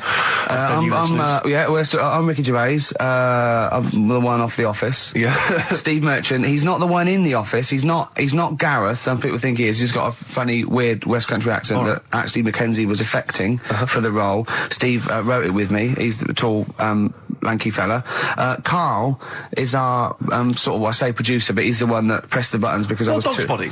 Yeah, but I mean, it was just because I was too big to run the desk. Yeah. I used to have to do. Literally too big. You couldn't get behind it. Yeah, and then we discovered that, he looked a bit like a boring sort of, alright, but then when we sort of, poked him with a stick, he came up with, he doesn't realise, but some of the I think, some of the funniest extraordinary things I've ever heard. Say hello, Karl. All right. Yeah. Well, classics, I think, so far, that have gone straight to the list include, have you ever used a Y front correctly? Yeah. Brilliant. You never see an old person eating a Twix. Eating a Twix. These are the sort of things. He's back on his campaign to get rid of jellyfish. Why is that, Karl? Oh, did you see the paper yesterday? Go on. There's a jellyfish, right? It's about 15 foot long, about 5 foot wide, and there's a fella swimming next to it. And the paper's going, oh, look at this we've found. There's loads of them in Japan. Yeah. And it's because the water's getting hot, so it's making jellyfish really big. Oh dear. How's the campaign going to get jellyfish get rid of them? What was your point about jellyfish? They don't do anything. There's no point. They get in the way. It ruined me holiday because I got stung by one. Yeah. But you think the same thing about Liverpudlians, and we can't just go around, wiping out things that ruin your holiday. Well, let's do the jellyfish first. And then we'll move on to the Scousers. Yeah. But yeah, I don't know what they do, and I'm trying to look on the internet. I've been busy this week. You're jellyfish now, not Scousers. Yeah. You know what I don't know what they do either. To sort of try and work out what would happen with the sea if it didn't work, because they say like if there's no. See, this is what we're talking about. People who listen for the first time, they've got to listen to every word you say. You want to find out what would happen with the sea if it didn't work. if jellyfish weren't in there, do you know what I mean? Because stuff like coral, apparently the sea would be in a right state if you didn't have any coral in it. Fish, do you know what I mean? I always worry about how many fish we're sort of eating. Because you go past... Sorry? No, do you know, like, you go in Marks and Spencer's or Selfridges... There's loads of fish in there. And there's really fancy stuff that you think they've killed that, and it looks good on the counter, pretty impressive. Yeah. But is anyone going to buy it? Yeah. Do you know what I mean? It's a big, like, a shark sat in ice. Yeah. And you go, yeah, they've got like, a lot of fish... You sure you won't go around the Tate Gallery? No, do you know what I mean? I've never seen a big shark sat in ice in Selfridges. They do it. And it's like, you go in the morning and you can go back at night and the same shark sat there. Yeah. And it's... So you know it's the same shark, do you? It's the same one. So what, same face? Are you sure he just hasn't lost his mum? And he's just like, he went shopping with her Christmas shopping and he's just like, he's grounded, he doesn't know where, he's just waiting. You know I'm right. I've never seen a shark in Selfridges. Well, all right, then say maybe that's one day a week, but on other days they'll have like... Shark Monday. I think, the Selfridges today at Selfridges is Shark Monday. Yeah. No, it's just that... So your point is that there's all these fish not being eaten. Yeah. So and they're being killed. They're taking them out of the sea, no one's eating them. And you're worried, that the sea's going to rise because the more things you take out? Well, we're just going to run out. Because the fish drink it, don't they? And that keeps the water level down. Yeah. No, well, you know what I mean? There's stuff that worries me. You're worried that... Was it you who said that you were worried that... Because, there's sponge in the sea. Yeah. But if they took it all away... No. Was it... Is that him? That's a Stephen Wright joke. Is that Stephen Wright? What's the joke? Sponges grow in the sea. That kills me. How deep would it be if they didn't? I love the fact that he confused you with Stephen Wright, who for a living purposely says ridiculous things. Yeah. Does that worry you, Carl? Well, think about that and play a record. What do you want? I'd love to. A classic, a beautiful song by Simon and Garfunkel, April. There's an elephant in India with sore feet. Why? There's an elephant in India with sore feet. I'm interested. Why? Tap dancing? Why? I didn't write that He's much trying about to break Roy Castle's record. He's still going. Go on, what is it? Think. It's an elephant, and it was really old. It was about 76. Right. And it had sore feet, because it's old, and they don't make stairs and the that big, do they? roads are bad and that. Yeah, go on. They said, what are we going to do? And the town was like, we're used to seeing it around, it's part of the thing, we don't want it to have sore feet. Yeah. So they got some slippers made for it. And it had like a picture of the elephant looking happy wearing some slippers. I love him! I love Carl, his world! Think of it, where did you see this picture? That was on the internet. Right. That's a lesson, though, for any elephants listening. Don't wear stilettos to work every day, because you can do your feet in. So that don't elephants have really bad memories? No, they have really good memories. Oh, do they? Yeah. Oh, well, that's good then. No, I just thought they'd forget where they put them. I thought there was something about elephants having bad memories and that. It goes on, where's my slippers? Yeah. I'm sure I left them by the test. So sorry, there's an elephant walking around wearing slippers? Yeah, that's in India. What kind of slippers? Those sort of old man ones with the sort of checkered round design. ones, I imagine. Yeah. Big round ones. There was that going on. And is it happening? Is it happier? I mean, does it feel more satisfying? It looked it. Did it look... How can you tell the elephants, please? What else is there? There was a woman who's had a breast insured for 150 grand. Right. Okay. Any more information there? What? Third party fire and theft? Don't know, it had a picture of her with them, out. I just thought, you should get them covered. He's done another real joke! Brilliant, that's a proper joke. He's done, look at his little face, he smiles. I'd like to see you on one of the sort of TV panel games. If they could bring back sort of celebrity squares, he'd be amazing as the centre square. So, anyway, he gets a bit pally with a monkey because it's the closest thing to a human. Well, that ape is. Right. Yeah, but you can't really go that close to apes. It's dangerous. What do you mean? What type was it? Do you Just mean let him tell the story. Was it a chimpanzee? I reckon it was a chimp, yeah. Yeah, it was you don't even know, so it was a chimp. It was a chimp. Yeah, but it doesn't matter, does it? So he gets pally with him. Right, so he gets pally with him. Did they go on holiday together? Well, no, I mean, it starts on the pool together. Starts off just checking each other out and, probably sharing lunch and that together. Yeah. Right? Anyway, this goes on for a while. They're getting on well on that. And then after a while, right, the monkey starts sort of imitating him a bit more and sort of walking upright. Oh, God. Yeah. Right? So he thinks, that's a bit weird. Anyway, they get on really better and what have you. So he thinks, he could live at home with me, this, because we're getting on the storm, right? So he takes him home, and before Is you this know the it... beginning of Beneath the Planet of the Apes? I think it is. I think you've seen this on video. I'm worried, because he's already imitating him when they're moving in together. I'm thinking it's maybe a bit like Single White Female. Single White Zookeeper. Oh, brilliant. Right, so anyway... So it's moving in, and it's getting used to sort of the normal human life. He's having a cup of tea in the morning. Yeah, PG tips. He finishes the day off with a dear. Finishes the day off with what? He doesn't have to move a piano at one point, does he? He finishes the day off with a little brandy. Yeah. What, he pours himself one. Is he wearing a smoking jacket? I'll tell you what, Carl. You're a maniac, mate. No, this is why it attracted me. It's amazing, right? So he's having his brandy and that, loving his life. Next thing you know, he sort of, I don't know if he loses it or he gets shaved, but the top half of his body is hairless. Right? Apart from his head. Right, so he's got a nice... So it's the opposite of the kid. Well, this is what I'm saying. That would happen. Right. Well, hang on, but so you don't know if he was shaved or if it's... How did it say, then the hairless... What? I'll bring it in for you, the story, and then you can see if I've gone wrong. Keep going. So anyway, so this is going on, and he's having a great life. Then the zookeeper starts getting a bit annoyed because he's having a better life than the zookeeper. The zookeeper's in the zoo. This is such So the zookeeper's still got to do a day's work. The monkey's at home, he's partying, well, he's it got gets his to other a point when he chipmates says round. there's no point you coming in to the zoo because the whole reason of you being there was because you're being kept there. Right. And he didn't want to bring the memories back, so he said, you stay at home. So you're talking such... Just let him finish. God, I don't know if I can sit here and listen to this drivel. I'm fascinated. It's nearly over anyway, right? It sounds extraordinary, Carl. So he's walking up, right? He's having a tea in the morning, finishing the day off with brandy. Gets a bit out of hand, only tries it on with the zookeeper's wife.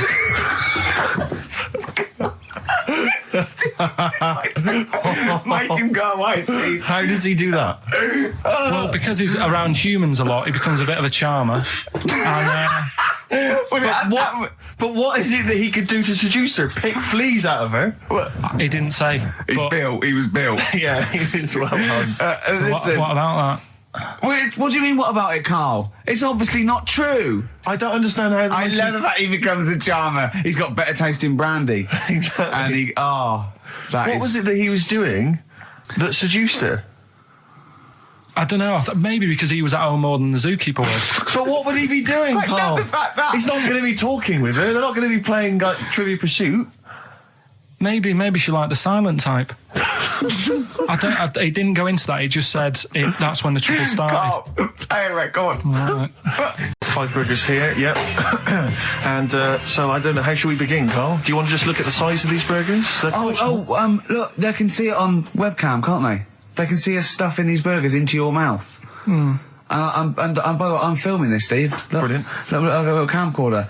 We'll put this on unseen footage on a DVD or something. Or maybe on the website. On the Oh, Carl, what if you break the record? Okay, Carl, I'm coming round now to just monitor this and adjudicate. What's the web? If you want to see this on the webcam, what is it? XFM.co.uk. Right, okay. Hold on. Can I, Steve, I'm not being funny. I'm not being funny, right? But I think I have got like a bit of a wheat thing. You've got a bit of a what? A wheat allergy thing. Don't give me that. No, seriously, my head's... I've been eating a lot of shredded wheat recently. And my head's got a bit bigger. Carl, I don't think you can let us down now, mate. So you just got to put that first. No, I can't put that like that in my mouth on its with. I've got to break it up. I've got to break it up. Can't break it up. It doesn't say you can on the rule thing. It does. It doesn't. I can't look. I physically can't. Try it. I can't look. I'd have to be Jay Goody to be able to do that. Seriously, look. Try it. Yeah, I know, but you're not approaching it right. That's it. Come on. That's all. Oh, God, he's not going to do one. Keep going. That's good work. Keep going. How does he get three in? Keep pushing. Ease it in. Keep pushing. Get one in at least. Ease it. Get one in at least. Get one in. Ease it in. Get one in. Push it. That's one. Let's go for another one. I reckon you've got to rip it up a bit. Okay, do that then. See how many you can get in. You've got to get in 2. No, just one. No. Well, it's rip it up and pack it in. What do you do? Pack your cheeks first. Honestly, Steve, my head is swelling a bit because I have got a wheat thing, a wheat allergy. That'd be good. There'd be more room. Right. Okay. Look, Carl is now just sticking it in his cheek. Yeah. Don't eat any. You can't swallow any. It's like a hamster. You got to work it like a hamster. Yeah, stick it in. Come on. He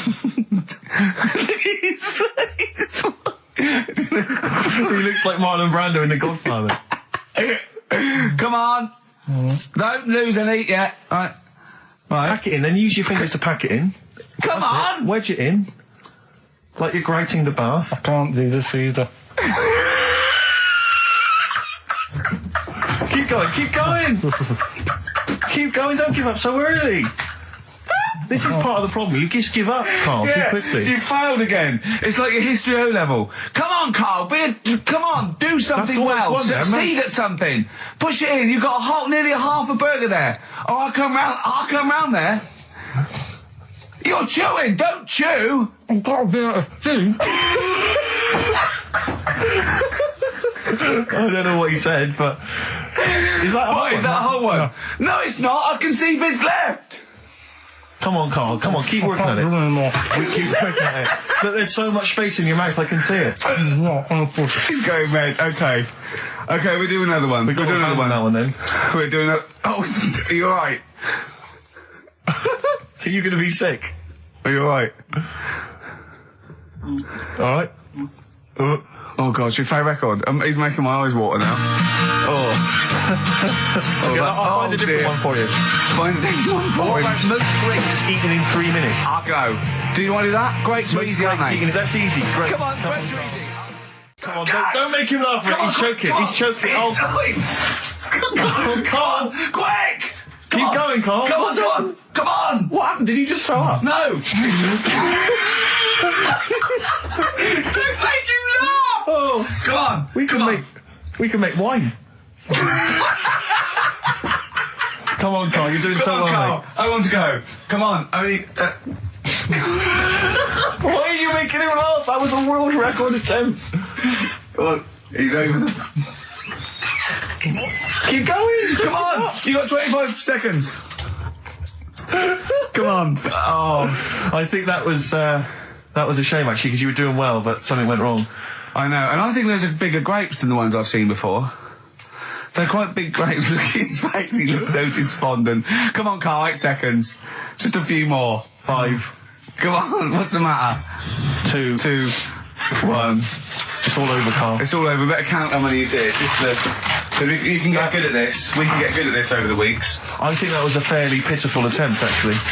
I really thought you had a... It's interesting, actually. These are harder records than you might think. Yeah, I know. 6, 8, 10. How do you feel after that record-breaking attempt? Not happy with that. What are you not happy about? The fella who did it, was he in hospital and just had loads of grapes? I was bored. I'm sure he wasn't producing a radio programme, that's for sure. Well, to be fair, neither are you. What was tricky about it? What did you find hard? I think having Ricky standing over me, sort of shouting, "Go on!" isn't normal. No. But that wasn't... He hasn't eaten any! Hold on, that's 50, you have to. That's quite a poor attempt then, by the seam of it. Would you think about trying to maybe do that again in a couple of weeks? Would you do some practice and try that again? No, leave it. Leave it for the experts. And I noticed a tricky point, maybe sort of when you had about 50 seconds to go, you seemed to be spewing things into the bin. What was that? Again, mainly Ricky standing over me. So 88. He's got 88 left. Okay, so what's the mental arithmetic there? Because we put how many in? It was 150 in the thing, wasn't it? What did I say? What did I say I had left? Well, I'm not doing it again. 88. So you had 88 left. So it's 62. God, you're only at 62. What's the matter with you, Carl? There's people start you at 62. That is rubbish. That's disappointment. Let's leave that. You failed on 2 world record attempts there. 62, and the record's that is rubbish. What were you doing? Oh yeah, but like I said, I've got a small throat. I can't drink a drink quick.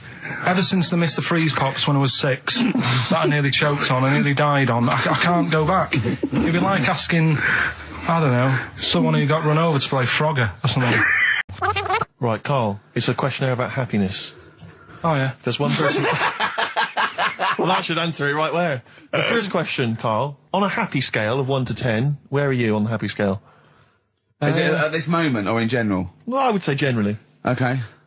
Yeah, but you don't always have to like. I mean, I think I'm happy in that, but I don't always show it. You never show it. No, but it doesn't mean I'm not happy in that. Like, I'm all right at the moment. I'd say I'm probably on a. It's probably on about an 8. I was probably about a 9 when I woke up, right?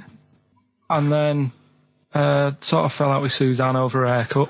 Yeah. Right. She went for a haircut and came back with something that I didn't like. Sorry, what did you say? So when your girlfriend walked to the door, she had her hair done. You said, "I don't like it." All right. She could tell by the look on my face. But don't you say, "No, I'm happy with it. I just can't tell. I'm loving it." Because then she won't have it done again. Oh, Carl, I just cannot get over you. I really can't. No, but you haven't seen it. Right? Oh, So then I was fed up, but then I thought... Sorry, what authority have you got to talk about haircuts? Yeah, you had the officially from a barber in Manchester above a railway station in a shack, it was £2 a cut, told you have the hair of a Chinaman. Well, you wish you had the hair of a Chinaman now, you got no hair. You're a little bald man with your mouth open, so don't... Is she listening to this, Suzanne? Sitting at home with a woolly hat on? I don't know. Well, she knows now, doesn't she? What did you say? What words did you do about it, I just said you look like someone out of Slade. Interestingly, that's what I look for in a girlfriend. Oh, God. Which one of Slade? That one with the funny hair. Not Dave Hill. Yeah. The one with the crooked fringe and the goofy... She had her teeth done as well, did she? She had 2 front teeth put in. Dumper. So anyway, So prior to that, you're on a 9. Then you saw the haircut, you're on an 8. Yeah. Yeah. And now then, what are you on? I'm probably on about a 6 at the moment. Why? What's happened? Well, while Star Sailor was on, bit more head squeezing going on. So, yeah, about a 5 or 6. So generally speaking, what would you say you are? About 4. You're on a 4. Alright. What would you give someone who wasn't very happy? What would you give them? What are you thinking, Carl? Depends why they're not happy. They're low, okay, so what would you give them? I mean, yeah, depends, innit? If it's someone who's just lost their arms and legs in an accident, you don't give them a lollipop. Sure, or some mittens. Yeah. You give them a hat. Yeah. Yeah. And dare I say it, a smile. A skateboard. Yeah. Yeah. I don't know. You don't know. You got to answer the question. Alright, so hang on, let's assume that you've upset your girlfriend because you slagged off her haircut. What are you right? going to do now feel to go and guilty. make her happy? How are you going to cheer her up?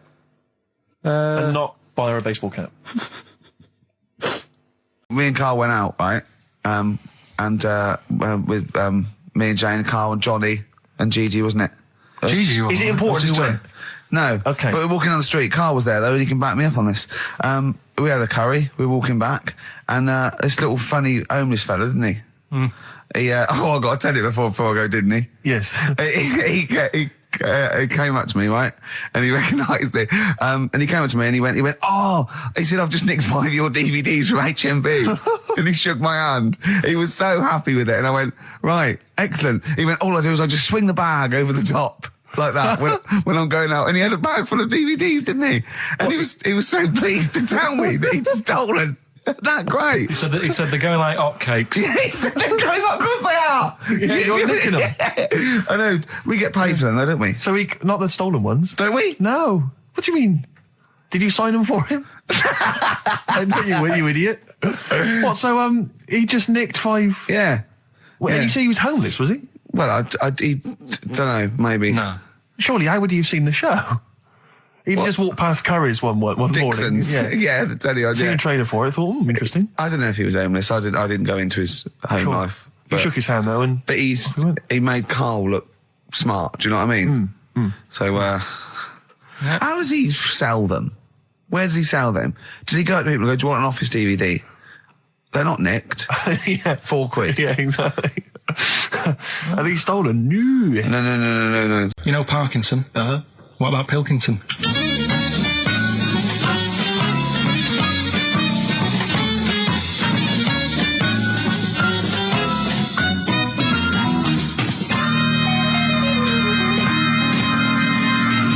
Welcome to Pilkington. Thank you. My guest today is Taryn. She's a plugger. You're still a plugger, right? No, we do co-management. Right, now. she does co-management, but she was a plugger. She looked after Therapy, Raging Speed On, Slash, all the big names, yeah? But we're not here to talk about music today. We do a lot of that on XFM. Today we're talking ghosts. Now, Ricky and Steve, who I do the show with, they're not having any of it. So I said, well, I know someone who, gets on with ghosts. There's a lot of them. So I thought I'd get you in today, have a little chat for a couple of minutes, just to sum up the story so they get an idea of what happened. You had a horse, yeah? You had it in some stables. Yeah. He hasn't let us speak yet. You went to, look after it and that, play around with it, take it for a ride and that. Riding. Yeah. 2 of your mates were in the stable where your horse is. Not my stable, in the opposite stable. In the opposite stable. And I heard them giggling and they're messing about and that, yeah. You heard them having a laugh. So you thought, right, what are they up to? So you go in and they're messing about with a Ouija board. Yeah. Right. So this is where you come in. Did you get involved with the Ouija board? Unfortunately, I did. Right.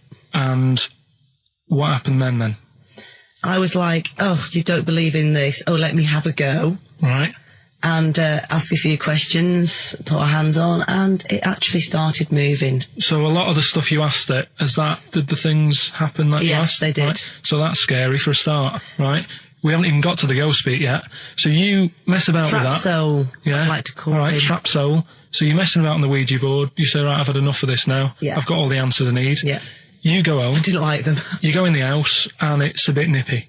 The flat is absolutely fine. It's when I went into the bedroom. You've got to remember, it's a very, very warm, hot evening. Right. And walk into the bedroom and note it is cold, colder than usual. But I'm actually quite glad because it's so hot.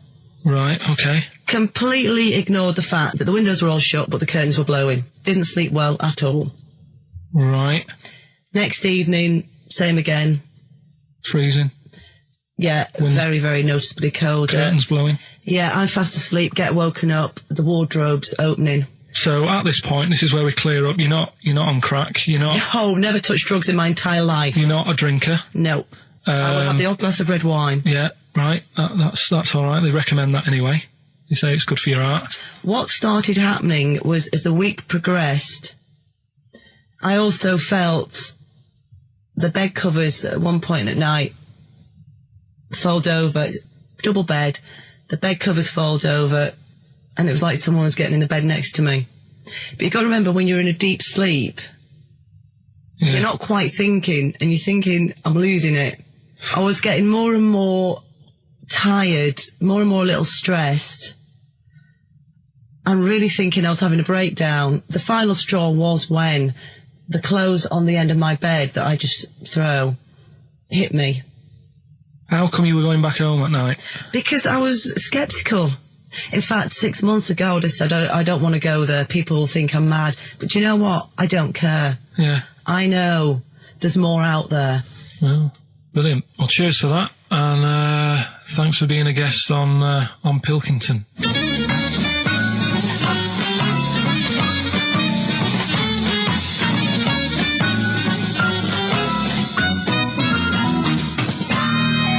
Incisive investigative journalism there. I like the fact that you've learned a lot from Parkinson, even stealing some of his questions, like, are you on crack? Which I know he always asks his guests. Yeah. I like the fact that when she went, I don't know, I have the occasional red wine, goes, well, that's all right for you. Good for your heart. That was great. It was brilliant. That is the best interview technique I've ever heard anywhere. I feel like there's still some questions unanswered. Yeah, it hasn't proved it to me, I'll be honest, Carl. It hasn't proved the existence of ghosts. I have to say, Rick, that I was worried as soon as she got involved with the Ouija board. I was thinking, please do not get involved with that Ouija board. Yeah. I was worried when she said I heard some giggling coming from the other stable. Yeah. Don't go over there. Don't go over there. What questions did she ask the Ouija board? You didn't ask her that, I noticed. She didn't want to. She didn't want to say? No. Okay. Do you think it was something like why that you did to try and confuse the computer, and the spirit world got really annoyed, and they got confused, and they came back and started messing up her clothes? But what do you think then? What do you mean? What do you mean? What do I think? What do you think? What about what? There's nothing I can answer there. There's nothing I can answer. All right. She said. Well, I'll just keep saying I don't believe in the existence of ghosts because of the impossibility. Right. Now, when she said, the interview I did for 50 minutes. You did for how long? 50 minutes. 50 minutes? Yeah, we might use that at Christmas or something, right? But the thing is... Well, that's the best you got out of 50 minutes. They're the highlights. No, I'll be honest. MTV are not going to call again. I'll tell you what, right? It did get a bit dark, and I didn't want that sort of stuff going out. Saturday afternoon, yeah. But I can understand the heating thing. I said, well, you know, in the full interview, I was saying, you know, that could be anything, couldn't it? Heating broke or something. Now, she said what else was she talking about? Someone got into the bed next to her. Yeah, I mean, I sort of said, well, you know, how did that happen? Yeah. And she couldn't explain it herself, but I said, but it did wake you up. Maybe you're a little bit sort of, still. Although the only explanation I can think of, if she didn't actually see anyone, is it was a ghost. Yeah, well, she's probably got a ghost getting in bed. But what about cupboards opening and shutting? See, again, the only explanation for that is a ghost. Yeah. Well, I can't think of anything else. Play a record. It's got to be a ghost. It is ghost. I think you've proven it to us. Yeah. A spirit. Yeah. Street spirit? Yeah. Nice. Hippopotamus? News. Right, well, this one, it's... I'm not going to take the credit here. I heard Christian talking about this on breakfast, right? Because it's a good story that happened. Basically, I don't know if I told you about it last week when we were having our spaghetti, but... I think you did. Right, I know what it is. I know what this is. Yeah, I've not heard this.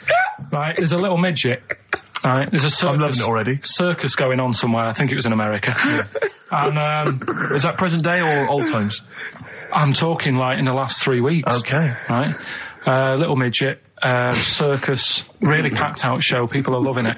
Right, Steve, you asked the same question I did. I know. So there's little midget jumping up and down on a trampoline. That's what circus is.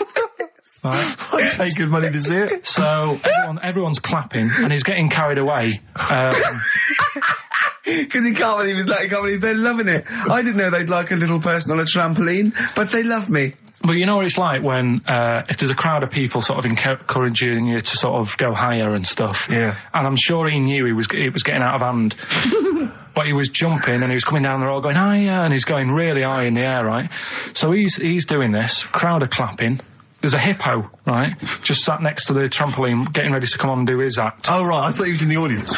There's a hippo getting ready to do his act, Steve. Yeah. So he's a ventriloquist. What do you mean he's sitting by the trampoline waiting to do his act? Because why does he sit in the dressing room and they go, 5 minutes, Mr. Muss, 5 minutes, Mr. Muss. So anyway, right, so the hippo's there. He's getting annoyed, is he? Because the midget's he's going, how can I follow this? This is really annoying. They're going to be, no. So he's thinking, he's already done the trampoline, my pogo stick act is never going to work. Yeah, go on. So there's a hippo waiting. See, it's a great story, and I just know he embellishes it or it gets slightly wrong. Go on. So there's a midget jumping up and down. The hippo's getting annoyed. The crowd are going mad. The midget's loving it. Can't believe his luck. Although you think he probably knows he's dicing with danger. Yeah. So next thing you know, they're all saying higher. He gives it one big, like, heavy sort of landing on the trampoline. Goes really high, but goes off at a funny angle. Oh, hypotenuse. Okay. Yeah. And sort of flies off. Hypotenuse! Sure. Flies off at a funny angle. Ooh, dear. Hippo's there, swallows him whole. Crowd are clapping, thinking that's why the hippo was waiting there. Rubbish. Rubbish. It's not rubbish, though. But no, maybe there was an accident in a circus with a midget and a hippo, but at no point was this hippo waiting to go on, going, come on. The midget flew off at a hypotenuse and landed in the hippo's mouth and was swallowed whole. This is what you embellish it. That is great. And I have to say, though, Rick, when I heard midget, trampoline, hippopotamus, I was thinking accident waiting to happen. Yeah. So... Yeah, maybe. I mean, it is that you should never put those three together. Never. It's a recipe for disaster. Everyone knows that. Midget, trampoline, hippopotamus. Are you mental? You're asking for trouble. Well, you know when he told me it, he said, and the midget. He didn't mention the hippopotamus, and he said the midget went on, and soon he fell off, and the hippo ate him. And I said, sorry, what was the hippo doing there? He went, it's a circus. Steve reckons in ancient Greece, right? it was better to shag a bloke than a woman. And I went, well, yeah. I mean, that's about the male being sort of a first-class citizen. Much better, wasn't it? An aspiration the to sleep with a beautiful man than a beautiful woman. Women were lower-class citizens, so therefore men were seen as higher class. So to have sexual relations with a man there was no shame in that. No. In fact, it was looked upon. And I said, well, ancient Rome. I said, even Nero, he'd sit in his big jacuzzi and he used to get, pretty boy men to just go into the water and just nibble at his testicles while he was having a wash. He didn't do that. He did. No. Yeah. And he's not a gay fella. No, well, no. I mean, I don't know about Nero, but I mean, it wasn't a case of a big delineation between what was heterosexual and what was gay. It was just, whatever you. So what did this fella do then? This one who's having his. Well, he was pretty much top boy, Nero, for a while. He was in charge. And, and you did what you were told. If Caesar or. But why were people going round there? Why didn't they go? Oh. No, they weren't dropping in. It wasn't like the door was opening. I'm just going to see what Nero's doing. It's not like when I pop in here to see you. Normally what would happen is he'd say, "Come back to my place. I got a book for you." Yeah. You'd pop in. But he'd come out in his pants. Elton John would be on. You'd have probably been like a delivery boy or a stable boy or something. And you'd have popped round there, and you'd have gone, there, right, Nero, there's the tablets of stone you wanted. And they go, Pilkington, why you are here? Pop under, I don't know why he's French. What is that? I don't know why he's French. Just pop under the water and nibble at my testicles, and you'd have done it. Because he was Nero. I wouldn't. He would have. There's no way I would have done. Well, you would have. What have I done? I've dropped a pizza off.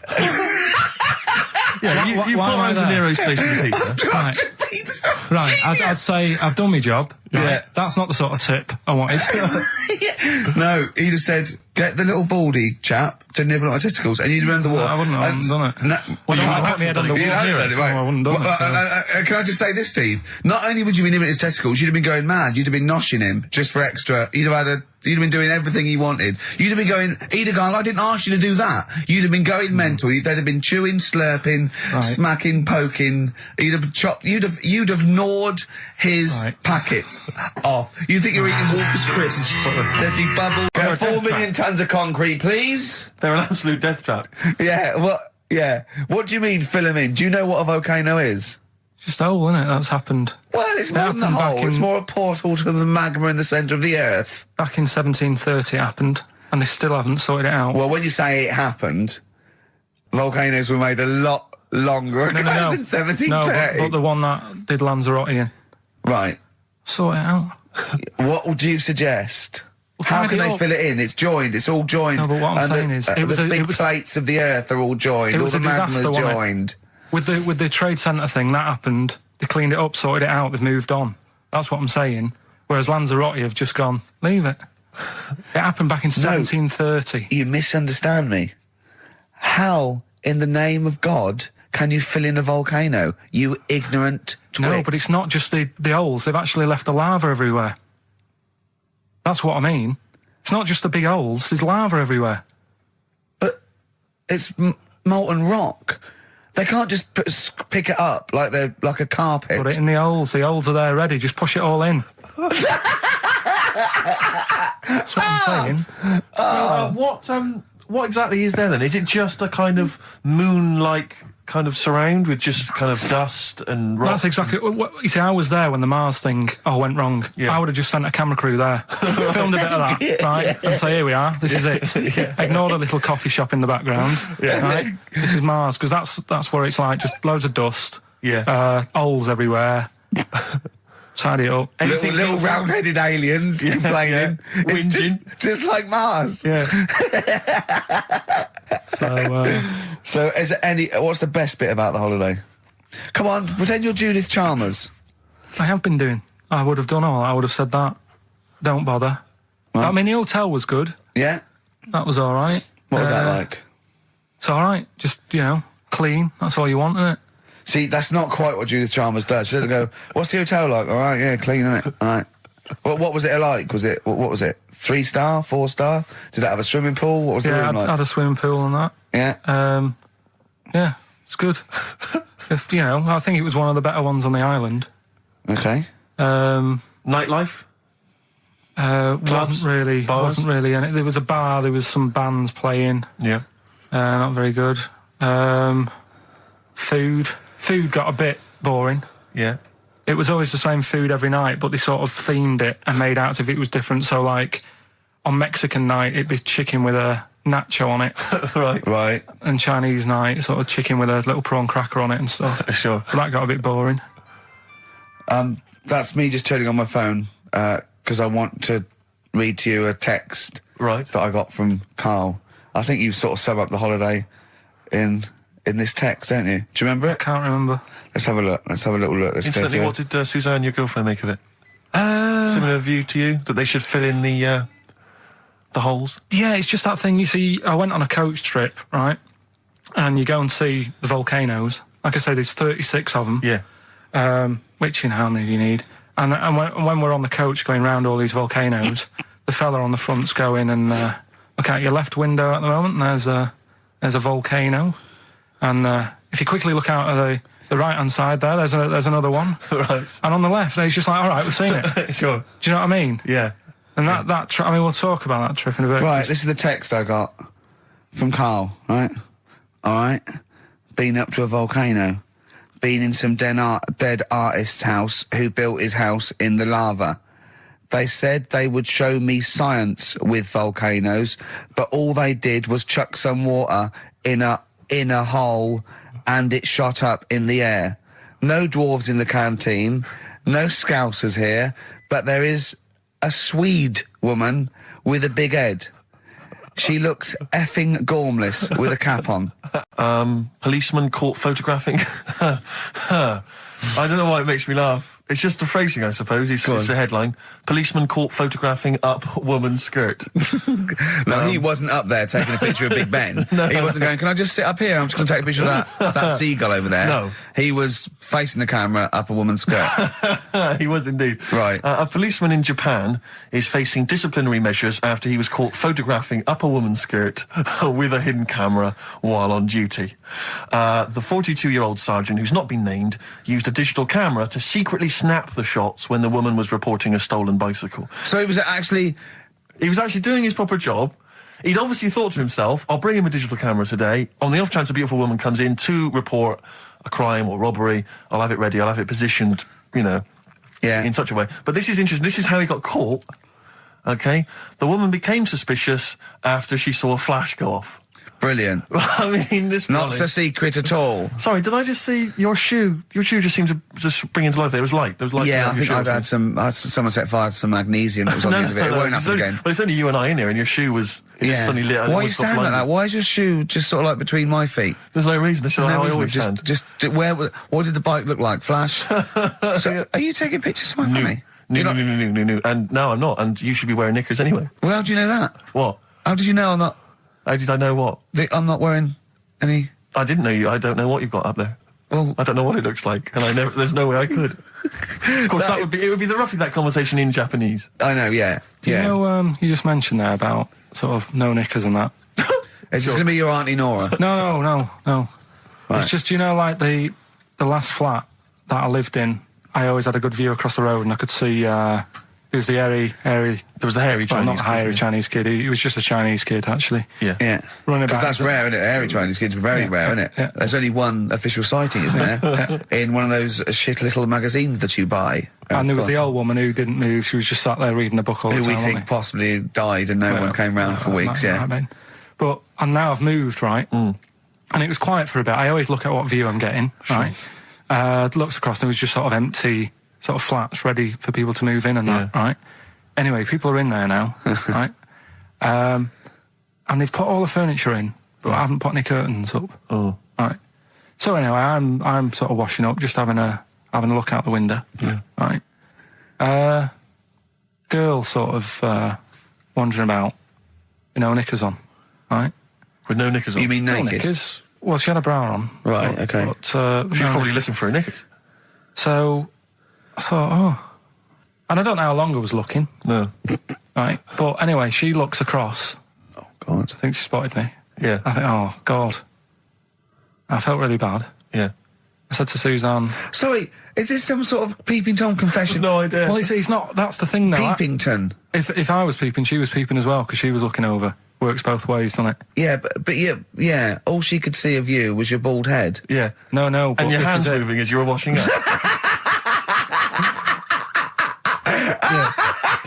And some white-looking substance frothing up. Particularly stubborn stain on this glass. Yeah. Oh, God. Imagine that. Imagine if she looked across. I'm assuming your sink is lower than the window. But didn't she just cover up or something? Or she looked back and go, oh, you're looking at my fanny? Well, the thing I did, What? I thought, just sort of drop me boxer shorts. Because I What? thought, well, Suzanne said, what are you doing? What are you talking about? What are you talking about? No, just so they can see me cheeks of me. What are you talking about? No, because I thought, if she thinks I'm walking about in the nude as well, then we've both got something out of it. Carl! This sounds like a bad excuse in court. I know. So sorry, you were looking at a woman dancing around naked, right? So the only thing you could do was immediately drop your boxer shorts. So she looked across, saw you fully clothed, saw you took your boxer No, she wouldn't have done, because it's sort of just the top half and the sink's at a side angle, so I was sort of looking out. So This she is wouldn't genius. so she wouldn't have seen your trousers then anyway. No, she did. I moved in front of the window more. So you then made you actually climbed in front of the window. Oh, this is amazing! So you climbed in front of the window to show off it wasn't your naked obvious. lower half. Susan said, what are you doing? And I I said, bet she did. What are you looking at? I sent you in here to clean up. What are you doing? I'm just taking my trousers down, standing by the window. Why? Because there's a naked woman across the road. What do you think I'm doing, Suzanne? I'm exposing myself while looking at some free fame. leave it. What's up with you, Suzanne? Anyway, Wait a minute, can I just check? A final question. What did the woman across the way... What happened? What was her I reaction? didn't look again. I just thought, you've seen a bit of action as well. We're both happy. Let's leave it. Brilliant. So were you waddling around like a penguin with your trousers around your ankle? I just was walking about, and Suzanne said, what are you doing? I said, I'll explain to you in a bit, but don't look out the window, because then it's Excellent. obvious. Then he sees that she calls her husband to look at Karl walking around naked. He goes, oh, she's got a... Quick, Suzanne, get him out. There's only one with him. Get some more friends. They've gone one more. Lars, and there she goes. What a great start to a show. We've had 20 minutes of some of the best banter, chatter and music and anecdote anywhere on the dial. You're damn right. High five. Yeah. Sweet, man, sweet. Oh, what are we talking about? Well, I love that track. It's lovely. They've got a bit of the Liverpool gene, Paul, haven't they? That sort of doddy. You know what I mean? I like the Scouse sort of look. You know, the Cilla Black and the Stan Boardman. Yeah, it's particularly unique to Liverpool. It's sort of happy and teeth and ears. And, It's do you know what I happy mean? and teeth and ears. Yeah. Oh, brilliant description. Yeah. Happy and teeth and ears. Yeah, that's just three of my friends.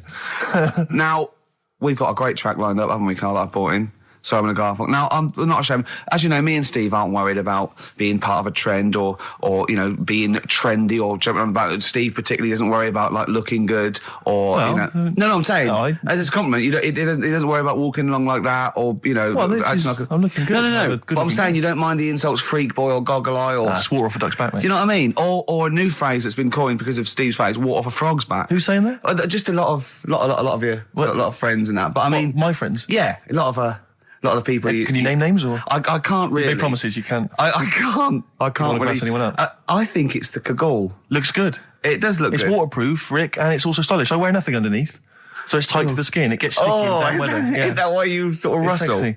But what's all the? Is there abuse? What's this? No, they just say. Because I'm pretty trendy guy, but I, as you say, I cut my own trend. You know, I make my own style. Oh, dear. So just go back to insults briefly. Go on, You know, Goofy. saying. Oh, no, see that's Goofy, that's not fair. No, because that's what he said. It's in my head. What do you mean he said? No, When did he say that? No, I mean, When did you call me Goofy? No, he didn't. He said about what's in Baldy? my head. Hey, no, when it's come on. come off it. Don't What? Who's start calling on me it. Goofy? No. I'm not even Goofy. Goggle-eyed's fair enough. Yeah, but you can sort your look Lanky. out. I can't. What do you mean I can? How could I sort my look out? I'm not even Goofy. That's not fair. You've got the proper features. What? Just needs sorting out a bit. I can't help it if my hair's not good. I noticed the other day when Carl was sitting on your knee having his picture taken. It's a long story, right? He's got a completely spherical head. It's slightly too small. I'm not being funny because, I mean, you know, I'm not perfect. But he's got a completely spherical little head. He looks a little bit like a baby hamburger. You know hamburger off McDonald's? Sure. He looks like a little baby hamburger. And it's sort of quite put upon. It's Suzanne thinks a lot like that thing in that Dulux advert. Do you know when the woman pulls the head off that? A little plasticine morph type and then they make a new head for it. And it's like a little head. Really? And that's your girlfriend saying it. I know. Anyway, listen, let's get back to business here. This is a great track. It's America by Simon and Garfunkel. This is where I started saying we don't care about being trendy and all that. Right. If you don't like well, okay, let's play Educating Ricky. Right. Brilliant. Go. Right. So- Ding-a-ling-a-ling-a-ling-a-ling. Educating Ricky. Right, what are we going for then? Hanging the bacon, airy Chinese kid, alien gives man a beard. I think Alien gives man a beard. I'd like to do that. Right, there's this fella, I think it happened in America, and he saw a bright light in the sky. And God, if you're bored. he stood there. This is a true story, is it? Yeah. He stood there, Yes, of course it isn't, Steve. and he saw this bright light, and it came closer and closer, and it was a UFO, right? Yep. And he looked at it, and it disappeared, right? And he gets back in his car, He looks in the mirror. and he looks in the mirror. Yep. He's only got a beard. He has. You sure it wasn't someone else who got in the car and he was still standing out there? Right? What? And it turned out, Yeah. he got home and said to his wife or his girlfriend, it's a bit weird. So I just got out of the car to look at a bright light, and I got back in the car, I grew a beard, and she said, never mind your beard, where have you been for 3 days? And what had happened is... He passed out because he was pissed. No. The UFO had taken him for 3 days. Yeah. But he'd only thought that he'd only looked at it and it went away. Yeah. But what had happened is, he yeah. took him and he grew a beard because he hasn't had a shave. Right, okay. I mean, was Will Smith or Tommy Lee Jones anything to do with this at all? Did you see this on a video maybe and thought it was an educational film? No, it's from a book that some kind person sent in to me. Here. Can I just ask again, just again, I'm just throwing this right back at you. Do you think there's any other possible answer here? Right? A man is absent for 3 days from home. He's the grown a length beard. of time that it could take to grow a beard, lest we forget. What if he hadn't actually seen a bright light in the sky? What if he was lying? What if he was lying? He got knocked unconscious. He'd had a car crash. Just any lying. number of other No, things. just lying. Or he was just lying. Yeah, he'd been on a bender, getting pissed for 3 days and that with was his his mates. excuse to his wife. And they went, Dennis, what are you going to tell your wife? Well, wait a minute. Wait a minute. He's not going to believe I was out with you, lads. Just say you're only away for a minute. No, she didn't know I wasn't away from it because of the beard. Oh yeah, look, it looks like you've been out for 3 days. Well, we have. That's Exactly. right. Okay, we've got to cover that then. Alien abduction. Great one.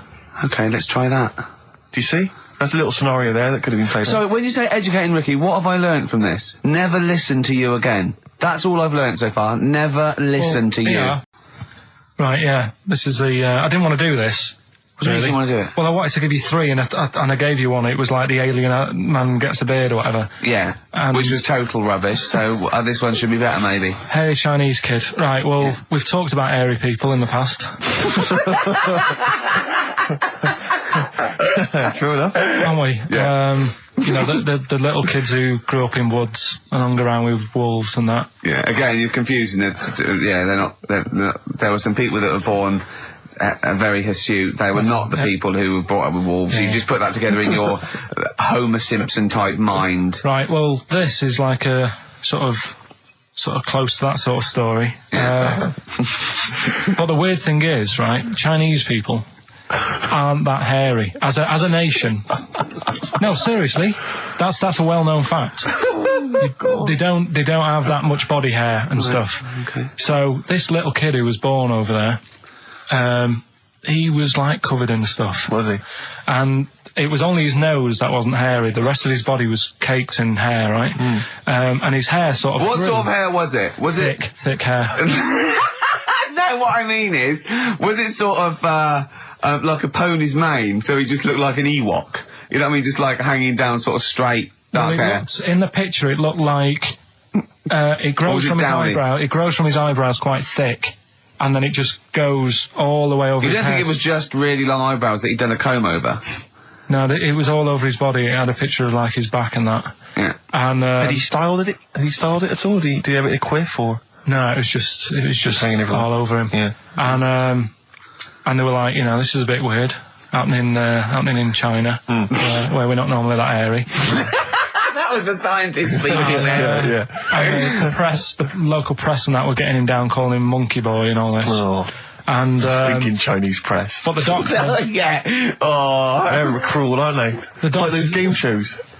That's Japanese, isn't it? Yeah. That's what. Yeah. And the doctor said, I was Carl talking through all that time while we were just like talking to each other then. Because I turned round and I still saw he was talking. Go on. So anyway, the local press came in to see the hairy boy, the monkey boy. and they were like being tight, taking the mickey out of him, and the doctor said, showing him nuts. Said he's only hairy. Said he's a healthy young kid.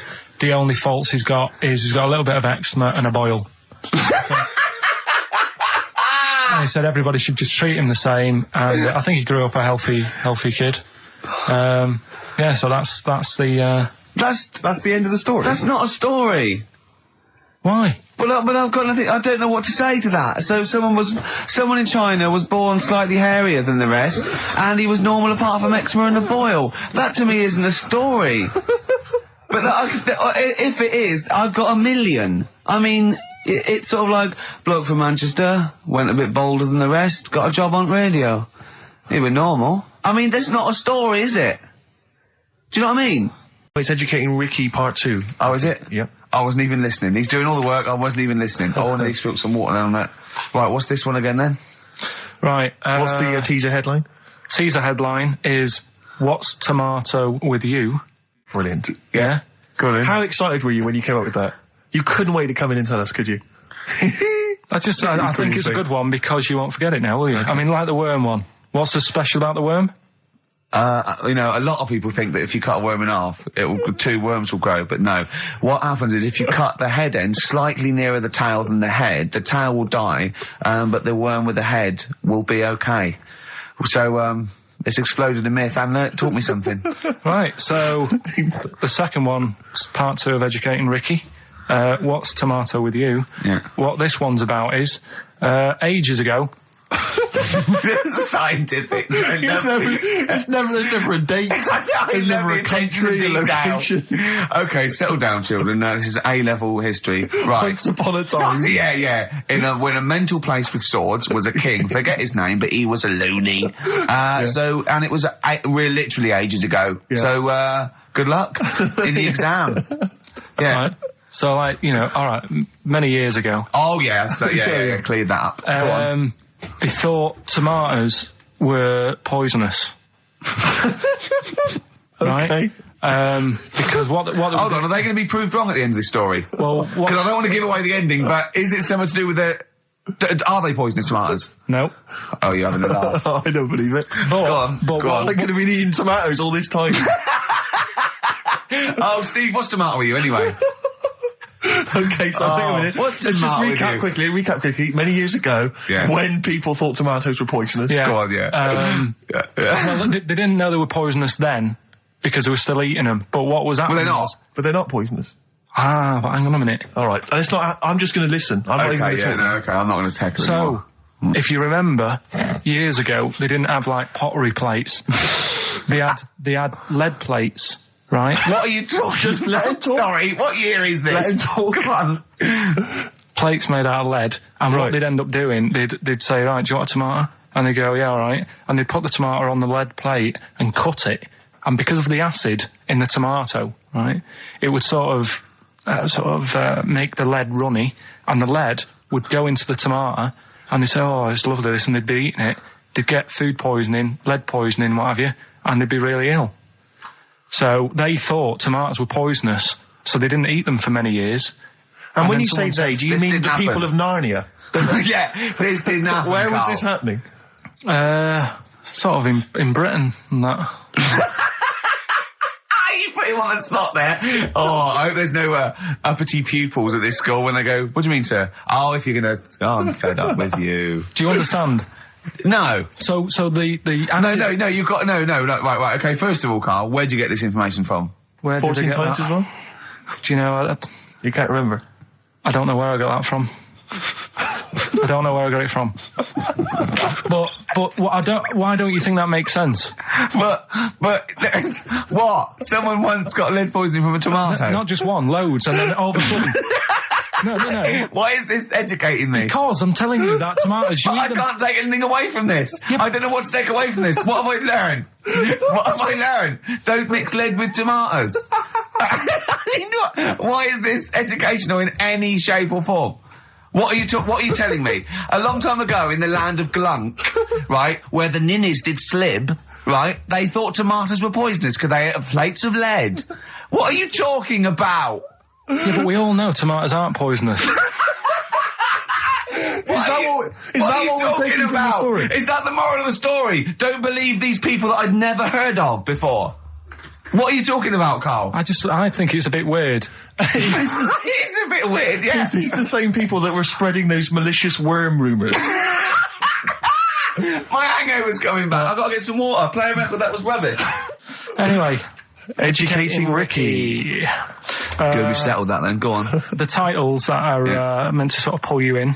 Yeah. We've got, what was it? Stocking, Aitken and Waterman. Yeah. You've got It's Not His Vault. And Get a Load of This. Get a load of this. So, which pun do I pick first? I think I'll go for Get a Load of This. Get a lobe of this. Yeah, get a lobe of this, yeah. Well, that's a story about a girl who, she was deaf, right, for 4 years. And, it happened quite a bit back this. What year? Or was it, I think it was ages ago, was it? Yeah, quite a bit back. She was deaf for about 4 years. Having an argument with her mum, it said, which I didn't quite understand. Because I don't know how they do that. Yeah. But she was having an argument, and a man pushed her against a wall, and she banged her head, and her hearing came back. Okay. Was she wearing a Walkman, and it fell out? And she'd realised, there's no explanation. There's no explanation? Well, why is that teaching me something then? So I knew you'd say this, right? So I thought, right, I'll stick something on it. Do you know that bees are deaf? No, you can't just, no. If you ask someone something they don't know the answer to, they don't tell you something else. Just, I'll tell you something else then. I can't answer that, I'll tell you something else. Imagine that.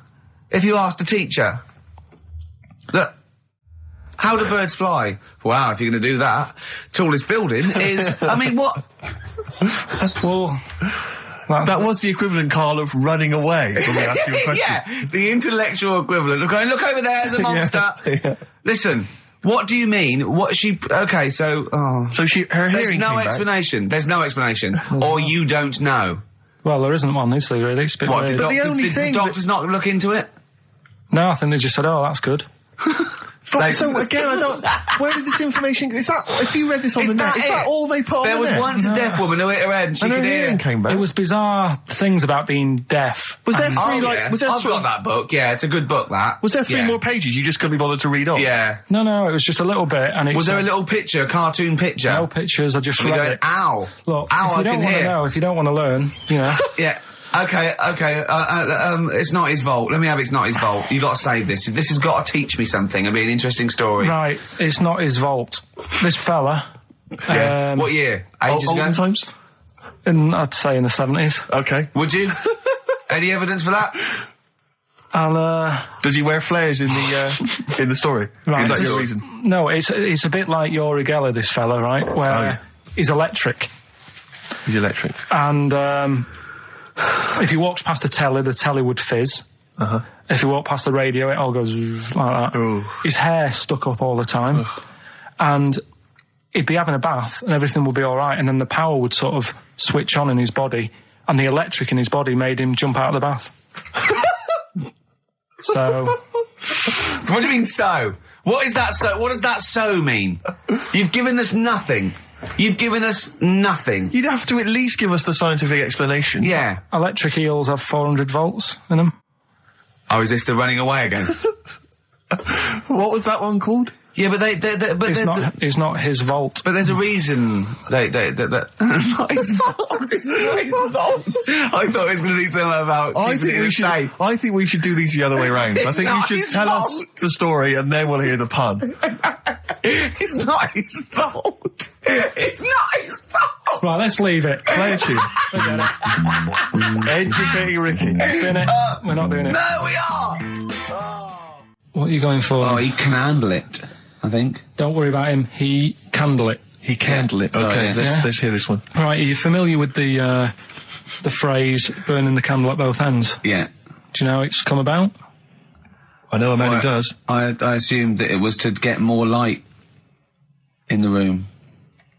How would that work? Well, they'd put it sideways and light both wicks, so out of one candle they could get two. No, go on. No, what it is... I know what it means. It means you're doing too much, you're staying up too much, Right. you're not getting enough sleep, and you're... Well, years ago, yeah. when they didn't have light bulbs and that. Oh yeah, what year is this? Literally ages ago, specifically. Yeah, quite a bit back. Okay. Didn't have light bulbs and that, so they used to have candles. When did the light bulb come in? Because I can't remember at the moment. Don't know. Okay, go on. So, yeah, so they've got a light bulb. You're not, you wouldn't know. You're a doctor. You're not a historian. Go on. And people who worked a lot of hours. Yeah. How many? Literally lots. They get up early in the morning because they have to be up early. Yeah. And it's dark outside, so they'd light the candle. Sure. And they'd wear it out a bit, and then they'd be getting in late as well. Yeah. And like they'd be like, "Oh, it's dark. I'll have to light the candle again." And they're burning candle at both ends of the day. So that's where the saying comes from: burning the candle at both ends. So, all right, that's a little lesson. Yeah, lesson one. Okay. Can I have? No, you can't. Have you can't one rush yet. into them, Rick. You've got to. I've got to soak in that. You've got to soak that one in. Any questions for Karl off the back of that? What do you think? So people were. I mean, basically, where this comes from is people were literally burning the candle at both ends of the day. Sure. There you go. So we've still got. Go on. I'm committed to this treatment. And I can't wait. This is like Christmas Rick, Eve for me. It's like Christmas. I've got to open another present now. No, I'm afraid we've got to save it. Rick, raw Nirvana. Amazing. We were just talking. We were getting excited about that. Yeah, aren't we? got an incredible Brilliant. voice he has. And growl drumming it's brilliant. You know, you're right. The new one from Nirvana. Well, it's time for Educating Ricky Part 2, isn't it? I'm excited, Karl. I'm going to learn so much from this. What's the choices again? What you've got left. Still keep phoning your answers to email. Sorry, yeah. The answers to Rockbusters. Yeah. Right, okay. Educating Ricky, Part 2. Right. I'm committed to this treatment. Yeah. Is one. I've got to go for that one. Yeah. Yeah. Or the other one is the police are causing a bit of a stir. He still says it like it's the best thing he's ever come up with, which in a way is. It could be. Right, go on then. I'm committed to this treatment. Right. Do you know the saying? Is it just sayings now? Are they all sayings? This No, they're not. Okay. No, the other one isn't. Frog in your throat? The saying, there's a frog in your throat? Yeah. I assume it's when you croak a little bit. You sound like a frog. No. Right. Might seem a bit weird, this one, right? But years ago... Oh, yeah. Sorry, what is that clue? Committed to this treatment? It's about frogs committed.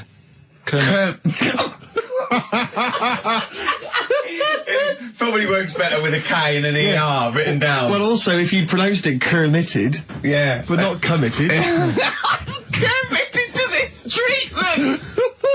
Right, go on then. That's genius. So, yeah.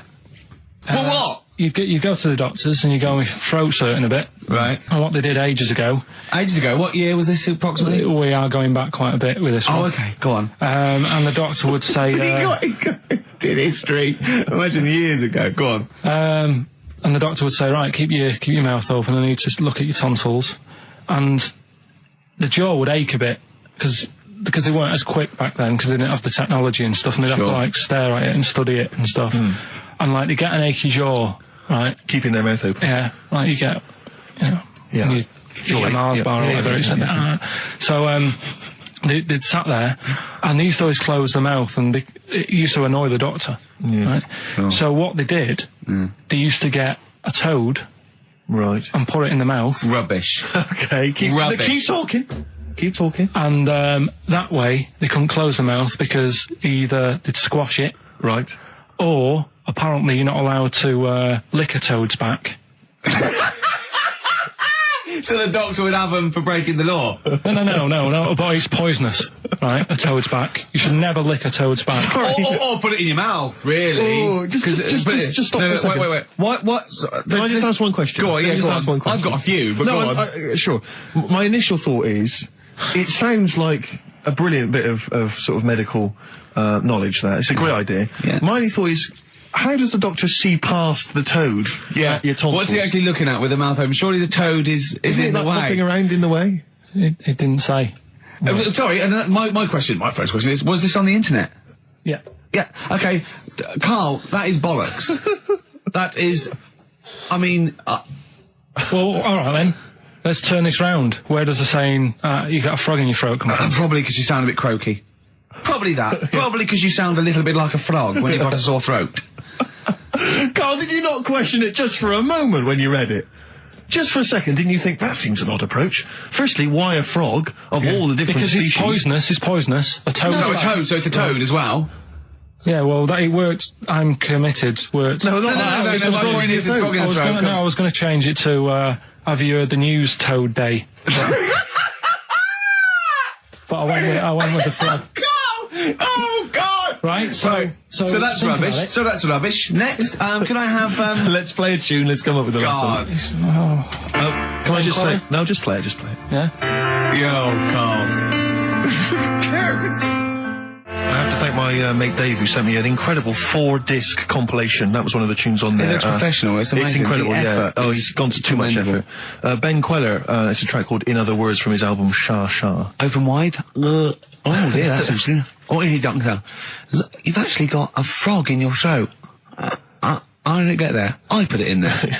That's the most ludicrous story I've ever heard, Carl. Why don't you think when you read these things? I think there's always going to be a bit of truth in all of these. I mean, that fella called up, didn't he, and said, I'm not sure about the, putting a frog in your throat if you've got, problems with your tonsils or whatever. But he said years ago, if someone had toothache, they'd get hold of a frog and strap it to the face. Yeah, sure. So maybe down the line, maybe they did. Yeah. Maybe they didn't do it for long. I think Caligula made his emperor, a horse and emperor as well, but I mean... Well, what about the frog thing with a poisonous back? It's rubbish. That's true. No, the toads have the secretions in the Why? But they didn't put it in people's mouths. No, so... Why? Well, I'll tell you why. When a badger or a heron tastes the toad, it's horrible. Ugh. The toad might die, but it's for the good of the species, because then think how many toads looking like that a heron could eat in its lifetime. So the fact that one toad sacrificed itself, all those other toads in that heron's manner will be safe. Why? I mean, we've talked about animals a lot on the show, right? Yeah. And when God made a toad, Right. Okay. Well, I'm going to stop you there. I'm going to stop you there straight away. Don't. Just let him carry on. right? Okay. Like, there's annoying things out there. Jellyfish is a big problem with me. I don't understand what they do in the sea and stuff. Right. Right, but we'll leave them. Got right? to for me, but go on. We won't talk about jellyfish. No. With the toad, right? If it's to protect itself, Yeah. right? Now, No, it's not to protect itself, it's to protect his species. No, yeah, but that surely, right? If the toad had a choice, if God said, right, what I'm going to do for you here, you can have something like a lobster's got claws, big claws, do have a fight. Or I can give you something that if someone's having a go at you, you've got to try and persuade them to lick you back as a defence. Yeah. What use is, right? Oh, right. God, sir. Well, I'll tell you why. What is God The up fact to? that there are still toads around is a testament to that defence working. That's all I'm going to say, okay? If the toad had died out, you'd have a point. But they're still around. It works, alright? And don't start slagging God off. He's got a lot on his plate. Basically, I think he took on too much. Particularly in 1 week. Exactly, it was crazy. Danger High Voltage, Electric 6, XFM 104.9. I'm Ricky Gervais, with me Steve Merchant. Carl's getting all flustered because I put an elastic band around his head. And we've had a definition of... Well, hang on a frog in second, the throat. because there's an update to that, Rick. Go on. We did just have one definition here of a frog in the throat. Apparently this has come from some internet site, so who knows how convincing it is. But it says frog in the throat, meaning suffering from temporary hoarseness, needing to clear the throat. Origin from the Old English frogger, meaning hoarseness. That's from Chris. Now that sounds slightly suspect to me. Why? But frogger? I mean, it seems odd that it would derive from that when it so clearly appears to be you sound like a frog when you have a sore throat. Yeah, but the word frog could come from frogger, because it sounds I like it. I seem to remember, wasn't Frog a game you could play on the on the Spectrum? That's a great game. But Yeah. listen, hang on, there's an update to that because just to Common frog, of course, Rana temporara. That's the Latin name. Well, your toad is Buffo Buffo. You may be trying to show off, but I think you're about to embarrass yourself as well, because you've been slagging off young Karl. Yeah. It says here, another email, it doesn't tell us who it's from. Although it's hard to believe now, at one time, medieval physicians believed that the secretions of a frog could cure a cough if they were coated on the throat of the patient. Yeah. That in itself sounds repulsive, but what makes the idea even worse is the application of the secretions. Instead of painting the treatment on, something which may also have seemed rational, a live frog was placed into the mouth of the sufferer, where it remained until the physician decided that the treatment was complete. Right. Apparently Shakespeare's son-in-law, that's a question mark, I don't know what that means. Anyway, it's no wonder that today a froggy or croaky attempt at speech is said to be a frog in your throat. So, you can see that what's happened there is Karl's misread or been slightly misinformed about a medieval practice. In a sense, you're both winners, just for taking part. I'll bacon in the morning if you're sick of having me. Right, I'm having that one. That's brilliant. Right, well, it's a saying. Do you know cold shoulder? Giving someone the cold shoulder? Yeah. All right, if you have someone round at your house and, you know, you try to get rid of them and they're hanging around and stuff and you're like, oh, I wish they'd go, I'm tired and that. Well, years ago... when? Literally years ago. Well, ages ago. Sort of, Olden times. I think it said medieval times. Yonks ago then, yonks ago. Yeah, medieval, We're going back quite a bit on this Well, one. you know when you find out these books, why don't you just pop down when it was? Just make a note. I don't think it says all the time. It just sort of says, you know, a few years back. Yeah. No, it doesn't. Well, never. All right, I'll make an effort next week. Okay. Right? So, it's annoying that because my girlfriend said to me, just make a note of the time and they'll stop having a go at you. Yeah. Yeah? And I kind of thought, it's all right. Didn't listen. I don't think it matters anyway in this one. We're looking at the saying, right? So Yeah. it's giving someone a cold shoulder, right? And what it is, right? Ages ago, there wasn't enough houses for people. Right. Because there wasn't much money being made.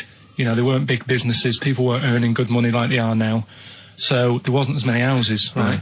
So what you ended up getting is like, you know, the rich people having a nice place to live. Oh. And the poor people were like wandering about, you know, looking for places to live and that. And what they ended up doing is they had like, people would go round to the mate's house and say, look, I haven't got anywhere to live. It's a bit cold. Can you let me stay? Right? So they'd go, all right, then you can stay a couple of days. But they ended up staying for like weeks. Yeah. Right? So to sort of get rid of them, what they'd end up doing, they'd be making the dinner and they'd be making a lovely dinner, like a bit of meat, nice warm meat and nice veg, gravy. And This happened every time, did it? This is where the saying came This from. is what happened, Rick. This is what what happened every time. It was in that vague book. The book of vague sayings and stuff. Right, so they'd be making a nice meal, but what they did, they looked after all the family. But the person who won't go home, they just give them some, like, sort of a cut-off of cold meat. Right. So they'd say, you're giving them the cold shoulder. Meaning... Right. Okay, that's rubbish. Okay, absolute... Carl, why would that necessarily work? Yeah. Why do they always, in every situation when you want to get rid of a lodger, well, still feed him every day, but make the meat lukewarm.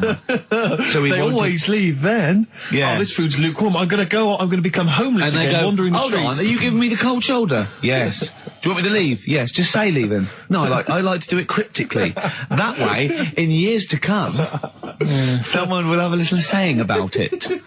Well, anyway, that was our bacon in the morning. Yeah. If you've had enough of meat, we'll leave that.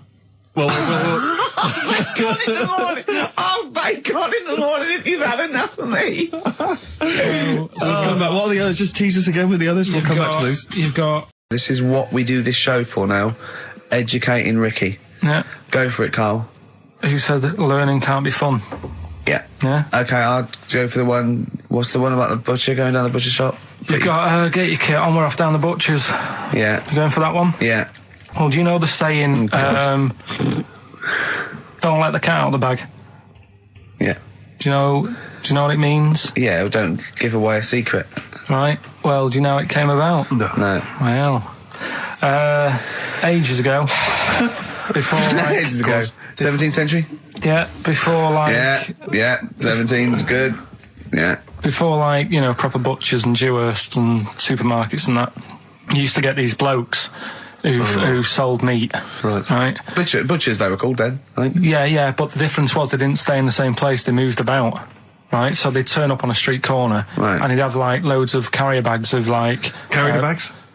yeah, with meat in and that, and people would Plastic be like, carrier bags. Yeah, with whatever. mobile butcher on them. Yeah. Right, so And an email address. Yeah, go on. people went, right, yeah, I need some meat. Right, so they'd go up to this bloke and say, what have you got? And he'd say, well, I've got a you know, you can have a bag full of pig, or you can have whatever, a bag full of chicken, whatever.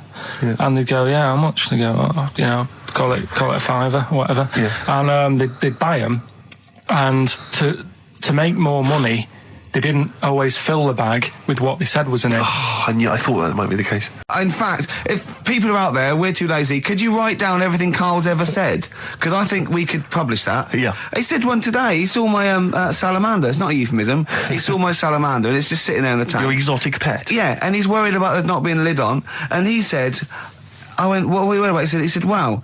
He said it sits there for 24 hours a day, obviously planning to get out. Well, he's got nothing else on his mind, and it's, the daft thing is, he has actually got the lid ripped up a little bit. And he'll be looking up there, and it's going to get out. But what's the worst that could happen? What's it thinking? What do you think it's thinking, this salamander? It's got his eye on the DVD player. I could have he and be down the market. Well, it's like those people who, those cab drivers that you'll meet at sort of 3 a.m. who've just got a car. Yeah. And just went out with a car. Yeah. And just, I'll pick people up and charge them. Yeah. I got in one once. I said to him, the guy just pulled up. I said, he said, I was in like East London. I'm going back to North London.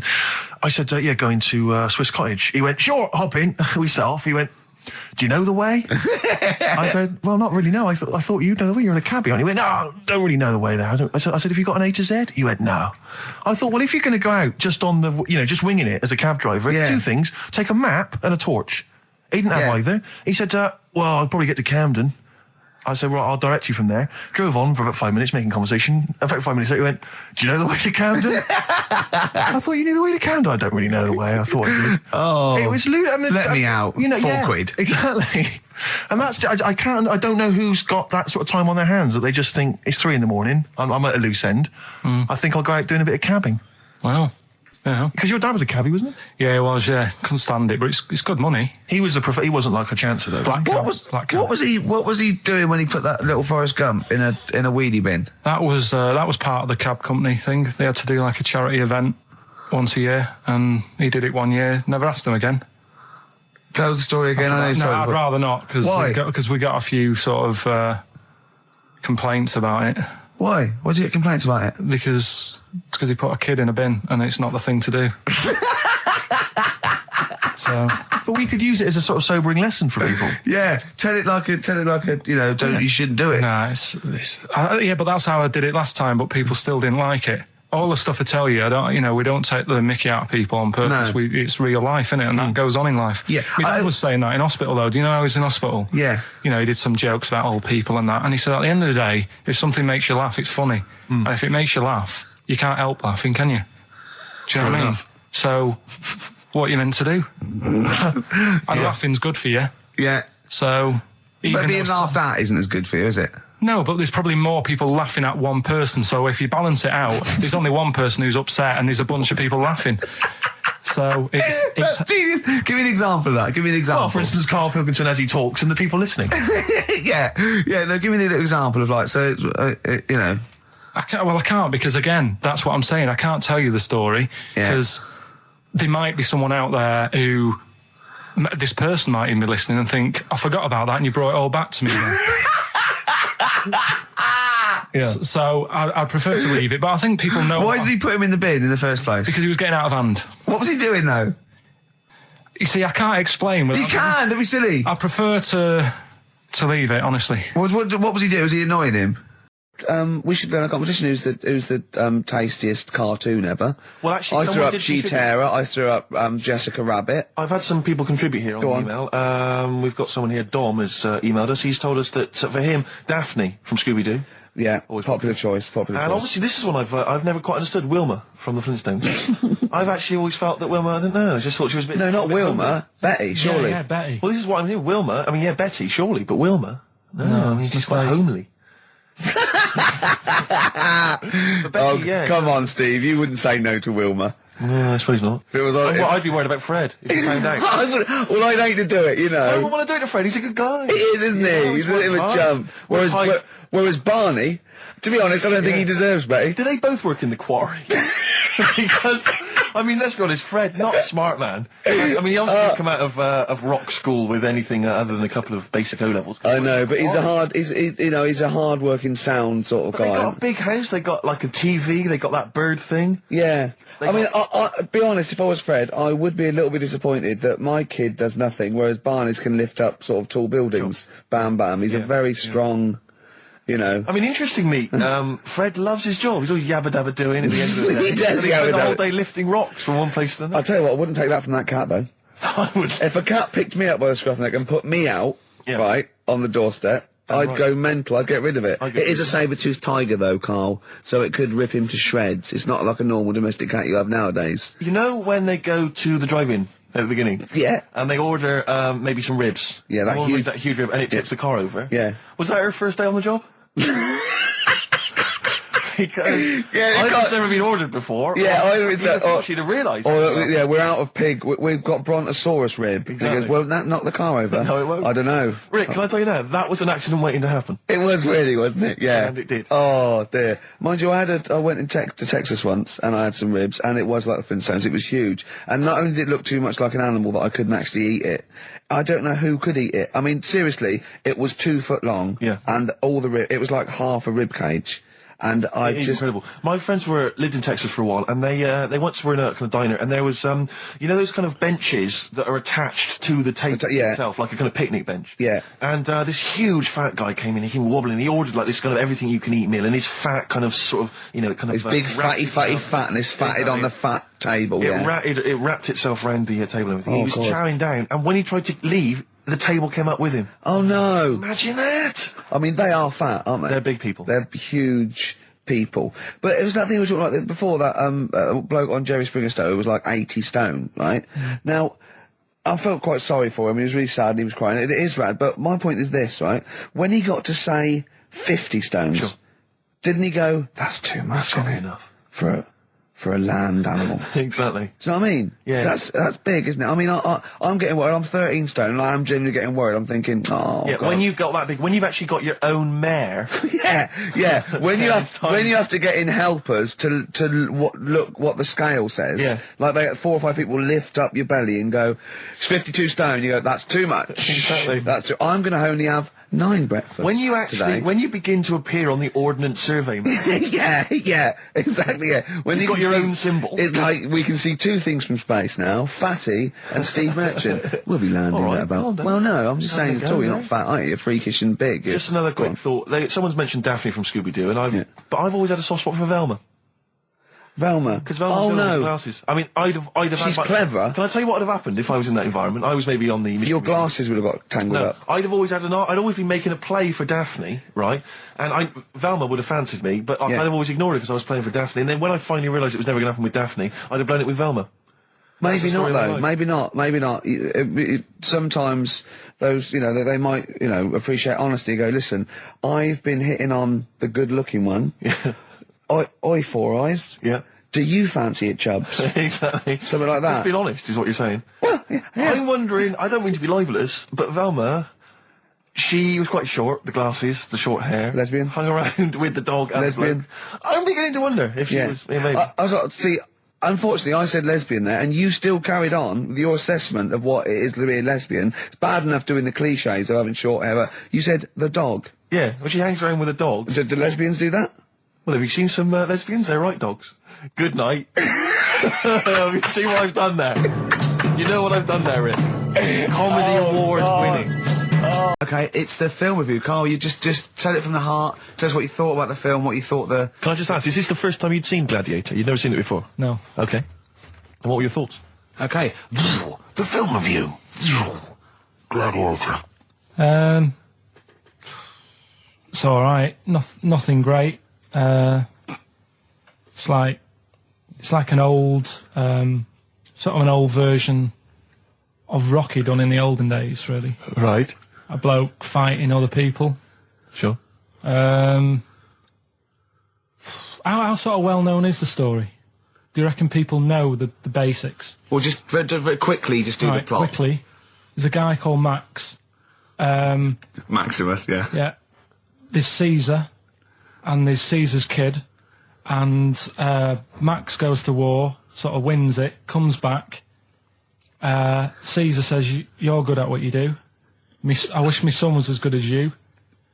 So I want you to be in charge when I die."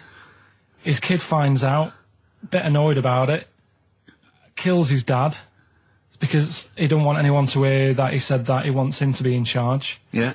So his kid gets in charge and thinks, "I'll show you. You're not going to be king. I am. You're going to be a slave or something." And then next thing you see is... Sorry, can I just stop there? My only thought is the film's 3 hours long, so maybe we should go through the whole plot. We've done the first 10 minutes, but Yeah. go on. So, yeah, he's a slave and then... Yeah, but then, that was an interesting bit that I thought, right? I mean, I was watching this with a girlfriend. She was already annoyed because she wanted to watch Friends on E4. Okay. Yeah. It was a good episode as well this week. Was it? Yeah. Don't tell her that. Okay. Right, so she was annoyed and she said, "Come on then, put it on." And I got it wrong straight away because it says on the back 149, so I thought that was an hour and 49 minutes. It turned out it was 149. No, I thought it was 1 hour 49. Yeah. But it was 149 minutes. Sure. So it overran anyway. By 40 minutes. Yeah. So anyway, the interesting bit was where he was going across the desert on a horse. And I think to show you how long he'd been going across the desert on his horse, he's showing you a shot of the horse's knees and they were bleeding. And I just wondered whether that's what horses do if they run for a long time. Do you know? I don't. Good. Right, so anyway, so he goes on, he keeps going on like this. He's a slave, and then he has a fight at the end with the Caesar's kid, and he kills him. And that's how it ended. Okay, good. What did you think of it? Just generally, what bits... What do you think was wrong with it? Right, well, I've read up on it, and there's already a fact that is wrong. Right. Caesar's kid, he didn't actually kill his dad. His dad died of a natural death. Right, in real life, you mean? Yeah. Okay. And what's Caesar's kid's name? Comedian or something? I think it's comedian. Yeah. Yeah. That's where the name comes from. When a funny person is called a comedian. He didn't actually get killed in real life by Max. No. He died by his sister poisoning him, and he didn't die. No. Are you saying that this is not a historical document? It's wrong. All over the place. Yeah. Well, next week I'm giving you Braveheart, and that is actually true. That is factually accurate. I can't handle it. It is. It was a little Australian fella that helped him out. Just for people who watched it, they know that the guy, Caesar's kid, yeah, he died. His sister tried to poison him. That didn't work. Apparently, he was a gay fella, and his boyfriend, who was a wrestler, strangled him. Where did you get this information? On the internet. I thought I'd look it up to see how much of it I actually got right. Yes. And that's what I read. Okay, so out of 10? 5. Really? Yeah. Okay. It's no good. I wouldn't get it out. It's annoying the way it says, like, this film's got to be seen at the cinema, because I saw it at home and I don't think I missed out on anything. Very good point. I think that's probably the point they're making, but yours is valid too. The Mad Monk. Go on then. When things like that happen, right, you've been told not to mention it. Yeah. And you're like a little kid. Yeah. And once things are in your head, yeah, it's difficult not to mention it. I mean, when I was a kid, yeah, right, yeah, my mum's sister Hazel, right, was seeing another bloke. It's weird because she's a lesbian now. That's really weird. That must have been an interesting Christmas. But anyway, she was seeing this bloke, and he looked like Ken Dodd, apparently.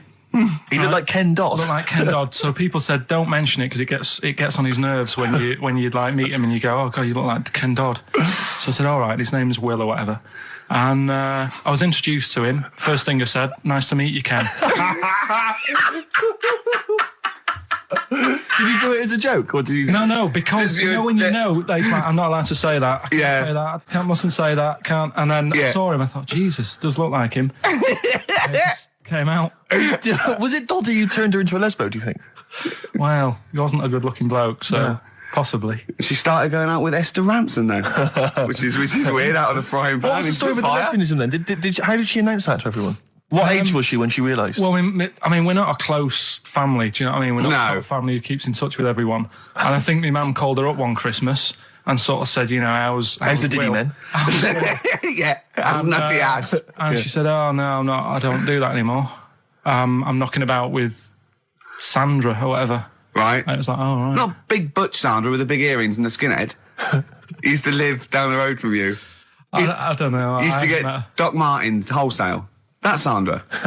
Making some ass today because I'm going to be shamelessly self-indulgent, and we've only got 2 shows to go, so I'm playing some of the most beauteous tunes in the world. And I was just telling Carl, lined up a Simon and Garfunkel track, Only Living Boy in New York. He went, why is he the only living boy in New York? I went, what? He went, what does that mean then? I went, I don't know. He went, well, what's it about? I said, I don't care. I said, it's a lovely song. He went, no, but what's it? I said, I don't go into that. I said, he went, I like a story. I said, like what? I said, killing of Georgie, no trickery. Killing of Georgie. I think we should play that at the last. It's good. I heard it the other day on Radio 2. It was cracking. It sounds like, well. It's really good. Tell them what it's about again. It's about, little gay fella. A little what?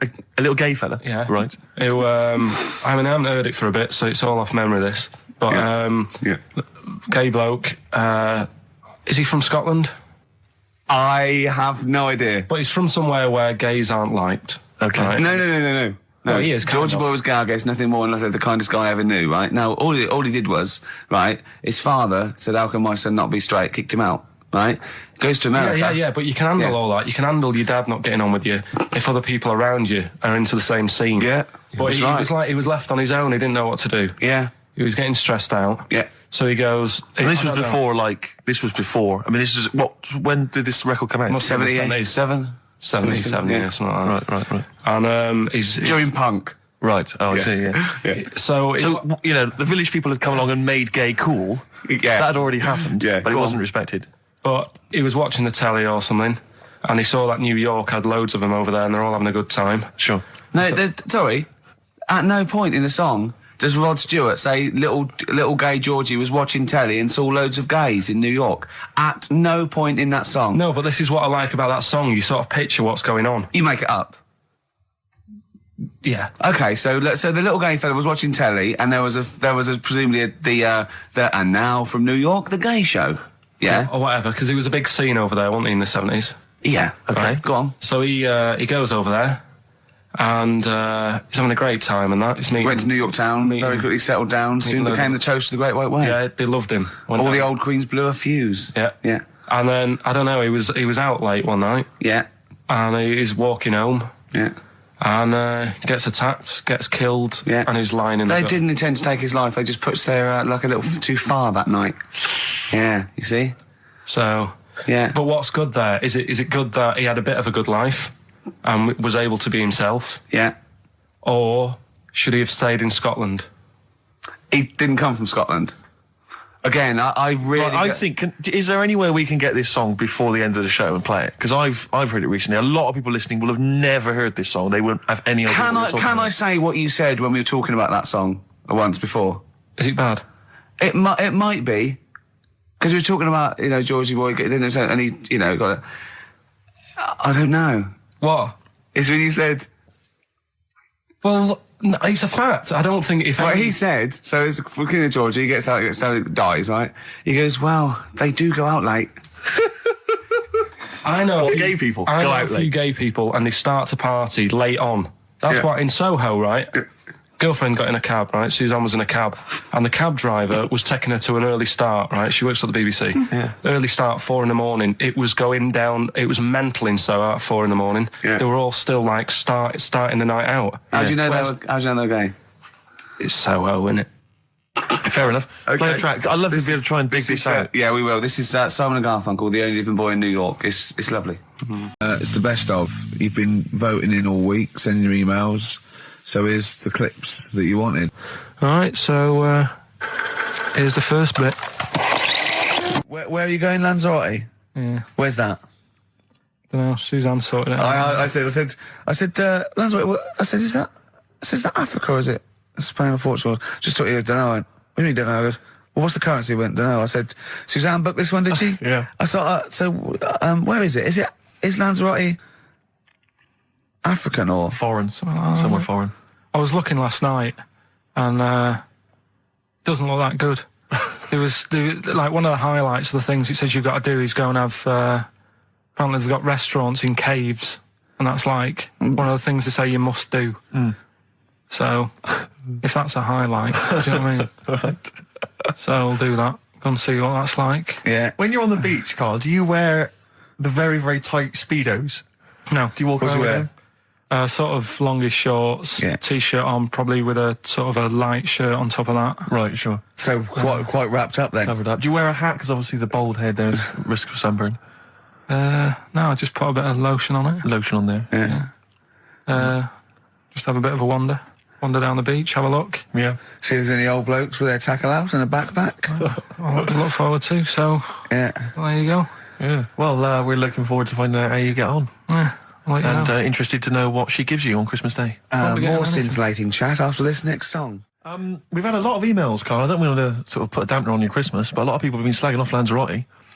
One of them just said, well, one of them, I don't know if I can find it. It is Canaria, isn't it? It is one of the Canaries, isn't it? It's a volcanic island covered in volcanic dust. It's very windy, so you have to dig a hole to sit in on the beach, and there's hardly anything to do. That's from Mike Godham, and he says, unless you like quad biking, well, you know, you've seen what happened to... no, don't go quad biking. Not with your little head. There's no protection at all, is there?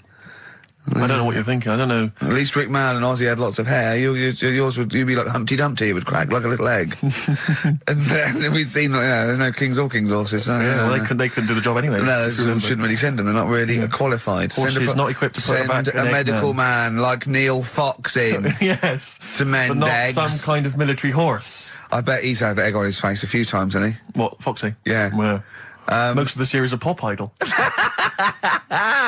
Right, Carl. Lanzarote, good or bad? Well, you got to give it a go, haven't you? Yeah, well done. Give everywhere a go. Exactly. That's what I was saying. You know, don't just take the word for it. I mean, if it had said Nananova, Lanzarote shit, he'd have believed it. Sure. You know, if he'd have overheard it in a pub, Lanzarote a crap, he'd have believed it. He'd have seen it on a website that was mainly concerned with monkeys and witches, he'd have believed it. Yeah. As it is. Everybody raves about New York, and when I went there, I thought it was rubbish. Well, you're an idiot then, because that is possibly the greatest city in the world, along with London. Subjective, though. That's why they have holiday programmes and that, innit? So you see it and you decide for yourself and that. Yeah, but you saw Venice on a holiday programme, as you put it. You went there and you went, it was rubbish, full of black bin liners. Well, it is. Right. Didn't they show them? It stunk. Didn't Judith Chalmers say that? Oh, it stinks here, and there's loads of rubbish everywhere. No, she didn't. Did she mention that? Oh, that's what I mean. So it depends what you want from holiday, doesn't it? Well, yeah.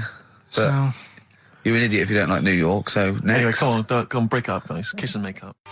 Well, the general public are getting involved with Carl's holiday, and, I mean, this has been a damning report on Lanzarote. There's not been a positive word written about Lanzarote so far. Wow. It's volcanic, there's no natural water supply. Sorry, there's no natural water supply. It's you all have to imported. sit in a hole. What do you think of this, Carl? What do you think of the people that want you to know that you're going to a rubbish place when you can't change it? What do you think of that? Rubbish though, will it? What do you mean? All right. What do you mean it'll be right? Because I'm going to go there thinking, oh, there's no water and that, and there will be water. No, they didn't say there's no water. What did they say then? There's no natural water supply. Whatever. I'm not bothered. It doesn't bother me. All right. I'm going to have a good time and that. What are you going to do? What's your plan to do? Got a book. What book you got? Rich Hall book. I'm just going to read that. Brilliant. And the weather's better than here, isn't it? So. What's the matter? What's the matter? I've got something to cheer him up. Someone's emailed in, Emma's emailed in, she said that for those that know, those in the know, they referred to Lanzarote as Lanzagrotti. Brilliant. He's a bit fed up. He's got 2 CDs for Christmas from a company that's he's been with for 6 years. He's a little bit grumpy about having to answer the phones. He wouldn't go and make Steve another cup of tea immediately. Selfish. Yeah. Carl, what are you thinking? Nothing. Go on, what were you doing? Come on, Carl, you're getting paid for this. Project.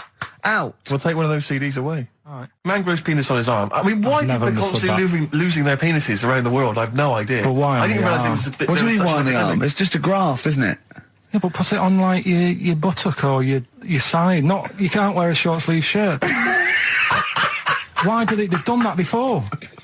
I don't understand it. Why not just graph it onto the side of your leg or something where it's high up, close to where it should be? I don't know. To get it used to the environment, like when you were like release a duck into the wild. I've never understood that. If there's a doctor, again, we had a doctor last time. If there's someone who can let us know why they put it on the arm. So they can keep an eye on it, presumably. He's not going to work with this knob on his arm. He's probably in a hospital bed and under examination. Right. So what do you think? They pop the knob on the arm, say come back in 3 weeks. What do you do, by the way? I'm a mechanic. Keep the knob, keep the long sleeve shirt, because the blokes go, why have you got a knob on your arm, mate? What are you talking about? He doesn't go back to normal as a teacher. Sir, what is it, Simpkins? You got a knob on your arm. No, don't worry about that. Do your maths. What do you think this bloke's walking around with a big knob coming out of his arm? Why on the arm? So they can keep an eye on it. So it's not But if he's in bed, just get him to not put any undies on or whatever and just have a little sly look at how it's going. Even in hospital, if you're in a shared, little hospital room, people going, oh, I've had heart problems, what's your problem? He's there with his arm out. He's got his knob out. Yeah, but I don't think it counts as indecent exposure when they're grafting a knob on your arm, sticking that up the bed. Imagine if he's driving, he's just got it out the window. People driving by. Yeah. In fact, at the end of Is that bloke giving me the finger? At the end of the man grows penis on his arm story, it says, a Moscow surgeon said the man will be able to have sex in a few months. He said, women will never suspect. But what kind of a doctor talks like that? Yeah. I'll tell you, it's his cock now, seriously. The birds will never know. He'll be able to go berserk. Yeah. They'll never realise we grew it on his arm. That is unbelievable. Will he have a little scar on his arm, do you think? Yeah, I don't get it. Like I say, 83936 if there's a doctor out there. Or indeed if you've ever grown Or a tailor. Making you a shirt. What side do you wear your cock on, sir? It's my left arm. There's only one bird that has a penis. It's not a joke. No, it's not a joke. It's not a joke. This is a genuine trivia question. I'd say... I think I've seen one on this. Is it an ostrich? Right, you're going for ostrich, Carl? I'll go for ostrich as well. Right. Did you come up with that yourself, or...? Yeah, I was going to say that before you said it. Well, guys, you went for ostrich. Chicken? You're both wrong. It's actually the swan. The large chicken. Yeah. What? That's a bit worrying then, because I thought I saw an ostrich penis, so what was I looking at? I don't know, were you just examining it closely at the zoo? What were you... I just... It was probably a strap-on. It was probably two leather ostriches giving each other one. Exactly. And that's how that can influence people. Things like that. Dirty, filthy leather ostriches can confuse a child if he's at the zoo and he doesn't know. A swan's got... That's really annoying. I'd never give a swan a knob. So it's the little puffiest of all birds, isn't it? Yeah. Oh, I'm protected by the queen. But I need a knob. If I had to give a knob to any bird, Good question. No, I wish I'd posed that myself. If you could give a knob to any bird, what would it be? Phone in. Vulture. Of course, a vulture. They need a big veiny bang stick. Yeah. What about yourself, Carl? If you could give a knob to any bird, and don't make it rude. Or if I could give a knob to any bird, what I'd make bird it do you suit up? It's got to be a bird of prey or something like that, isn't it? Cool. Just a robin, really. That would be amazing. That would be Christmas cards would be like. Yeah, but it's a normal human-sized knob on a robin. That'd be great, wouldn't it? And the other thing annoying about this is ironic, right?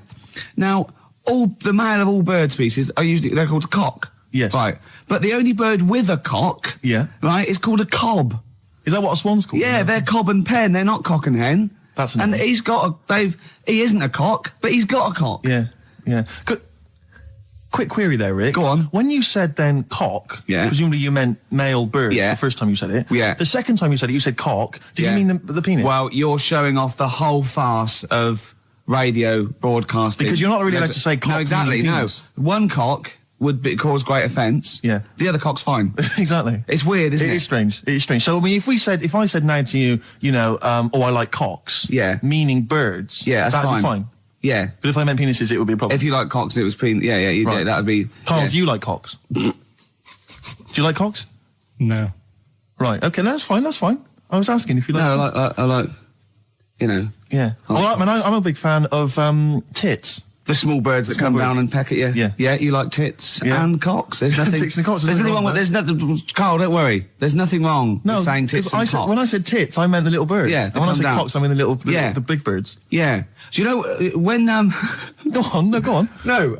It's just that it's when you're talking about tits. Yeah. You know, at the milk. Do you? I like the fact they flutter away when they hear the milkman coming. Oh, come on. So when what? What are you talking about? What are you talking about? No, when the milkman's coming, when he's walking up. Okay, 104.9, Ricky Gervais. Right, you bought. Yeah. Bought one in Manchester. Lost $7,000 on that one. Well, don't buy in Manchester. No, it's a good flat. It's just it wasn't. I didn't buy it to sort of make money. I thought I was going to be living there like all my life, and then a job came up here, and it was like, oh. You bought your first flat in Manchester. You assumed you would be living there for the rest of your life. Well, I wasn't in a rush. Play record. You're an idiot. Hang on a minute. So have you got a property portfolio? Have you got the 2 houses now? No, I've got rid of that one. Oh, you sold that one? Got this flat. £7,000 Got loss. this flat. I'll tell you something that is interesting. Hold on, though. What? £7,000 lost. Yeah. And it's a flat in Manchester, but it could only cost about £8,000 anyway.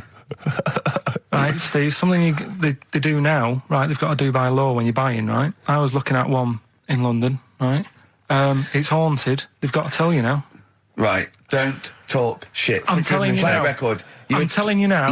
Yeah. There's no such thing as ghosts. That is ridiculous if that appears on a legal document. Right, if there's anyone who sells flats and that, does that for a living. Yeah. Right, email in, because I'm telling you now, that is a fact. She sort of dropped it in. She said, I said, oh, you know, nice feel here. And she said, yeah, well, that'll be the ghost. Just dropped it in, that's all they've got to do. And then I was like, what? And they went, oh, yeah. That's what I've got to do, is it? So that's the legal thing. Did you drop it in? So in court you go, did you drop it in? Yeah, I dropped it in. Play a record, you're an idiot.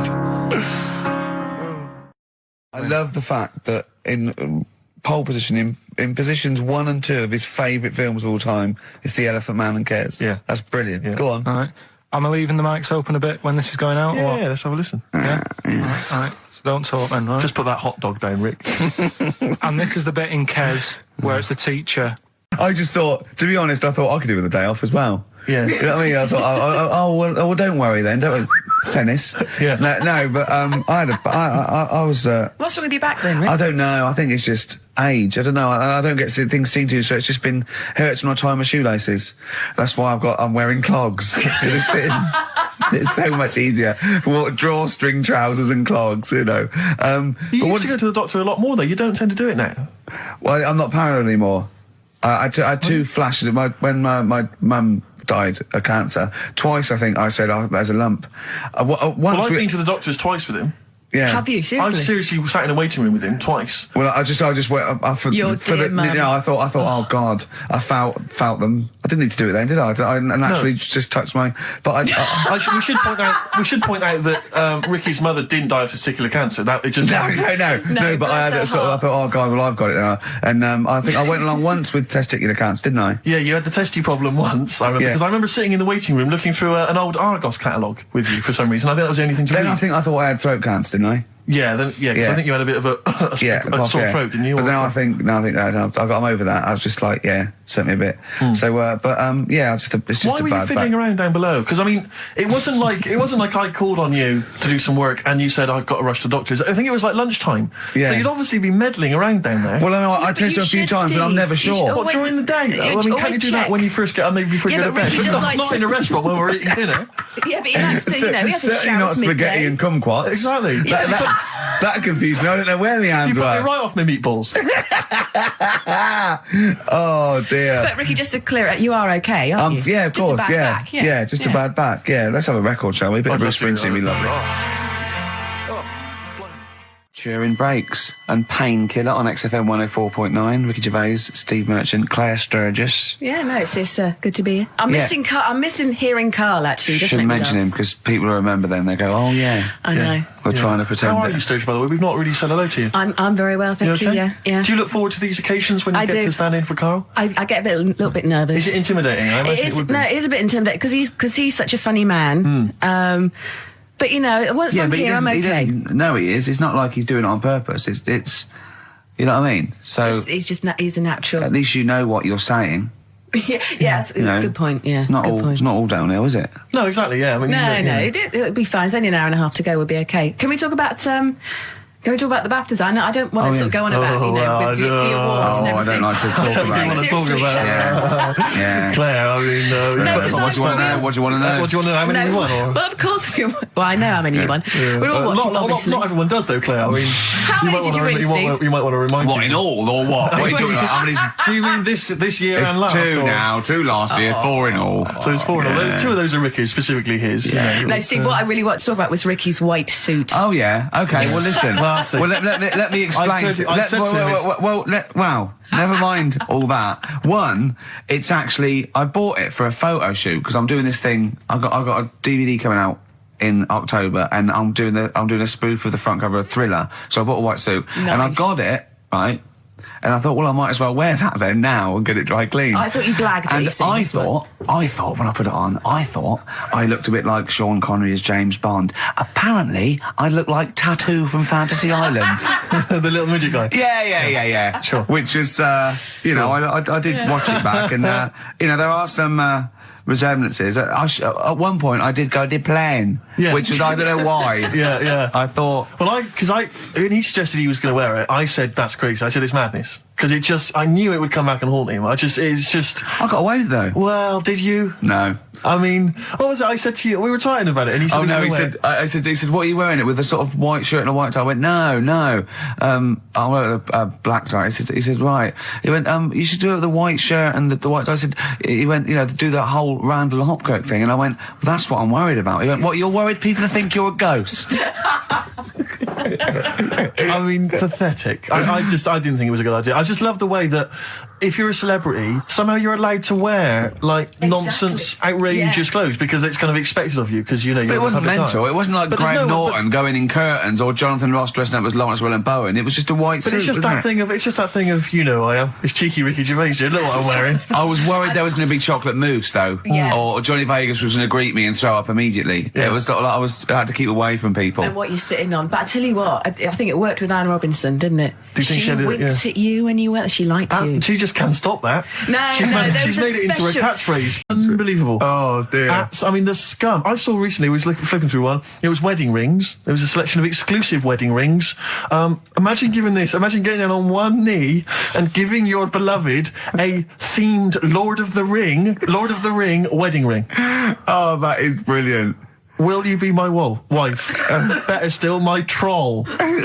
Oh dear. The scum that must be that they're preying on, like you say. I mean, unbelievable. It's those sort of houses that I remember going into as a child sometimes when you met a friend from school. And you'd go into their house, and it was like a shrine. I remember some people kept the polythene on their 3-piece suite. Yeah. There was some when you weren't allowed in the front room. Like, we couldn't go in the front room. And it's sort of, you look around and there's all these dolls and that, and it's just like, oh God, scary. What in God's name happens in this house after dark? Oh. You know what I mean? But the people who keep the polythene on their sofas, it's like, who are you waiting for? What day are you going to use this? Because I'll tell you this, the Queen's never coming to tea. Tony Blair's not going to pop in unannounced covered in grease. No, exactly.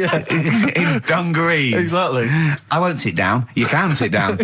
You can sit down, Tony. I've been waiting for 40 years. Look, I've had a baby. It's not a real baby. It is a baby! Is this door locked? Why do you hate me? Oh God! Call your friends and tell them it's a girl. So if you're one of the scum that have ever bought anything from one Trash. of those, normally you'll get maybe commemorative plates. I know. I'll tell you what. If I ever win the lottery, I'm going to buy all them up. Yeah. I'm going to buy all them up in one foul swoop. Well, there was be one. amazing. I think it was Cliff Richard. It was a commemorative plate of Cliff Richard. That'd be great. It said, "Cliff never ages. Cliff never ages, and neither will this." Really? Did it say that? Yeah. Tell your friends and tell you've married Cliff Richard. Yeah. Look, I've married. It's a plate. It's not a plate. I sleep with it. I've married Cliff Richard. Do you remember that mental case that was thought she was married to Mike Reed? No, I don't remember that. Oh. No, I do. So is this Mike Reed, the former DJ, or Mike Reed, the entertainer stroke actor? It's former DJ. Mm-hmm. And it had a shot of her just prancing around in the nude with a feather boa on, saying, I'm married to Mike Reed or something. Wow. She was obsessed with him. That's libelous. I mean, is she still looking for a fellow? Yeah. Oh, what would you do? Imagine you're in a love triangle between her me and Louise Woodward. Oh right, okay. Would you? And they were fighting over you. And I think they can both get pretty violent. Yeah. I mean, if you know, fight. I mean, no, but I mean, I'm not. I don't know I'll tell you what I do. I do what any gentleman would do in that situation, and I'd let them wrestle it out, nude, in a hotel room. Just see how they get let's on. have a record. Sorry to Call the lawyers and tell them it's a girl. Clocks, Coldplay, XFM 104.9. In fact, can I just plug something? Go on. Because you can hear Coldplay live tonight from 7 o'clock, the whole Earl's Court gig on XFM from 7. Blimey. Yeah. It's not bad. Yeah. To Coldplay. To Coldplay. Happy Easter. Happy egg. Well, that's about it from us, isn't it? We got, you know, to be honest, I didn't miss Karl at all. I didn't miss Karl. In fact, I felt we worked harder. We did a better show without him. I think he's dead wood. Well, I think that we should, you know, tell him that we don't need him. If he turns up, it's fine. If not, you know what I mean? Yeah. Because that will wind him up. Oh, he'll be livid. If you could send, could you send Karl emails saying, to Ricky or something, because he gets all those, doesn't he? Or to Karl saying, the show was better without Karl. Yeah. Can you please do that for us? We'll tell him the truth. He'll hear it. He'll come back and hear it. So we know it's a wind up. But I just want to see his crushed little face Monday. Is if you can send as many emails as possible saying this show was better without Karl. Yeah. I will be grateful. And I promise I'll tell him the truth next week. Do you think I can do that for us? I think so. Is it karl.pilkington@xfm.co.uk? Yeah. And it's Karl with a K. Yeah, Karl with a K. And send some to me, because he'll read those next week as well. Yeah, Ricky.Gervais@xfm.co.uk. Yeah, just say it was... Send some to me as well. And pass them and on, just pass them on, yeah. And to the head of XFM. Oh, what's his one? Yeah. Because we won't get in trouble, because obviously Andrew's listening, so he know it's a joke. But Andrew.phillips@xfm.co.uk. In fact, could you send a load... Marketing manager, Charlotte Susan at XFM. Yeah, Andrew.phillips@xfm.co.uk. Just saying, it's so much better without Karl, because it's got a bit self-indulgent. He just does his same old stuff about Auntie Nora farting, and it's not big and it's not clever, and the man's a fool. Yeah, so if you do something like that, you know, make stuff up as well. Thanks very much. Happy egg. Happy egg indeed. Can I just end with a tune? Yeah, Ed Harcourt. I don't know if you've listened to his current album. Yeah, but new there's album sounds good. some nice treats on there. And this is one called The Birds Will Sing for Us. A nice way to end. See you later. Cheers. Happy Easter. Do the email thing. Egg. Do you remember the John Wayne Bobbitt story? Which it always seemed odd to me. That kind of mix up. I love that. What, some bloke's gone in, some lesbian's gone in and wanted a sex change. She's got a carrot for a cock. Stewing steak. Stewing steak. Oh, that would be great. You're not a doctor, you butcher. It's not funny. There was some other news, whilst we're doing the knob news, just cram this one in. There was some story on some news website about some lad who wasn't happy with what he'd been given. Right. What do you mean? He had an op? No, he wanted to have an op. He wasn't happy with what God had given him. Yeah. What the Lord had popped downstairs for him. Sure. And sorry, no, wait a minute. Was he a bloke who wanted it? Yeah, a fella. And what he wanted, he didn't want a knob, or he wanted a bigger knob? Wanted a bigger one. Right. Okay. And cost $5,000. Right. And they made a mess of it. Well, how did they make a mess of it? Don't know. It came out smaller than they went in with. Well, no. What do you mean? I don't know all the ins and outs.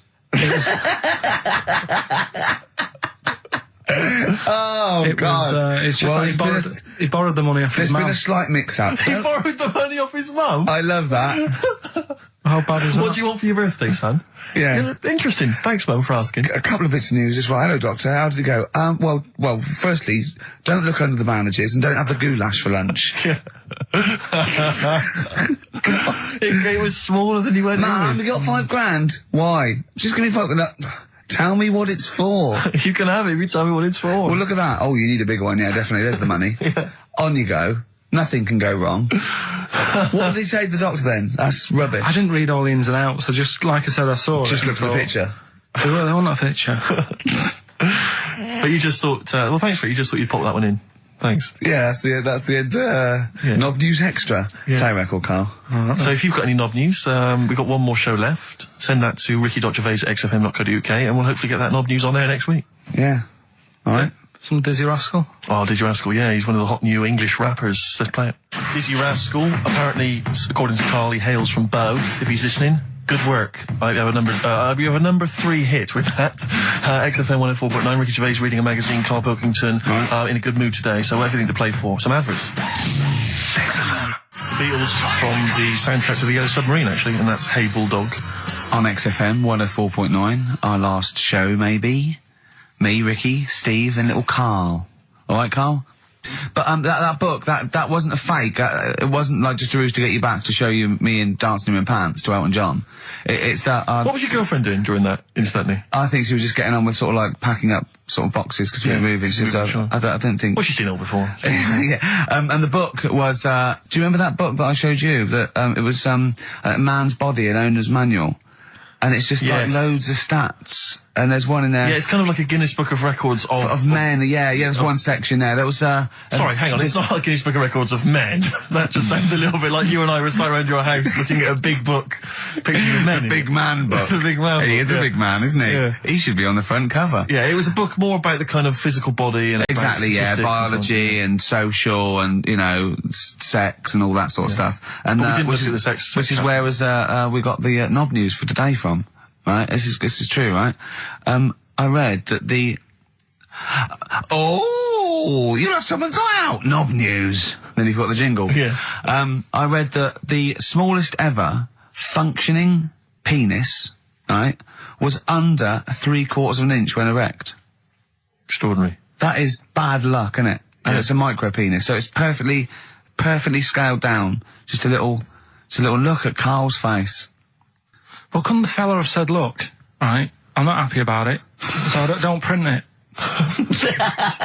It's not the sort of press people want, is it? There wasn't a picture of him. It was anonymous. They didn't read the book and at work the next day and go, look at this, Frank. What? Smallest ever penis, half an inch. He didn't go, it's me. He just went, yeah, loser. Yeah. You know what I mean? Anyway, let's have a shower. I'm alright. He must have had to have a little jod with a pair of tweezers. Yeah, presumably. Because you couldn't even get a fist. I mean, no. That is bad luck, isn't it?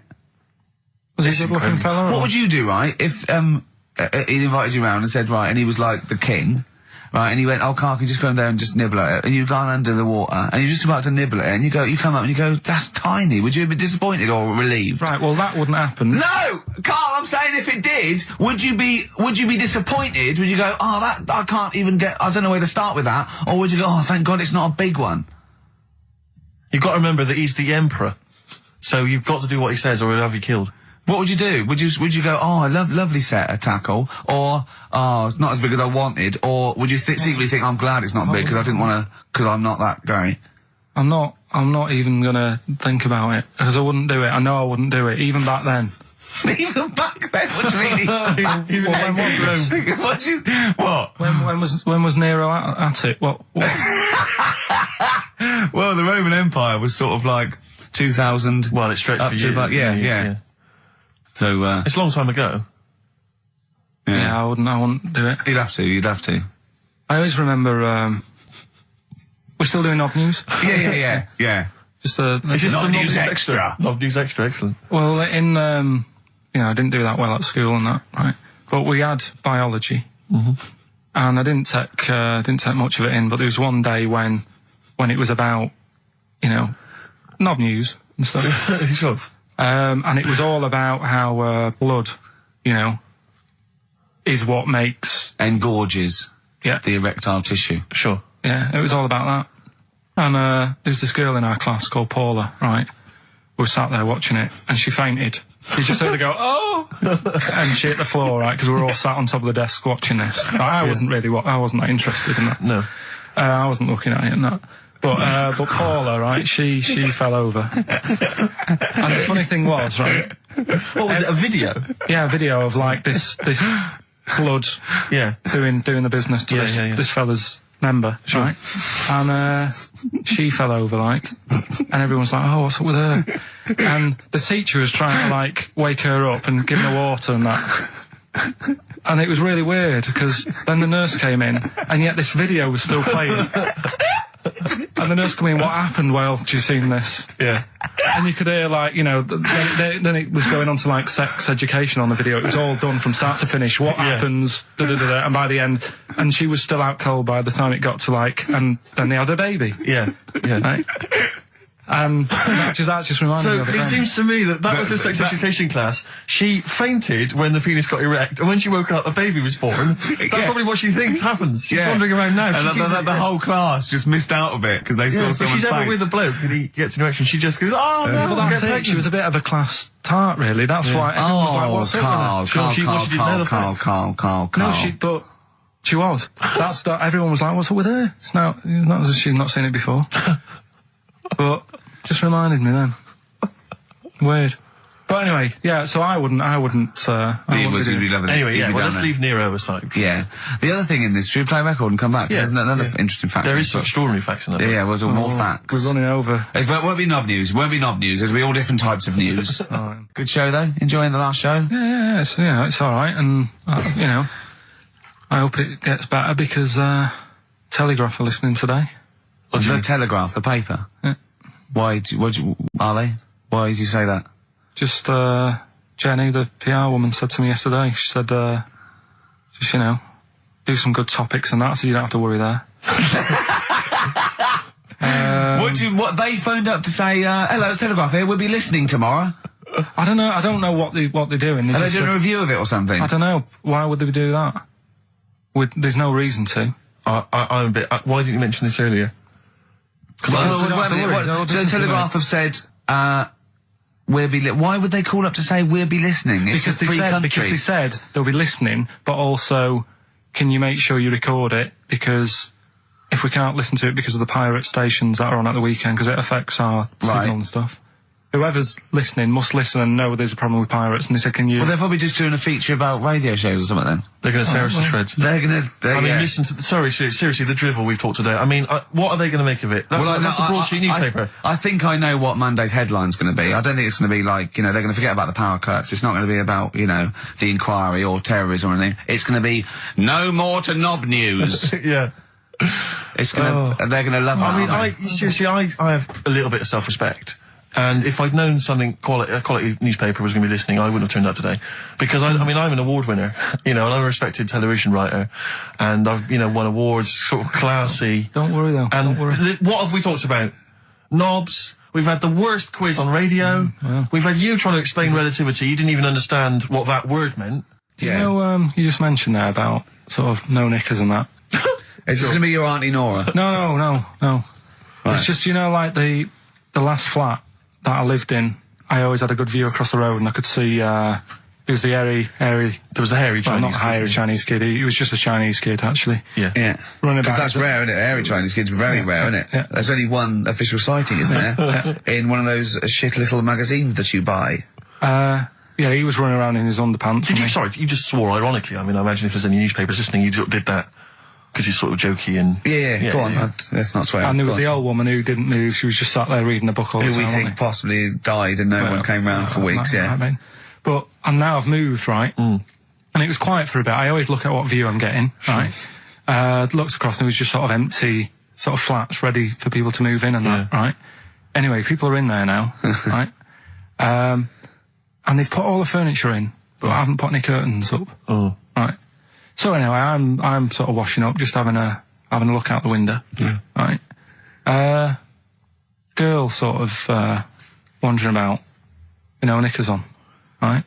With no knickers on? You mean naked? No knickers. Well, she had a bra on. Right, okay. But, she was probably looking for a knickers. So I thought, and I don't know how long I was looking. No.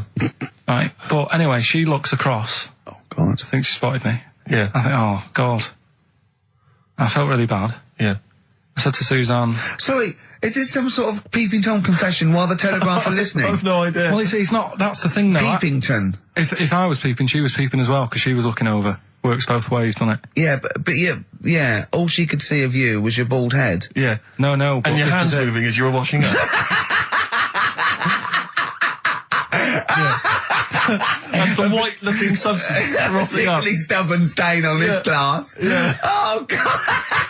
Imagine that. Imagine if she looked across. I'm assuming your sink is lower than the window. But didn't she just, like, just cover up or something? Or she look back and go, oh, you're looking at my fanny? Well, the thing I did... What? I thought, just sort of drop me boxer shorts.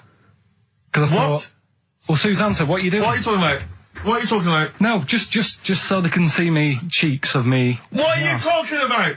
No, because I thought, if she thinks I'm walking about in the nude as well, then we've both got something out of it. Carl! This sounds like a bad excuse in court. I know. This is all the plot of a film on Channel 5. I mean, this is like the doctor who got done, right, for exposing himself to a patient and then painted that little thing that you look down their throat pink. Yeah. And going, this is what they saw. yeah. No, so sorry, you were looking at a woman dancing around naked, right? So the only thing you could do was immediately drop your boxer shorts. So she looked across, saw you fully clothed, saw you took your boxer shorts. No, she wouldn't have done, because it's sort of just the top half and the sink's at a side angle, so I was sort of looking out. So she wouldn't have seen your trousers then anyway? No, she did. I moved in front of the window more. So you then made you actually climbed in front of the window. Oh, this is amazing! So you climbed in front of the window to show off it wasn't your naked lower half. Suzanne said, what are you doing? I bet she did. What are you looking at? So I sent you in here to clean up. What are you doing? I'm just taking my trousers down, standing over the window. Why? Because there's a naked woman across the road. What do you think I'm doing, Suzanne? I'm exposing myself while looking at some free fame. Leave it. What's up with you, Suzanne? Leave it. Christ. Are we doing Rockbusters? Or Yeah. Oh, she sent you in there to read up on Einstein. She comes in and finds that. Oh, brilliant! Wait a minute, can I just say... A final question. What did the woman across the way... What happened? What was her reaction? I didn't look again. I just thought, you've seen a bit of action as well. We're both happy. Let's leave it. Brilliant. So were you waddling around like a penguin with your trousers around your ankles? I just was walking about, and Suzanne said, what are you doing? I said, I'll explain to you in a bit, but don't look out the window, because then it's Excellent. obvious. Then he sees, she calls her husband to look at Carl walking naked. He goes, oh, she's got quick, Suzanne, get him out. There's only one we can do. Get some more friends. They've gone one more. Anyway. Brilliant. Right, play a record and come back to Rockbusters. And Monkey News. We haven't got enough time. Do Rockbusters. Oh, God almighty. I make it clear now, I do not condone in any way, shape or form what Cheryl Tweedy did. But I have to say, they wind me up. By they, you mean toilet attendants? Yes. Right. Yeah, not Pop Idol winners. That's what I thought you meant. Yeah. So, go on. But, because I'll tell you what it is, you go into a club or pubs, or big trendy pubs, you go in there, and there's the toilet attendant in there. He's got his little display of aftershaves, sprays, some sweets maybe, blue straw whatever it might. Yeah, maybe a lollipop. Maybe a lollipop. And all right, I don't know if they're. I assume they're not employed by the club. I'm assuming the club's got. We've got the DJ, we've got the bar staff. Wait a minute, we need a guy. When the manager walks in, do they hide? Well, this is it. I don't know if it's a guy who's just like. Is it like busking? Yeah, he snuck in. He came in when it was free during happy hour. He's got a little bag, carrier bag. He snuck in the toilet. But the thing is, it's the fact that. Toilet attendants, fair enough. I mean, I'm happy if a toilet attendant sneaks in under cover of darkness, cleans it for me, and then shoots off. But it's when I have to see them there. I feel guilty because it's like I maybe wash my hands, I'll forget he's there. He'll hand me a paper towel. Suddenly I've got to tip him like a quid or something. It annoys me because I wash my hands at all. I don't usually wash my hands. I sometimes don't even bother getting my knob out. I do it by stand and change my trousers when I get home. Exactly. So it annoys me I have to go through this charade of getting it out, slashing out of it, shaking it dry, and then washing my hands. See, if he did any of those elements, I'd tip him a quid, yeah. Pop it out. But not to hand me a paper towel and get it myself. And it's just guilt. And sometimes I'll hold it in because I'm nervous I don't want to go back in there. What annoys me is like a posh award ceremony, it's a pound a piss. It is a pound a piss. Do you know what I mean? So, or in a top hotel or something. Yeah. It's absurd. And I'll tell you what's worse than that. I know that he's doing it because he's got to feed his kids. But it's the fact that I've got to look him in the eye. You know, it's like he's humanised. You know, if he was only dehumanised, Rick. Yeah. If I could see him and I didn't think he was a human being, I wouldn't feel guilty. If he could sort of hide under the urinal, perhaps, or if he could hide underneath the sink. Like thing from the Adams Family. He just puts out, you know. Just pop a hand out. Doesn't say anything. Just hands me the paper towel. So you don't even see, like, you know, hand go, and then I'd put a pound in, I'd take the thing, put a pound in, nick a lollipop and run away. No aggro. Exactly. It's the fact I've got to see them and I feel guilty because, you know, I'm on the radio, I've got a cushy life. I know. Here's a guy who's just trying to make ends meet. It makes me feel bad, it ruins my evening. Yeah. I'm just pleading for them. Can they not do it anymore? Can they maybe get a job? Illegal mini cabin or something? Please. XFM. It's 10 past, isn't it? We haven't done a little bit of knob news. No, Right. we haven't done knob news, no. But It's been 3 months. It's been 3 months coming. There's this thing. I don't know the full story. I don't know how it happened, right? But little Russian fella. Yeah. He was sort of having sort of emptying his bladder, right? And somehow electrocuted himself. Right. And sort of did a bit of damage. How did he smashed I don't onto know. some I don't live know. wires or something? Something like that. So Did anyway, it damage to himself or to an electric fire or something? no, to himself. To himself. Yeah. And so the doctor Didn't slip and curling tongs went up his arse when he was pissed, because that's happened a lot in Yeah, we've all been hospitals. We've all shoved the old curling tongs up the arse when having a piss. right. So I can't even be bothered. No, go on, we're interested. We're interested. Come on, we're interested. Don't You give up. can't be bothered. You get Mondays off. Do some work. Right. So anyway, so the doctor says, "Oh, it's not looking good. We'll have to take that off." What? I was like, a knobectomy? Yeah. Really? But the funny thing is, right? Nothing funny about that. They've done. You're doing me head in. Just tell the story. It's doing me head in. Well, you can chill out on Monday. I've only got 15 minutes, but I'm going to talk to you every Saturday. I'm going to get the money's worth out of this, because you get Mondays off, and I can't bear the fact someone getting away with something like that, because it's terrible. So you're going to stick this out, or you're going to have to work Mondays. So take it on the chin, right? Okay. Just finish the story. Yes. I command you. Just do it. Anyway, so they said, he said, you know, will you be able to sort me a little knob out? A prosthetic No, cock, yeah. Yeah. But they put him out for the operation. Yeah. He woke up. Yeah. Right, and he's thinking, oh, thank God that's over and done with. Yeah. They've only grown it on his arm. What are you talking about? You twat. Shut the you're an idiot. What do you mean they've grown it on his arm? Apparently, like, that's the way they do it. Oh, yeah, but to then put it on, that wasn't a mistake. It wasn't doctor going, did it go there? Some bloke I didn't do a degree. Are you a real doctor? Yeah, yeah. No, but why put it there? Because it's got to grow, it's got a graft there, so where they can control it. To skin tissue. But on your arm. Well, But they're On going to your remove back it or- from the arm itself. What do you mean on the back? on your back. Somewhere, well, we can't wear a t-shirt. Yeah, but you could That's have a ridiculous. He's in hospital. But this way you can still have a little tug, can't he? But they'll leave it there for quite a bit. It's not... Do you know what I mean? It's not going to be like, oh, it's just there for a few days. Yeah. It's there for a bit. That's not good, is it? So he's got a cock on his arm. Yeah, what's up with that? What do you mean, what's up with that? Well, I mean, you could say it's a thumb or something, couldn't he? Yeah. But they remove it. Be good And for attach hitching. it down wouldn't below later. If you had a knob instead of a thumb and you went hitchhiking, just tickle it, and they can see it like a mile down the road, couldn't they? Posting. Yeah. If I'd lost my knob, I'd go, oh, I'm not going to have all that stuff. Just whack a pair of tits on me. Do you know what I mean? I think, oh, I'll have just forget it. But why not just put it where it should be straight away instead of messing about? Where should it be straight away? You know. On the forehead. Listen, are we doing a competition? Let's play a tune. Let's Come on, Carl, you can't be bothered. Right, Alright, okay, bit of we're going rainbow, to bit of scrap rainbow, this yeah? and you're going to work Mondays again. Well, I think it was in Hot Tickets magazine. Sure. It's free with the Evening Standard. Yeah. I might get some free Evening Standards now. I've plugged that. Yeah. I just reading in there that I don't know if it's still going to happen, but apparently she was going to do a little cheeky appearance at GAY. GAY. In London. And obviously I was quite excited because I'm a Spears fan. Sorry, do you know that's what that spells, don't you? GAY. Yeah. Gay. Yeah. Yeah. Well, I think it is a gay club. Oh, sure, This go is on. this is what I was ascertaining from the article. Oh, because they've Yeah. said they've called it what it is. Exactly. Yeah.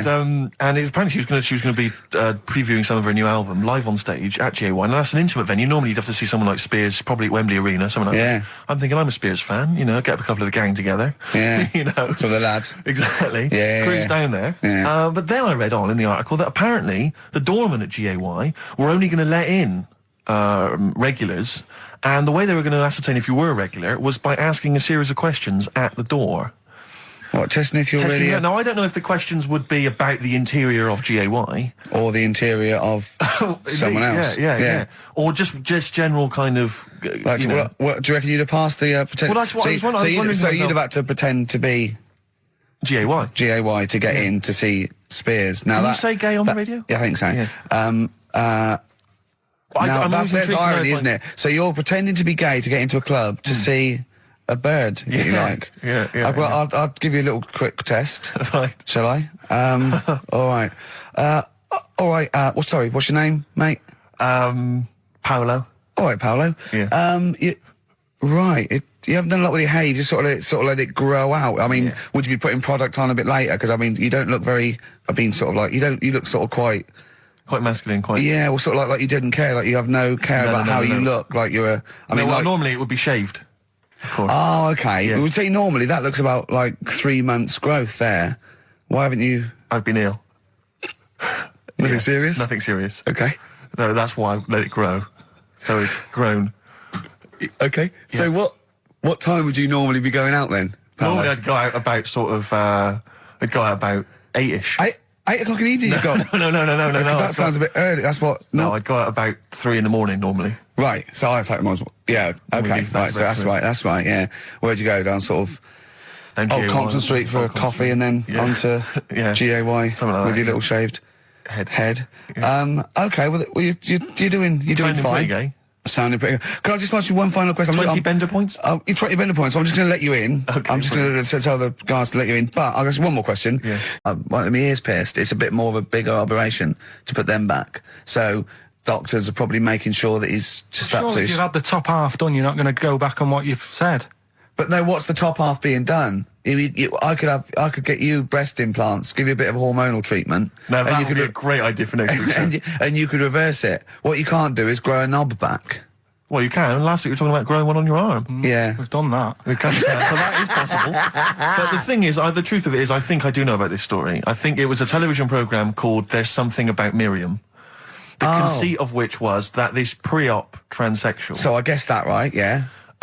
Was masquerading as a woman. Right. And various blokes who didn't realise that this was a man had to I've heard try about and this. seduce her. And when they found out that it was actually a bloke, and a lot of them had kissed her, they refused to let it be shown. I agree though. That's just terrible. Yeah. That's it's deceit. absurd. But I mean, that's awful. I hated that. Who's the biggest, most professional person in radio? It's probably Terry Wogan, isn't it? And it was you that said you can't tell what the sentence he's saying because he keeps going up at the end before. But he never, there's never any punctuation. So he'll just segue from one point to the next. So he'll be like, going on my holidays Friday. We're having a lovely time, says Mrs. Dorothy Sheehan of Westminster. I'm thinking of going to Greece. And it's halfway. So he's got his knobs, but he's still got the tits. Yeah. Typical. Oh, hello, Paolo. Do you want to come into my club to see? I'd love to go. Britney Spears, I'm a massive fan. Yeah, well, it doesn't start for a while. It's it's only about 8 o'clock, and you're not going out for hours yet. No. 8 or 7. But might as well watch a bit of telly. We've got FA Cup final. Ooh. Oh, yeah. That's a good one, isn't it? Or we've got the Eurovision Song Contest. What do you want to watch, Paolo? Oh, blimey. Well, I love all the camp and lame of the Eurovision Song Contest. Yeah. But is that David Beckham playing?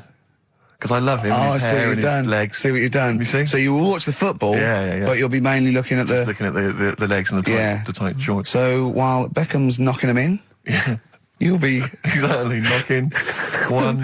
Right.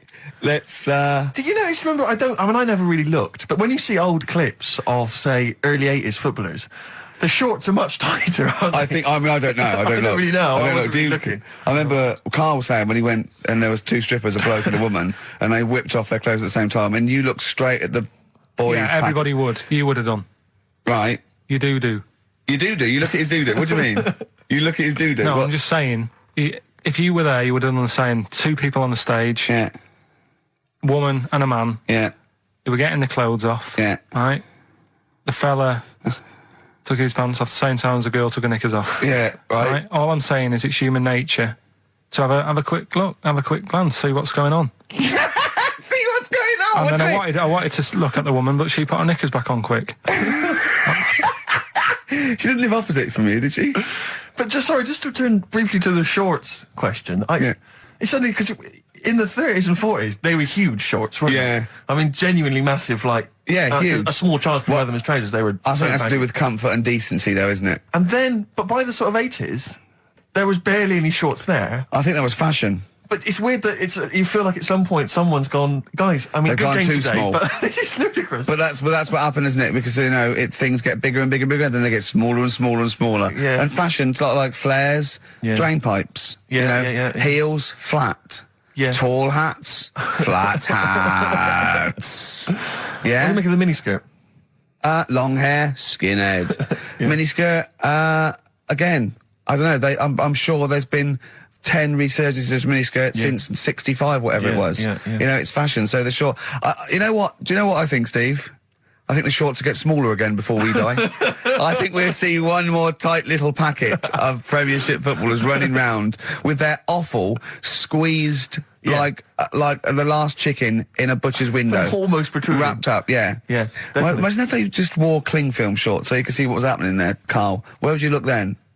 Because you like football, don't you? We're doing Rockbusters. I suppose so. Go on then. Knob body has been that lucky before. Brilliant, all right. Okay. Or you've got get a lobe of this court case. Right, okay. Not bad, I'm going interesting. for knob body. It's been that lucky before. Right, it's a story about this kid who was born, right? Was he? Yeah, he was popped out, like, and the dad and the mum saw the baby, and it was like, oh, that's a good-looking little kid. Sure. And they were proud and that. And then... like they're surprised that it's a good-looking little kid. It's theirs. Yeah. Like, it could have been a frog, and they'd have gone, oh, he's got your eyes. And then the doctor goes, yeah, it is, but look at that. What? He said, it's a boy and hasn't got a knob. I love the doctor saying that. I love this GP. Right. Oh, this midwife saying that. Oh, I love little boy. Yeah, but no knob, baby. Mr. and Mrs. I mean, think. Right. No, but I'm speeding it up a bit. All right, come on. So the baby's Right, so the born, baby's like that, and the doctor says that, and and the woman's like, oh, it's our first as well, and stuff, right? She's really gutted. What's the second going to be like? So, Go ahead. Just a knob. doctor says, you know, We'll call it Carl. All right, go on. Right, go on. so the doctor says, well, I'll leave it with you for a bit, get used to the idea, right? As opposed to throwing it away. So he wanders off. Yeah. He comes back with a smile on his face, right? Found the knob. So the mum and dad are like, what are you smiling about? He said, you're not going to believe this. Baby's just been born. It's got 2. Right? You can have one of them. And they did a little operation. Where did you get this information from? That's in a book. What book? Is it the a same as joke the book that you carry round with you? No. With the woman with 3 legs, the juggler with 9 arms, and the bloke who found shagging a chicken under a rock? Is it in that book? Weird though, isn't it? Well, it's not true. It is true. What, in the same hospital, there was a baby born without a knob. Luckily, Carl. It happened. You're not. You swear to God, you're not making. The it up. doctor making it came up, back honest to God. smiling because you don't believe it. There's a baby there with an excess of a knob. It happened, honestly. I'm not, all these things are not made up, the educating stuff. That's why I do it, innit? Teaching you stuff, always teaching you stuff. All right. If anyone can confirm the baby with no knob, they're the going to baby with confirm it 2. because they're going to go to the same dubious website that Carl got it from. I always try to be level-headed and reasonable in these situations. And it's you always ignore it. Guatemala or Mexico. Rodriguez was born without a knob. Luckily, baby next door and was got 2 knobs. What a load of shite. Play a record. There's still more to come. Oh, I'm looking forward to it. Was it Nelly? Nearly dead. It nearly died. It nearly died. Bones, Radiohead off the Benz album. I mean, might be my favourite album of all time. You said it before, yeah. I Yeah. can't say I've ever really got into it. I remember when it came out, it was just so ubiquitous everywhere. I never really bothered listening I to can it. still listen to it every day. I mean, that might be sad, I don't know, but little it's a fantastic album. Yeah. On XFM 104.9, just practicing for when we Talk about music. talk more about music than maybe monkeys and people born without knobs, baby. Carl, any other thoughts? Educating Ricky. Can we just clarify what this is? I think a lot of new listeners perhaps aren't familiar with this. It's when Carl looks on the internet and finds a weird story about, the double knob fun, and tells me about it. And it's usually not true. Okay. If it is true, I know it already. Go on then, Carl. they're not really weird stuff. It's just stuff that's gone on. That's interested me. That's all it's about, and I educate about it. I should just confirm that we've had a number of emails that say the baby born without a knob and then having one transplanted from a baby that luckily enough had 2 knobs is apparently true. Right, listen. So, I don't question that you could be born with a deformity and get someone's, fingers, knobs. What I'm saying is, it didn't happen with the doctor goes, I'll leave with it. I don't believe it. That baby's got 2 knobs. Exactly. What a coincidence. I bet that little bit of information isn't in there, is it? Sure. That he went out the door, I'm going to get a coffee, came back, bloody hell, hold on, look, here's an extra knob, I found an extra knob. We can put that knob on there. Perfect. Run, Snow Patrol on XFM. Well, big question. Where was Carl's knob? That's what people have been hanging on for. Yeah. Where was it? well, I can't believe people have been texting in. Hey, what, guessing where it is? People saying, is it in the middle? Is it in the left? It cost them 10p. It cost them 10p to find out. Just wait, I'm going to get out the answer. You don't win anything, right? Like, strike it lucky. Right? Bottom or middle? Right. It was to the left. Oh! Yeah. I went with the right. That's annoying. See, I thought it would be to the left. If not, maybe if it was all scrunched up, sitting on your lap, right, it might just pop up to the middle. Just pop out, like, you know. Well, next week we'll be finding out where yours is. Where's Ricky's bollocks? Right then, which leads us nicely into knob news. Oh, it's the welcome return of knob news. Right. Okay, it's very much like the news at 10. This, isn't it? I do a bong, or in this case a schlong. And he gives me the headlines, the knob news of the day. The big, where have you collected all this knob news? Was there a lot of knob news this week? It was mental this week. The amount of stuff. The way it works, you give us the bong. Yeah. I'll give you the headline. Okay. Steve decides which stories we're going to talk about. And now on XFM, knob news. Schlong. Man grows knob on his arm. Schlong. Man gets doctors to make him a second knob. Schlong.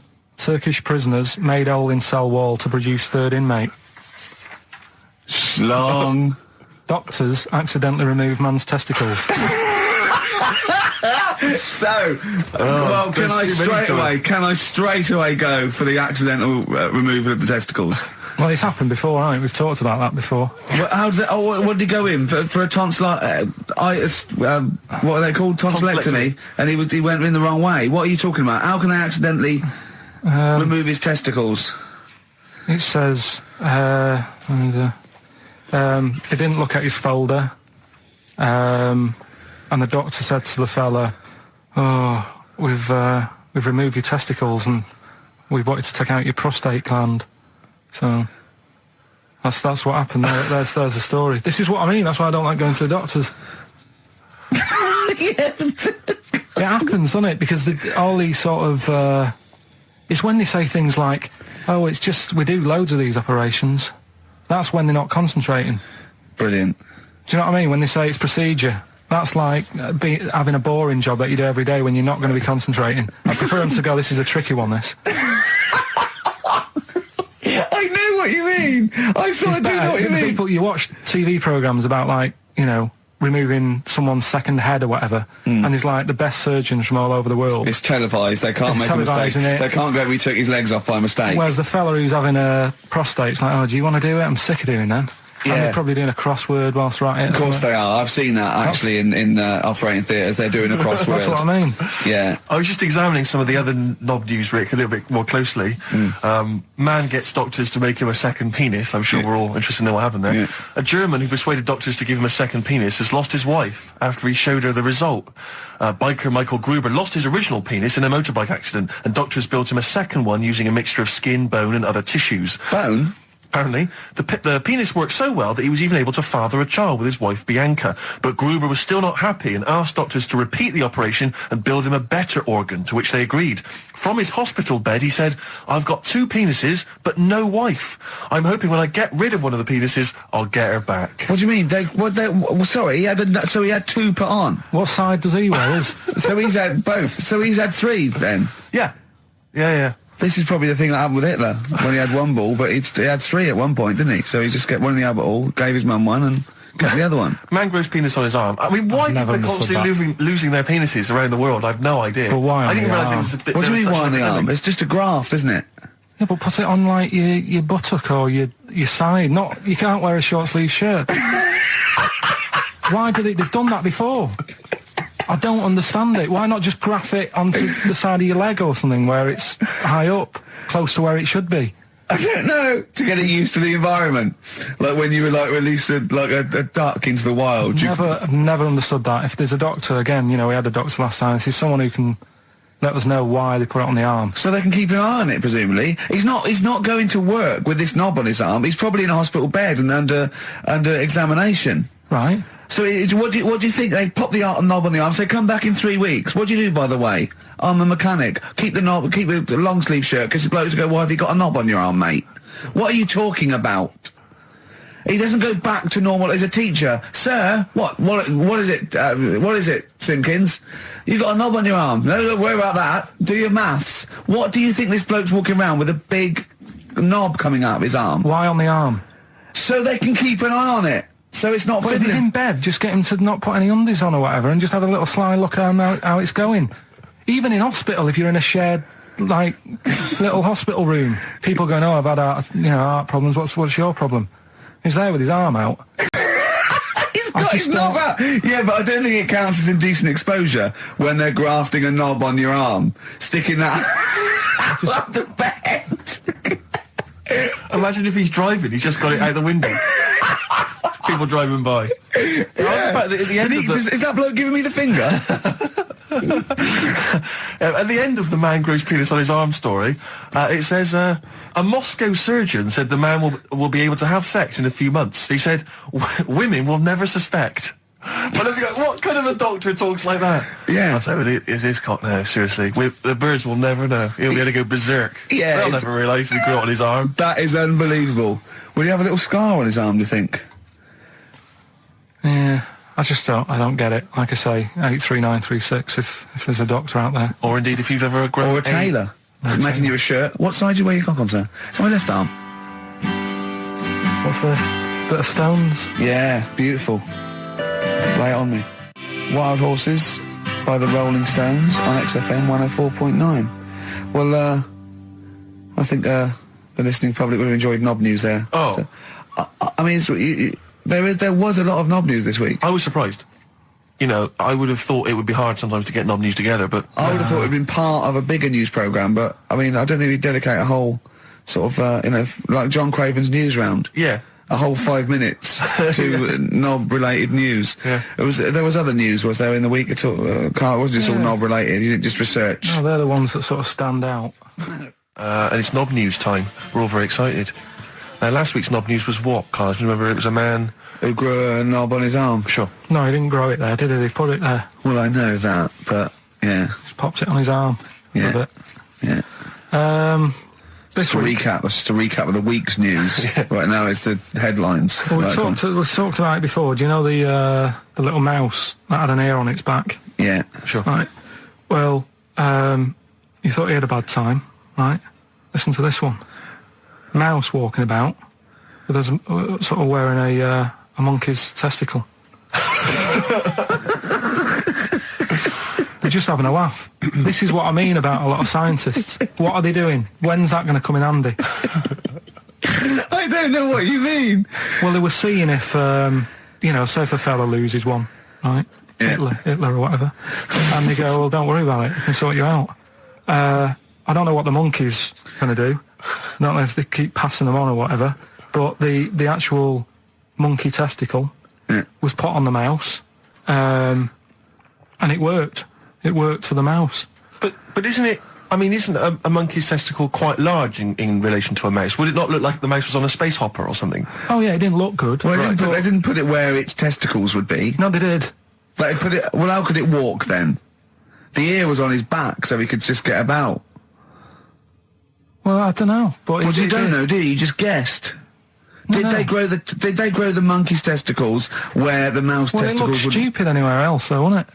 Oh, whereas a mouse with monkey testicles, that's fine. Oh, you'd be showing off. You'd be all right. I'd prefer that than the ear. When that mouse gets put back in with the other mice, do the other mice go, George, you look different. Have you had anything done? But the weird thing is, as well, apparently it still works as a monkey. What? So, like, what are you talking about?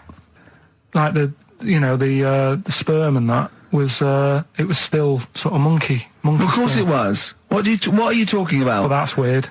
But what, Carl? What do you? It's only a thing to give it nutrients. That's all the thing they're testing. It's like grafting at that level. Right. What's your question? Because I'm right. What do you think? It would change eventually. It would have changed into a mouse testicle because it had been hanging around a mouse for so long. No, I thought the actual sperm of it though would be a mouse's. Why? Because it's hanging off a mouse. No, but your sperm is actually created in the testicles. So that's why it has to be outside your body. Otherwise, we put them in a nice little cage. But I'm guessing then that they've done this operation so that they can do it to humans. Yeah. Why would I want a monkey testicle if my kids are going to be monkeys? What use is it? No, think. That's no. That's going to happen anyway, Carl. Yeah, but think. Think of what you're saying. They've grown a monkey testicle on a mouse to see if it would still function as a monkey's testicle, okay? So they can do that to humans. So think, Carl. What they'd do is they'd grow a human testicle on a mouse and it could still be used as a human testicle. So what? To give you a testicle that you've lost. From a mouse? No, from another person who it was kept alive on a mouse. Because it's kept the nutrients alive, as opposed to keeping it in a deep freeze. Maybe bollocks go off after a week. I don't know. Maybe they get accidents. He had a little a card. Do you donate your testicles? Yeah, I'll tell you what. No one needs testicles yet. Let's keep them on a mouse. You have yours ripped off in some sort of bizarre skiing accident. You go, well, you're in a Battersea Dog's home. You pick the ones you want. They can grow them on anything. They can grow them on a Dachshund. Bulldogs are growing them usually, that's where you see a bulldog. Usually that's waiting for an operator. What don't you understand, Carl? Hang on a minute. I thought this was knob news, not testicle time. I don't understand what it is. Testicle time's not for another 10 minutes. Yeah. No, it's all sort of linked and that, though, isn't it? Well, sometimes it's linked to a mouse. But what do you think about, like, I don't know, testing stuff out like that? Is it worth it? Could you not just go straight from... But listen, Carl, I'm getting this information from you.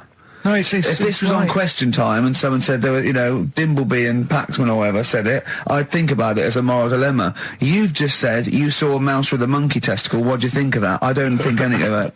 I don't think anything of it is the answer, Carl, because I can't trust the info. I cannot trust anything that comes out of your mouth. We should go in a competition. Who's the tastiest cartoon ever? Well, actually, I threw up G-Terror. I threw up Jessica Rabbit. I've had some people contribute here on the email. We've got someone here. Dom has emailed us. He's told us that for him, Daphne from Scooby-Doo. Yeah, popular choice. And obviously, this is one I've never quite understood. Wilma from the Flintstones. I've actually always felt that Wilma. I don't know. I just thought she was a bit. No, not Wilma. Betty, surely. Yeah, Betty. Well, this is what I'm hearing. Wilma. I mean, yeah, Betty, surely, but Wilma. No, I mean, she's quite homely. Betty, come on, Steve. You wouldn't say no to Wilma. No, I suppose not. If it was on, I'd be worried about Fred if you found out. I'd hate to do it, I don't want to do it to Fred. He's a good guy. He is, isn't he? He's a bit of a jump. Whereas Barney, to be honest, I don't think he deserves Betty. Do they both work in the quarry? Because, I mean, let's be honest, Fred, not a smart man. I mean, he obviously didn't come out of rock school with anything other than a couple of basic O-levels. I know, but he's a hard-working, sound sort of guy. They got a big house, they got like a TV, they got that bird thing. Yeah. I be honest, if I was Fred, I would be a little bit disappointed that my kid does nothing, whereas Barney's can lift up sort of tall buildings. Sure. Bam, bam. He's a very strong... I mean, interestingly, Fred loves his job. He's always yabba-dabba doing at the end of the day. He does yabba-dabba. The whole day lifting rocks from one place to another. I'll tell you what, I wouldn't take that from that cat, though. I would. If a cat picked me up by the scruff neck and put me out, right, on the doorstep, I'd go mental. I'd get rid of it. It is a saber-toothed tiger, though, Carl, so it could rip him to shreds. It's not like a normal domestic cat you have nowadays. You know when they go to the drive-in at the beginning? Yeah. And they order, maybe some ribs. Yeah, that huge rib, and it tips the car over. Yeah. Was that her first day on the job?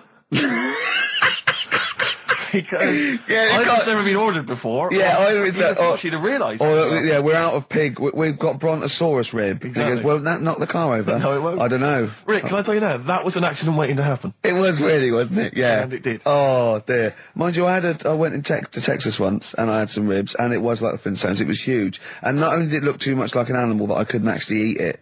I don't know who could eat it. I mean, seriously, it was 2 foot long. Yeah. And all the it was like half a rib cage. And It is incredible. My friends lived in Texas for a while, and they once were in a kind of diner, and there was you know those kind of benches that are attached to the table itself, like a kind of picnic bench. Yeah. And this huge fat guy came in, he came wobbling, he ordered like this kind of everything you can eat meal, and his fat kind of sort of, you know, kind of his big fatty fatness fatted on the fat table. It wrapped itself around the table and everything. Oh, He was chowing down, and when he tried to leave, the table came up with him. Oh no! Imagine that! I mean, they are fat, aren't they? They're big people. They're huge people. But it was that thing we talked about before, that bloke on Jerry Springer Show was like 80 stone, right? Now, I felt quite sorry for him. He was really sad and he was crying. It is rad, but my point is this, right? When he got to say 50 stones, didn't he go, that's too much, That's not enough. For a land animal. Exactly. Do you know what I mean? Yeah. That's big, isn't it? I mean, I'm getting worried. I'm 13 stone, and I am genuinely getting worried. I'm thinking, oh, yeah, God. when you've got that big, when you've actually got your own mare. yeah. When you have to get in helpers to look what the scale says. Yeah. Like 4 or 5 people lift up your belly and go, it's 52 stone. You go, that's too much. Exactly. I'm going to only have 9 breakfasts When you actually, today. when you begin to appear on the Ordnance Survey map, yeah, exactly, yeah. When you've got your own symbol. It's like, we can see 2 things from space now, Fatty and Steve Merchant. We'll be landing at about... Well, no, I'm just saying, at all, you're not fat, are you? You're freakish and big. Just another quick thought. Someone's mentioned Daphne from Scooby-Doo, and but I've always had a soft spot for Velma. Velma? Because Velma was in glasses. I mean, I'd have She's had... clever. Can I tell you what would have happened if I was in that environment? I was maybe on the... Your glasses would have got tangled up. I'd have always had I'd always been making a play for Daphne, right? And Velma would have fancied me, but I kind of always ignored it because I was playing for Daphne. And then when I finally realised it was never going to happen with Daphne, I'd have blown it with Velma. Maybe not, though. Maybe not. Maybe not. Sometimes those, you know, they might, you know, appreciate honesty. Go, listen, I've been hitting on the good-looking one. Yeah. Oi, Four Eyes. Yeah. Do you fancy it, Chubbs? Exactly. Something like that. Let's be honest, is what you're saying. Well, yeah. I'm wondering, I don't mean to be libelous, but Velma, she was quite short, the glasses, the short hair. Lesbian? Hung around with the dog and Lesbian? the bloke. I'm beginning to wonder if she was, maybe. See, unfortunately, I said lesbian there, and you still carried on with your assessment of what it is to be a lesbian. It's bad enough doing the cliches of having short hair, but you said the dog. Yeah, well, she hangs around with a dog. So do lesbians do that? Well, have you seen some lesbians? They're right dogs. Good night. Have you seen what I've done there? You know what I've done there, Rick? Comedy award winning. Oh, God. The first cut is the deepest. Let's hear it, Rick. On this album as well is The Killing of George. Oh, that's Feeder and Come Back Around. It's a new leaf, Steve. I'm going to do properly now. I'm not going to be slovenly. I'm sitting up straight, you see. Yep. And it's going to be a proper DJing, because I think... Coming up soon, some great tracks, including a new one from Abs and an old one from Snow. Informer. You don't mean that every stormy eka boom, a licky boom boom down. I'm joking, of course. We've got some fantastic tracks. There's some great chat, and we've got Karl There's with some me, great Steve. chat. Steve, I'm Ricky Gervais on XFM 104.9. There he is indeed, with him, Steve Merchant. And Karl Pilkington, of course. Say hello, Karl. All right. Yeah, nice. And you say you read... The beginning of a radio show is very much your wares, your shop window, laying out your stall. I don't think you could choose a better track than The Only Ones, Another Girl on the Planet. I'd love to hear it. One of my favourite intros, that. Amazing. Oh, that was dangerous, because I once heard on Capital Radio, this has got to be the greatest rock intro of all time. And they played Money for Nothing by Dire Straits. Brilliant. Yeah, I can just imagine them putting their head down. I remember a friend of mine, when I was at school, he just bought a car, and he took me outside to show off the stereo system, Money for Nothing. Really? He just played that. I've never heard the song before. Just played that for its entire 4 or 5 minute duration. It is a good song for the sound system. Yeah, it's a good song for showing off intros and sound systems. Exactly.